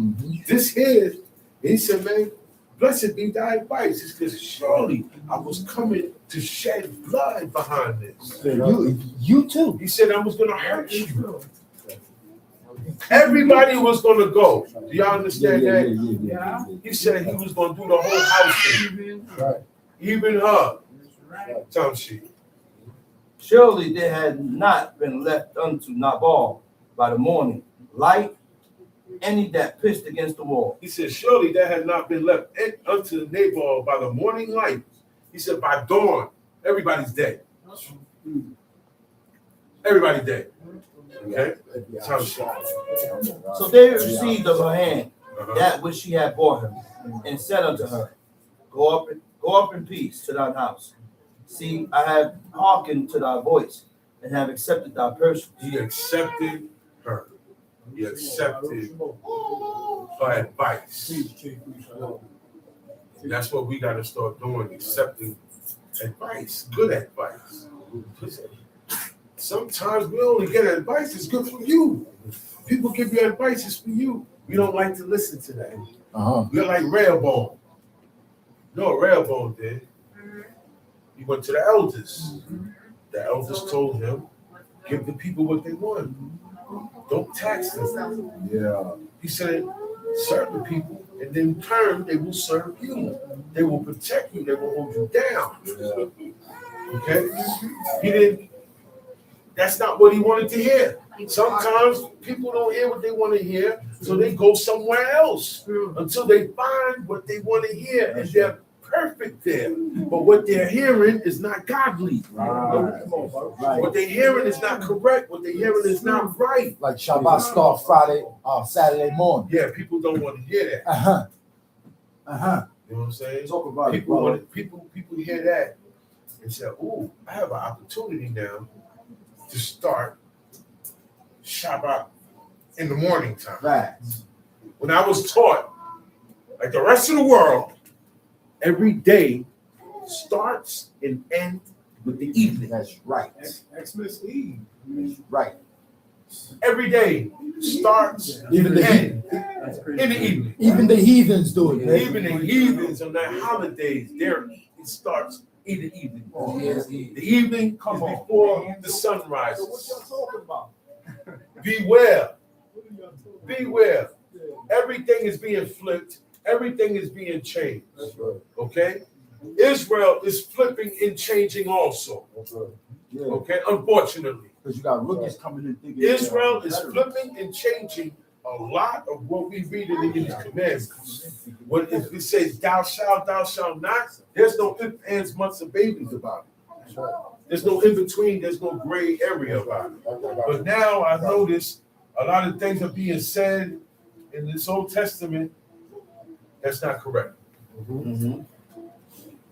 Not correct. People are inserting their ideas and what they think the text mean or the verse mean. Most of this means what it says and says what it means. The rest of it is metaphoric. And you'll know if it's metaphoric. Metaphoric is something that's being compared to something else. As like a cloud. Okay? So we got to stop playing guesswork with these commandments. That's right, man. Why don't we start taking orders? Just do it. That's right, man. Just do it. Apply it to yourself. That's right. We're putting too much of our own understanding within these commandments. Tom shit. And Abigail came to Nabal, and behold, he held a feast in his house, like the feast of a king. Okay, so now remember, Nabal don't know nothing about this, right?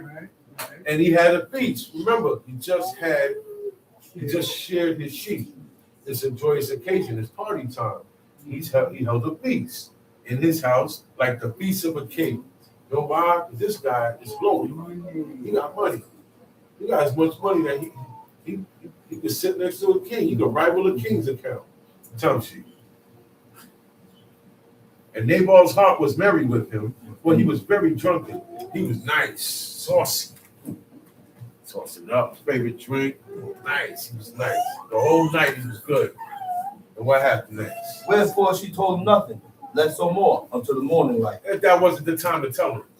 She wanted to, she's going to tell her husband. You got to peep when it's time to tell certain news. Again, she's a woman of good understanding. She's a good woman of good understanding. Right. She's done nothing wrong. Right. It's all timing. That's There's right. things going on that is beyond her control. That's right. Okay? So she has to use her sense of good understanding. So she looked at her husband. She said, you know what?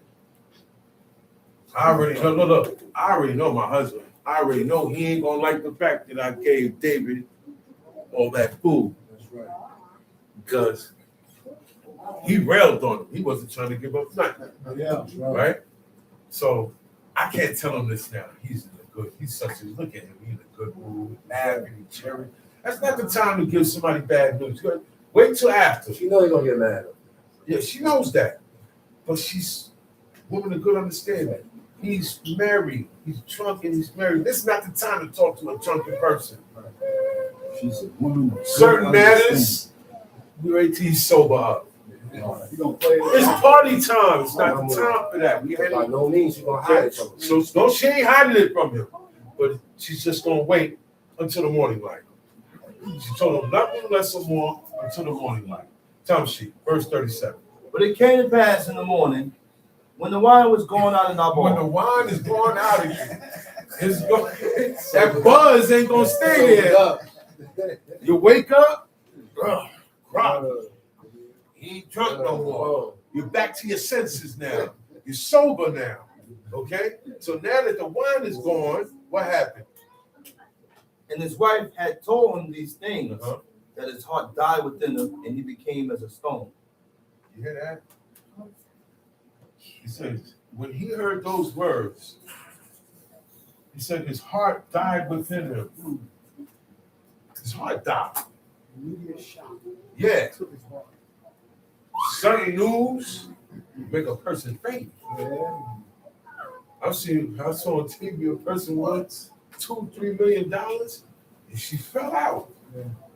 She was so excited, she passed out. Yeah. And that was good news, right? Right. So imagine bad news.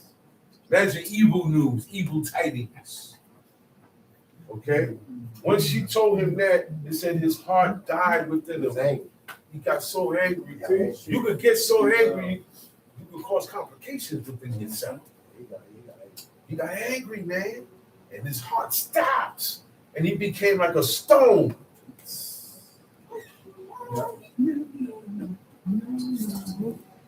He dropped, and that was it. Yep. At that moment, he dropped. He's not conscious. He's like a stone, he's just lying there. Time sheet, verse 38. Nah, he ain't dead yet. He dropped though. But his heart, you're about to be out of here. Time sheet. And it came to pass about 10 days after 10 days that after. the Lord smote Nabal, that he died. And when David heard that Nabal died, that Nabal was dead, he said, "Blessed be the Lord that had pleaded the cause of my reproach." And when David heard that Nabal was dead, he said, "Blessed be the Lord." Bless God. When he heard the news, he didn't laugh. No. He didn't say, "Yeah, man, bless God." He didn't do that. Give He it said, up. "Blessed be." He blessed God's name Talk about that. because he knows that God did that to him. Give That's it good up. for him. He ain't want to help. Look at Nah, him. he didn't say nothing. He blessed God's name. Look at God. Even when God take care of your enemies, he just say, "Yeah, look at them." Yeah, yeah. No, blessed be the Most High. Look at God. See, this is what keeps you. This is what keeps you from not being like them. That's right. We can't get too happy, get too sad, get too upset, Yeah. get too mad. We have to keep everything balanced and focused. That's right, Chief. Okay?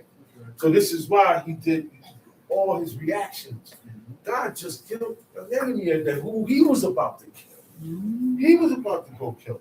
He said, "Blessed be the Lord that had pleaded the cause of my reproach." Meaning God saw what offended me, Right. and he did something about it. Mhm.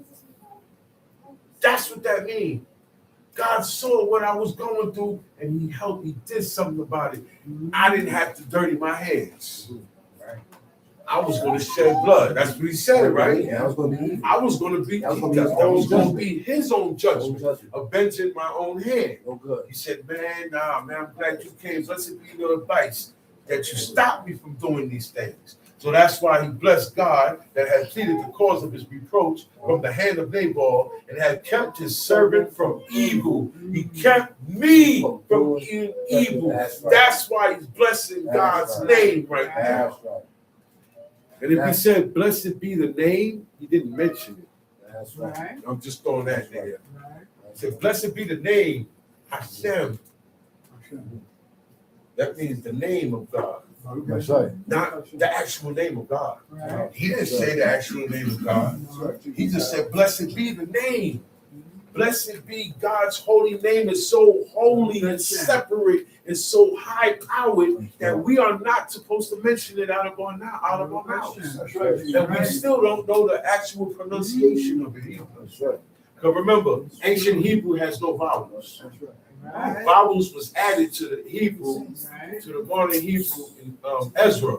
The prophet Ezra was the one that added vowels. Okay? Because at that time, Israelites were coming back from Babylon, from Assyria. We weren't speaking Hebrew no more. We were speaking all the other languages. That's right.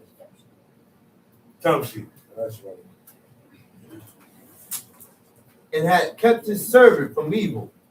For the Lord had returned the wickedness of Nabal upon his own head. His own head. He returned his wickedness upon his own head. Time sheet. And David sent and commanded, And commune. communed with Abigail to take her to him to wife. Okay. There's nothing wrong with that. He dead. Yeah. He's dead. The man is dead. And they both agreed to get married. He sent for her, and she said, yeah, I'll come with you. And she became his wife. Some shit. And when the servants of David were come to Abigail to Carmel, they spake unto her. Yo, this is a perfect example of a mismatched marriage. She was right. She was righteous before God. He was evil. That's a mismatch. You have a righteous husband and an evil wife. That's a mismatch. And you have a righteous wife and an evil husband. That's a mismatch. A lot of mismatches There's going a lot on. of mismatches going A on. lot of mismatches going on. Let's get this straight, man. Yeah, Because we having babies. Don't yeah. be a mismatch and start having babies out of the mismatch. That's right. That's right, brother. Okay? Mismatch. Tell me. David sent us unto thee to take thee to him to wife. And she arose and bowed herself on her face to the earth and said, Behold, let thine handmaid be a servant to wash the feet of the servant of my Lord. And Abigail hasted and arose and rode upon an ass with 5 damsels of her, Look at that. of hers. Of hers. Look, back then, when you get a wife, right, she comes with her handmaids. She comes equipped with servants already. Okay? She need help, she got help. She come with help already. When Rebecca got married, she came with help. They came with maidens. Raquel had maidens. Okay? So today now, you got a little bread, hire some help. Hire some help. Ain't nothing wrong with that. All of our forefathers, they were rich. They had servants. It wasn't just the man and wife in the house until they had kids, and then they had servants. And when them servants had children, they were servants to the children of the masters. And that kept going on for generations and generations. That's why they was able to call Achior the servant of Ephraim. You know, it was a thing of the heathen that you servant of Ephraim. You was a servant of one of them Israelites. Yeah, his line of servitude was from being servants, and his family descendant of servants of Israel. So he knew about these people, and that's why he was able to tell Holofernes, which was the general, the the captain of Babylon, when he asked, what's up with these people? I call everybody to come out, and those people didn't come out. They shut their gates, they shut their windows, they shut everything down. All the children of the east come out to serve, and they didn't come out. Why did they come out? He said, look, he said, my Lord, he said, let me tell you, he said, and I will not lie to you. He said, I will be straight up with you. He said, these people, they descend. He said, their ancestors descend from past Euphrates, from the other side of the river. Okay. They come from the other side of the river. Okay. They're not even from this area. They come from far up north. Okay. And they broke off from the gods of their fathers. That's Abraham. Okay. Then Isaac and then Jacob. But Abraham is the one that set that off. Okay. He broke off from the gods of his fathers. He broke off from religion. He broke off from all these things. He broke off from that and then ran right into God. And Akio was able to tell Holofernes about these people. Yes, sir. He said, look, they served the God that hated iniquity. That's right. Okay. That's what he said. Look. We're not in that conversation. No. Two heathens are talking about Israel. Yeah. And he said, no, listen, they don't serve idols, man. They serve the God that hated iniquity. Yeah. So what you Shama said iniquity is? Injustice. Yeah. They serve the God that hates injustice. Yeah. He is a God of justice. So I have to be about justice. We have to be about justice. Just and right is he. Right. Just and right is he.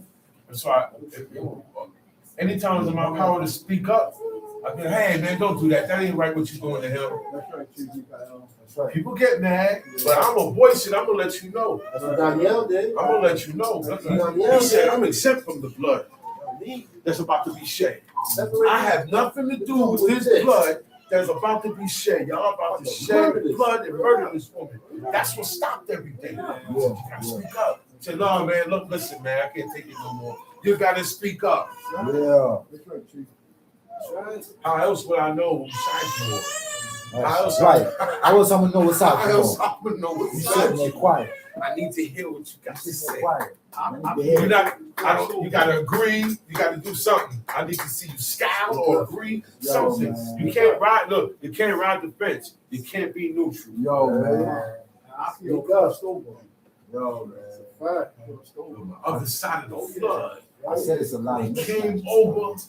He said he dropped all the gods of his fathers, circumcised himself and everything. Right. What? So that's very big in the eyes of the Most High God. When a person that grew up otherwise learn about the Most High and drop that light. He said, man, tell your God that when I go in the house of the idol God R-I-L, I'm not praying to him. I gotta serve my master, and he gotta lean on me.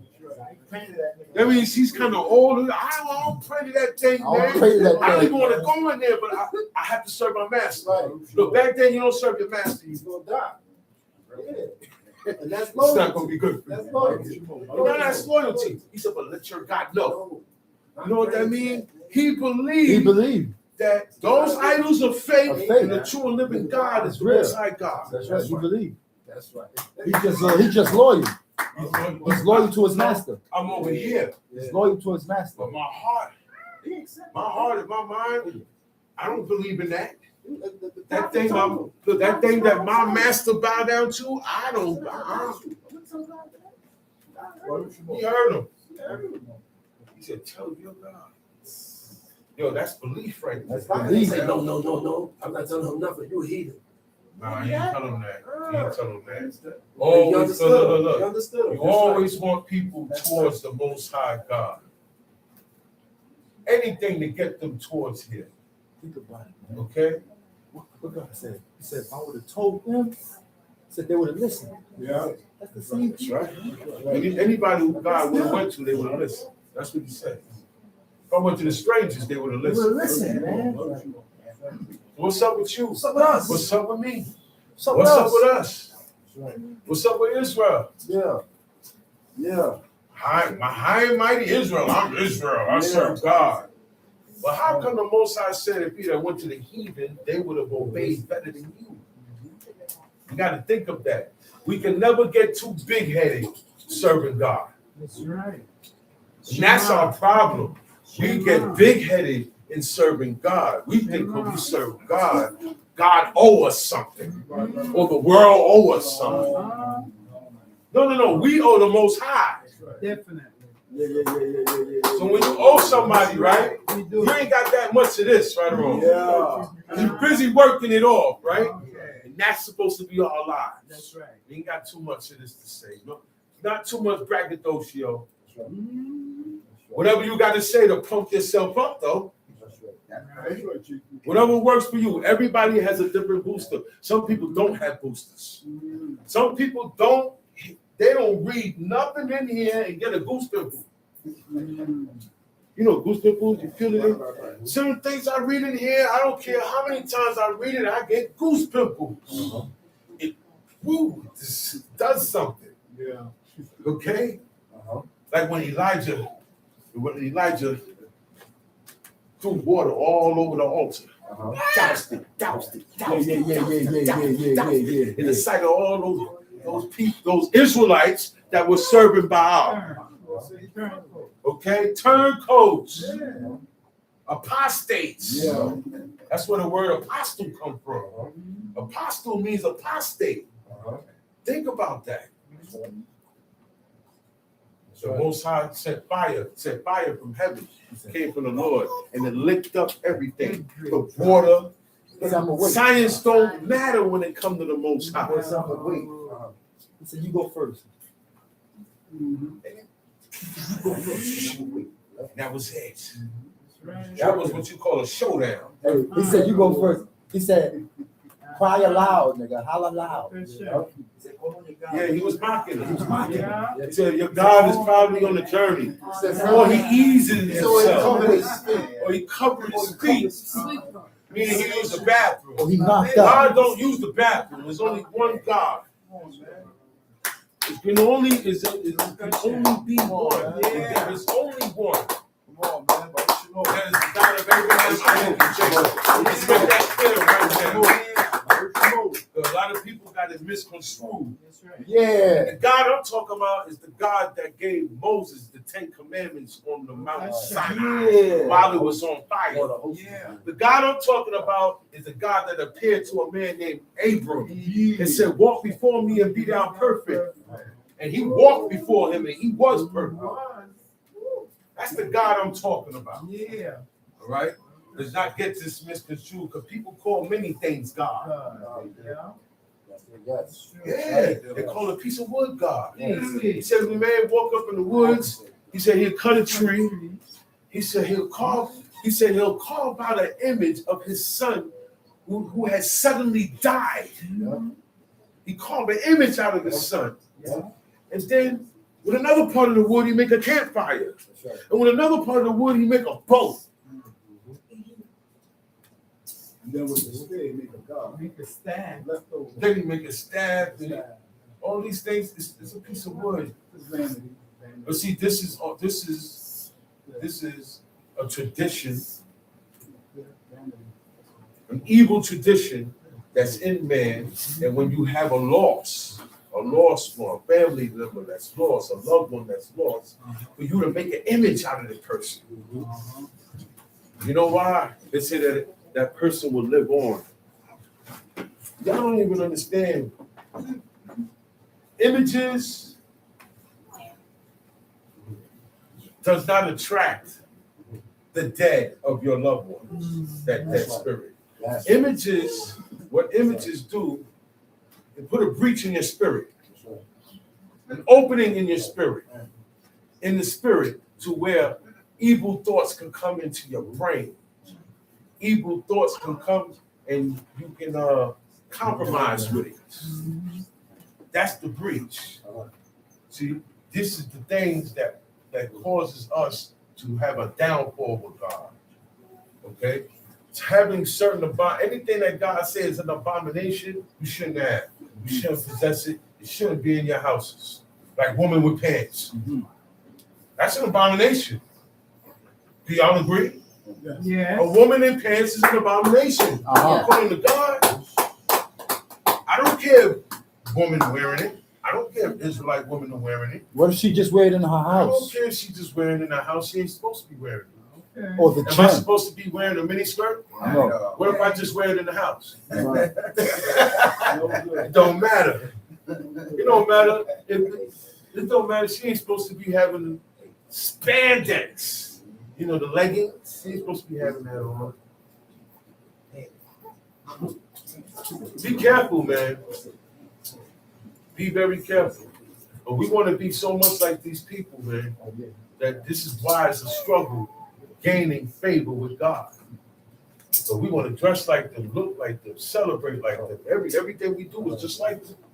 Well, I'm at some sheet. I'm at verse 43. David also took Anahoam of Jezreel, and they were also both of them his wives. But Saul had given Michal, his daughter, David's wife, to Phalti, the son of Laish, which was of Gaza. Saul was the king.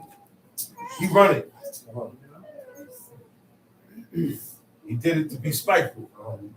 You know what I'm saying? He took Michal, gave her to this man named Phalti, the son of Laish. Okay, now we're going to go to Ecclesiastes, verse 5. Take time to this one, guys.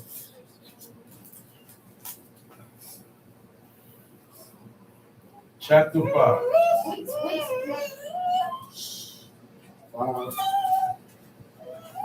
Keep that foot when thou goest to the house of God, Keep your foot when thou goest to the house of God. And what? and be more ready to hear Uh-oh. than to give the sacrifice of fools. Oh, wow, man. Oh, wow. Uh-oh.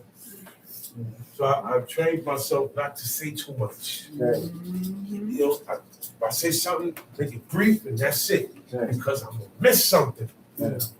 Or I may interrupt. Mm. Or I may disrupt. Mm. Okay? He said, be more ready to hear when you go to the house of God. Be more ready to listen. Okay, I got you. Mm. I got you. Then run your mouth. Mm. Then the gift of, you know what the sacrifice of fools is, right? Right. The same. Sacrifice of fools. Speech. What you talking about? So there's a mindset we have to have when we pray to God. That's right. There's a mindset we have to have on this day and feast days. Anything concerning with God, we have to have a certain mindset. That's right. Okay? He said, keep thy foot when thou goest to the house of God, and be more ready to hear than to give the sacrifice of fools. But they consider not that they do evil. The fools that are talking, they're not even considering that they're doing evil right now. Uh-oh. Uh-oh. So it's best to be quiet. Yeah. Now keep everything on yourself. That's the best way to do it. Yeah. Okay? Don't you? Be Be not not rash rash with thy mouth, and let not thine heart be hasty to utter anything before God. Don't be so quick to open your mouth and say something. Don't be so quick to jump to conclusions. Shit, mom. Be rash with your mouth. That's Watch right. the words that come out your mouth. That's right. You could hurt the one you love. That's right. How about that? That should say it again, man. You could hurt the one you love. Oh man, I didn't mean it, man. Gotta be easy. Yeah. That's why it came out like that. Yeah. Don't be rash with your mouth. Let not thine heart. Don't let your heart be hasty to utter anything before God. Watch what you say. That's right. You're before God all the time. That's right. One guy said, yeah, when you pray. Don't say when you pray. He said, let not your heart be hasty to utter anything before God. So we work back to the Proverbs, King Solomon. Think 7 times before you speak. Think 7 times. Right. Most of it, if you think 2 times, you ain't gonna say it. Right. That's right. You ain't gonna say it. You don't even need the full 7. That's right. You think twice. We said think twice, right? Right. Think twice. You say, yo, you know what? Yeah, that don't serve. Rehearse it in your head. Yeah, that don't serve. I wouldn't have liked it. It wouldn't even take me 7 times. I wouldn't even. I wouldn't have liked That's it. right. I was about to say something crazy. That's All right. Shut up, man. Be That's quiet. right. Or just think of the last time you did it. What happened? What happened? Think of the Come consequences. on, man. You know what? Last time I opened up my mouth, Come on, said man. something crazy, said something spontaneous, Not without embarrassed. thinking. Come on, man. This happened. Come on. Yeah. That happened. Come on, Yeah. man. And it led to this. Come on, man. And went to there. Come on, man. Branches. It grew. Come on, man. We grew a tree. Come with on, man. Branches, man. Come on, man. So now I gotta think, man. Man, you know what? I need to this ain't even got nothing to do with me. I should just mind my business. That's right. Right. Come to think about it, this ain't got nothing to do with me. Nobody asked my opinion, but I'm giving it. Tell me. For God is in heaven, and thou upon earth. Watch Therefore, yourself. let thy words be Let true. your words be God true. is heaven. God is in heaven. Watch yourself. You here on earth. You down there. You down there, worm. You was made from earth. You a worm. God is lofty. He's on high. So you need to watch how you talk in front of God, because you're in front of God at all times. Words be Watch your thoughts. Let your words be few, because you know when you talk too much and you babble too much, you say the wrong thing. That's right. Oh, you That's say the wrong That's thing, right. man. That's right. And you didn't mean it. You didn't mean it. That's right. I know you didn't mean it, but I can tell it slipped like that because you talked. Yeah. Time sheet. Yeah. For a dream coming through the multitude of business. Dream, a dream. You a multitude of business. I was shopping today. Then I was doing this. Then I had a conversation with Chief Abraham. Then blah, blah, blah. And guess what? I had a dream later on about some of that stuff that I was busy with today. That's all that is. A dream coming through the multitude of business. A lot of what's on your mind comes out in your dream. That's right. That's right. Okay? That's right. That's right. That's right. And unless it says, thus saith the Lord, it's just a dream. That's right. It's just a dream. That's right. Because you know, people got dream books. Right. They say, yo, tell me your dream. I interpret it. I'm not telling you nothing. There's nothing to interpret. Right. I didn't have a dream about baskets on my head. I didn't have dreams. I didn't have dreams about 7 cows, 7 ewe cows. Those are specific dreams that mean something. Messages. Okay? Heavy message. Tell me. And a fool's voice is known by a multitude of words. Talk too much. Just said it. A fool? Oh, all right. This guy's a fool. This guy's a clown. Just by his multitude of words, he speaks of. A lot of people don't like a person like that. You loud, you in everybody's conversation, you all over the place. Yo, get this guy out of here. That's right. In a little while, you're gonna say something, you're gonna say the wrong thing and offend somebody. I say, yo, man, you're gonna get hurt. When thou vowest a vow unto God, defer not to pay it. When you vow a vow to the Most High, because the Most High accept these things, but you got to keep your vow. Look, God never came and told you what kind of vow He wants you to make. You stipulated the vow to God. We the ones that make the vow. We set it all. We say, Most High, if you do this, then I will, right? So you better stick to your then I will. Because God has to do His first. Jacob said, man, if you hold me down on both sides, he said, I will Give you a tenth of everything. That was it. That's the deal. That was a vow. That was a deal. God takes deals. He's a deal taker. He's a deal maker. But you got to keep your part of the deal. And guess what? Guess what? Any deal you make with God, He got to do His part first.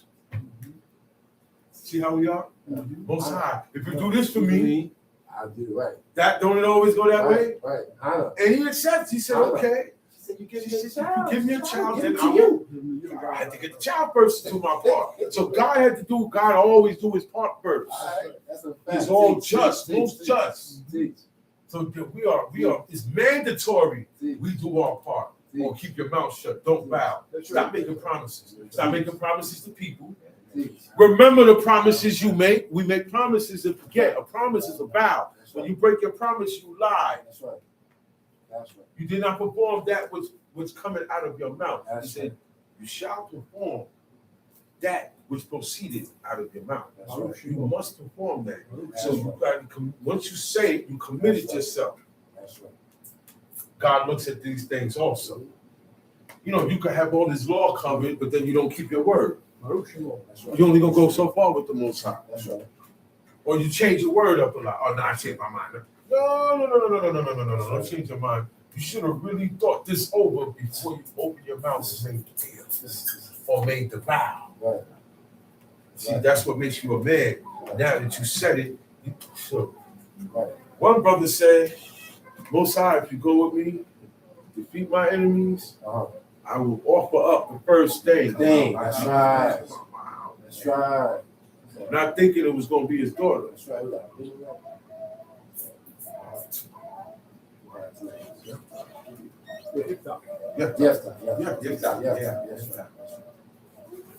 Normally, the first thing that always come out of his house is an animal, a sheep.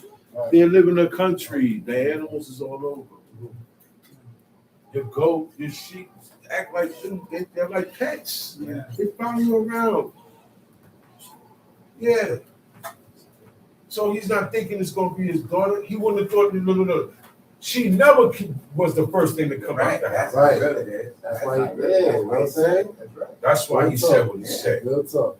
Ain't like he you know what I'm saying, made a stupid vow. Good talk. That was stupid. No. He ain't talking about sacrificing no human. That's right. Whatever animals that run around there was permissible to be offered up to God. But it just happened to be his daughter.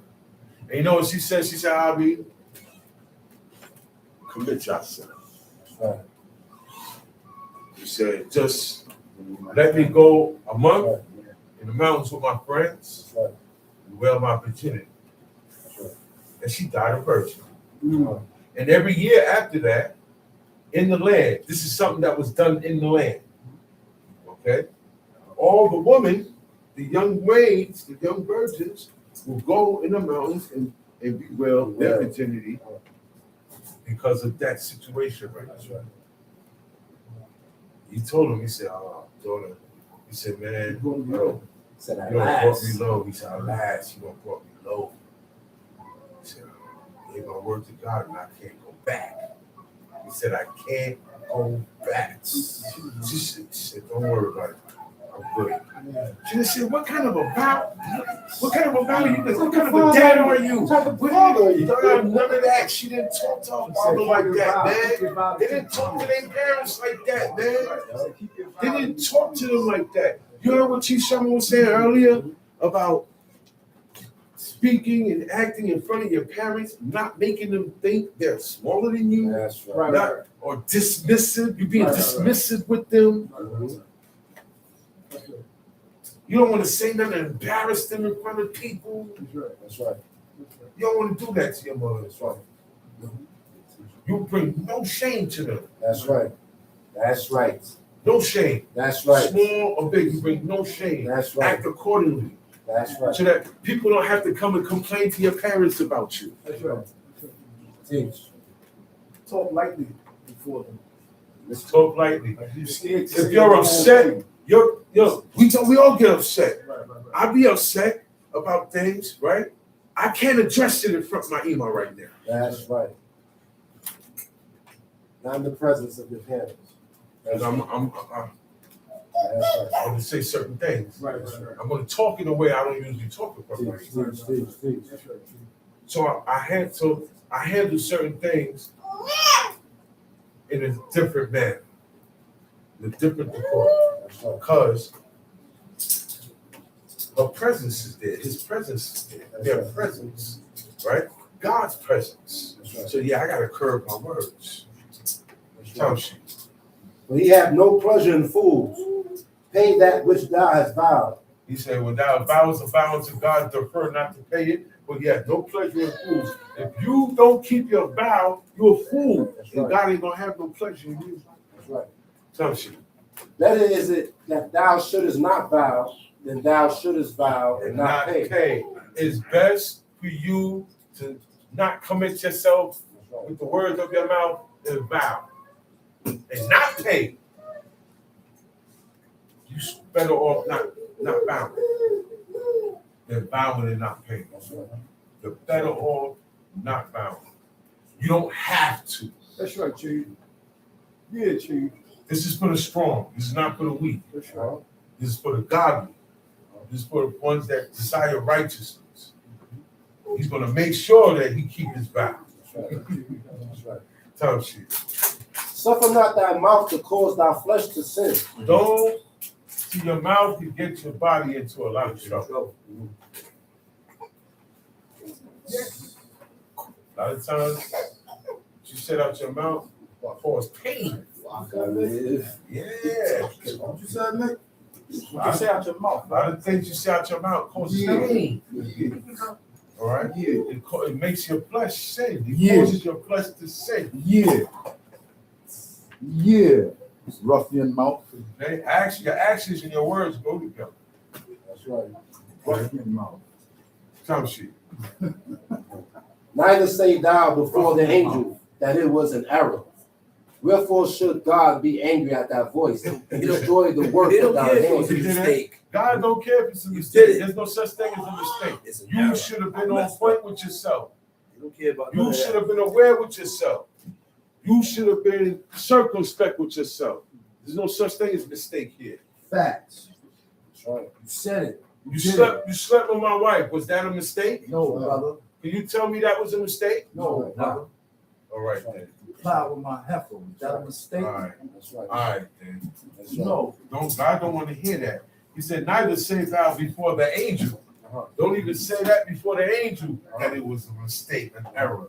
He said, wherefore should God be angry at your voice? Why should God be angry at your voice? Because once you do that and say, oh, it was a mistake, God get angry at your voice. He don't want to hear your voice. That's right. Have you ever got that upset with a person where you don't want to hear their voice? Yeah, that's right. Have you ever got upset with a person where you don't want to hear their name being mentioned around you? I've heard people say, yo, don't mention that name in my house. So imagine God feeling that way about an individual. It gets to or a feeling point. about you. It gets to a point where you don't want them around. You don't want them around. Get away from me. Okay? And now that they're not around, don't speak of them. That's how God gonna feel about you. He said, why should God be angry at your voice? Because you busy sinning, talking about it was a mistake. All right? He said, and destroy the work of your hands. Praise turning into mud, word. turn curses. You don't want to hear your voice. You don't want to hear your voice. Facts. And if I keep hearing it, it's going to irritate me. If I hear your voice, it's going to irritate me. And that's how God is with the ones who irritate him, that provoke him. Yeah. Time sheet. For in the multitude of dreams and many words there are also divers vanities. But fear thou God. It's a diverse vanities, diverse pleasures. He said, for in the multitude of dreams and many words, there are also many varieties. He said, but fear God. Don't get caught up by the many varieties. Various And the multitude. Don't get, he said, it's out there. You're going to see it. He said, but don't get caught up. He said, fear God always. Okay? Time sheet. If thou seest the oppression of the poor, If I see the poor being oppressed, and violent perverting of judgment, and violent. Pervert means to change. Right. I'm changed now. Someone has changed the judgment, right? And no justice is being done now because of that, right? The guilty is being treated as if he's innocent, and the innocent is being treated as if he's guilty. Backwards, man. Just for an example, okay? And when that's going down, Hebrew don't even say perverted, it says violence and judgment. violence and judgment. You see? Yeah. Yeah, but when you balance in judgment, you're changing it. Yeah. That's why it's put there in the English. Yeah. When I deal with balance and judgment, I'm changing things. This is not the judgment. not it. I'm doing my own Your own judgment. thing. I don't pervert God's judgment. That's right. I can't do that. I can't pick up my, you know what, do this thing. No, don't say that in the book. Matter of fact, that's not even a trespass. That's not a violation. You don't like it. God says it's okay. Come, she. And violent perverting of judgment and injustice in the province. Marvel not at the matter, for he that is higher than the highest regardeth, and there be higher than they. He said, "For he that is higher than the highest, God, that's the Most High." Yep. Okay. That's the Lord of He hosts. said, "The higher than the highest." God regarded that matter. God regarded that matter. He is the You mean highest just don't see injustice being done, the poor being done dirty, and violence step in and stop it. Step in and do something about it. If you don't have the power to stop it, go to someone who has. Time sheet. Moreover, the prophet of the earth is for all. The king himself is served by the field. He said the moreover, the prophet of the earth is for everybody. The earth serves us. It serves us. The trees serve We us. profit off the planet. We profit off of what it grows. We profit off the water. Every time you drink water, we profit off God's of that, creation man. serves us. It serves us here to serve us. Every time you breathe that air, you go a couple of thousand miles up there, you ain't gonna get nowhere. In space, you in the firmament. No oxygen in the firmament. But it's here. It's for us.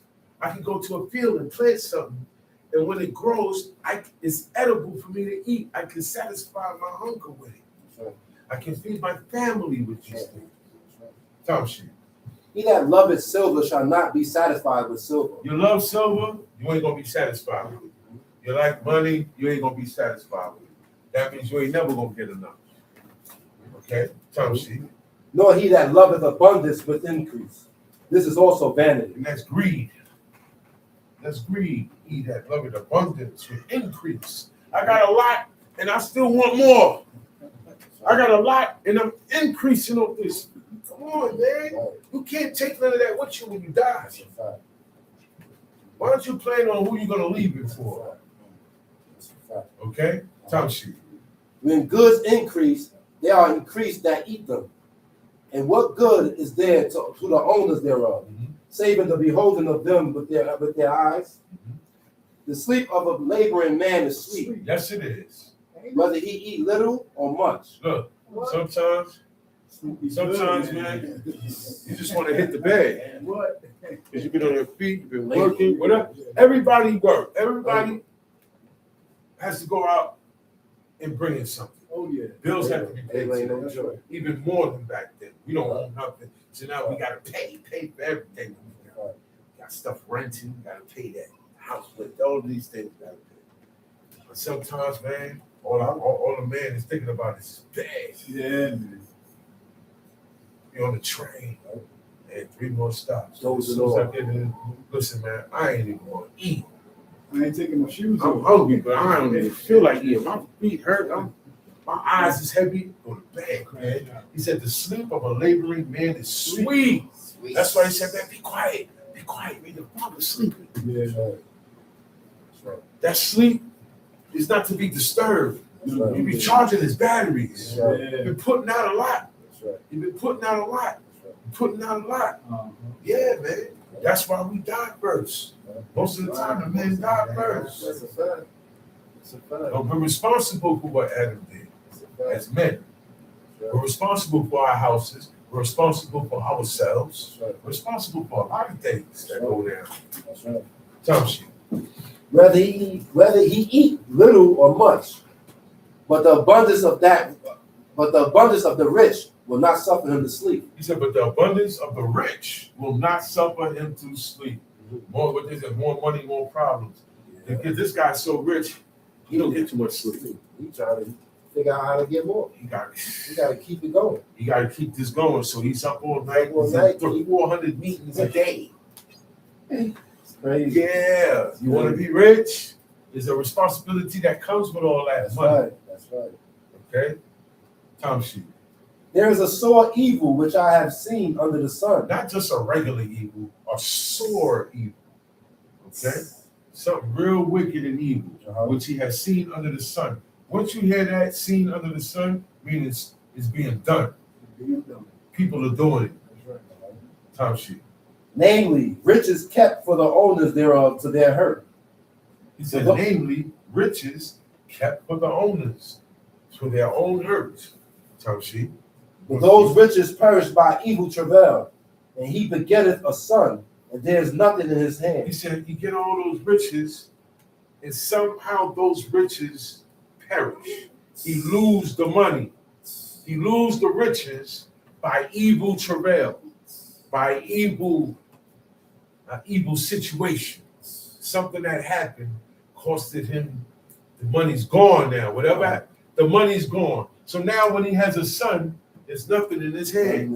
I ain't got nothing to leave my son. I had it, but this happened, and this happened, this happened, and now I got nothing to give my son. He said, this is a sore evil. Time sheet. As he came forth of his mother's womb, naked shall he return to go as he came. That's how we all come and go. We all come into this world naked. That's right. With nothing. That's right. Okay? That's right. That's right. And when we leave here, we leave the same way. He's going to return the way he came. Okay. And shall take nothing of his labor. All that stuff you worked for. All those stocks and bonds you got. All these things that you got, you're leaving it. You're not taking that with you. You only take your evil and righteous deeds. That's it. Your deeds go with you. And whatever iniquities that you was carrying, you say you shall carry, you shall bear his iniquity. Those you take too. All those go with you too. Okay? He said, and he shall take nothing of his labor, which he may carry away in his hand. Nothing goes with you. Just think about that. Everything that you work for, all the stuff we're working for now, when you die, that don't mean nothing. All that don't mean nothing. You leave that here for another. Time sheet. And this also is a sore evil, that in all points as he came, so shall he go. And what profit hath he that hath labored for the wind?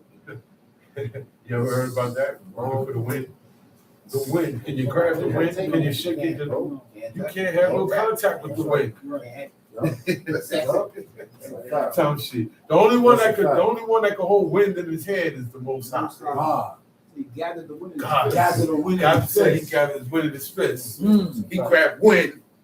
God grabbed wind. He grabbed water. He does things we can't do. That's right. There's no science when it comes to the Most High. All right? He defied the law. He defied gravity. Defy the laws of physics. Science ain't got nothing to do with the laws of God. Nothing to do. None. He said, man, he said, why don't you switch it around and make it wet where it was dry? Right. That's right.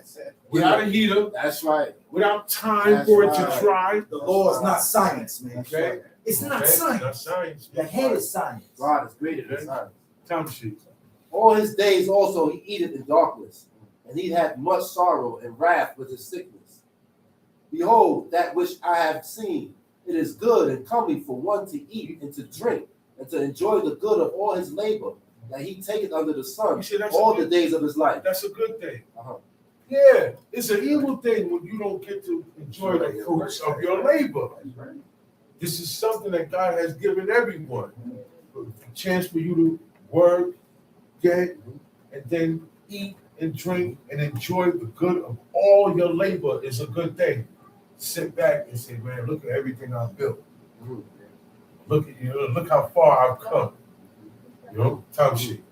Which God giveth him, for it is his portion. Every man also to whom God hath given riches and wealth, and hath given him power to eat thereof, and to take his portion, and to rejoice in his labor.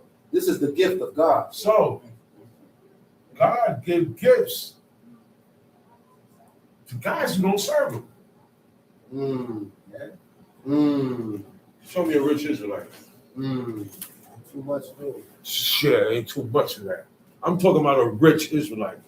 I'm talking about 3,000 goats, 1,000 sheep, Israelite, rich, that type of rich. We had them back then. Yeah, right. He said, God said, every man also to whom God has given riches and wealth. Right. Now, I know a lot of heathens I can name that got a lot of riches and wealth. We know a lot of families, right? He said, listen, he said, and has given him power to eat thereof. He said, and to take his portion. That's his portion. I don't want that portion. Right. I want that. I'd rather be full on my life and struggle And that's something. and serve God. I don't want that portion. I don't want the rich portion. I don't want the portion of the rich. Thompson. For he shall not much remember the days of his life, because God answered him in the joy of his heart. Right on time, last verse. Well, he shall not much remember the days of his life, because God answered him in the joy of his heart. With that, I hope you guys something to work with. Shalom. For the rest of the evening. Make sure I've been talking about profiles. Shalom Aleichem. Shalom Aleichem. Got an announcement. Yeah, not announcement, but I'm gonna make a correction. I had said something that moving too fast. When a woman is on her menstruation and she go past the days of her menstruation, it has to go past. It has to be on the 8th day. When she bleed on that 8th day, that's when she goes past. And she had Then that's when she stops counting and she counts over when she stops bleeding. That's Right. That's right. Now, yes, it doesn't mention the sin. But God did say to make a difference and put a difference between the clean and the unclean. Put a separation between the holy and the profane. Of course. So it'd be wise to still refrain from sitting on an unclean chair. Because if you sit on it, you're still not making a difference. No, that's not a difference. Of Right. course not. Right. That's what putting the difference. And that's what I wanted to say. Shalom. And with that, I hope everybody has gotten what was bought. Shalom. I'm gonna say Shabbat Shalom. Shalom. See everybody at 6 o'clock. 6 o'clock. Prince Zakaria will be teaching and expounding on the laws and the commandments of the Creator. Shalom. Awu, awu.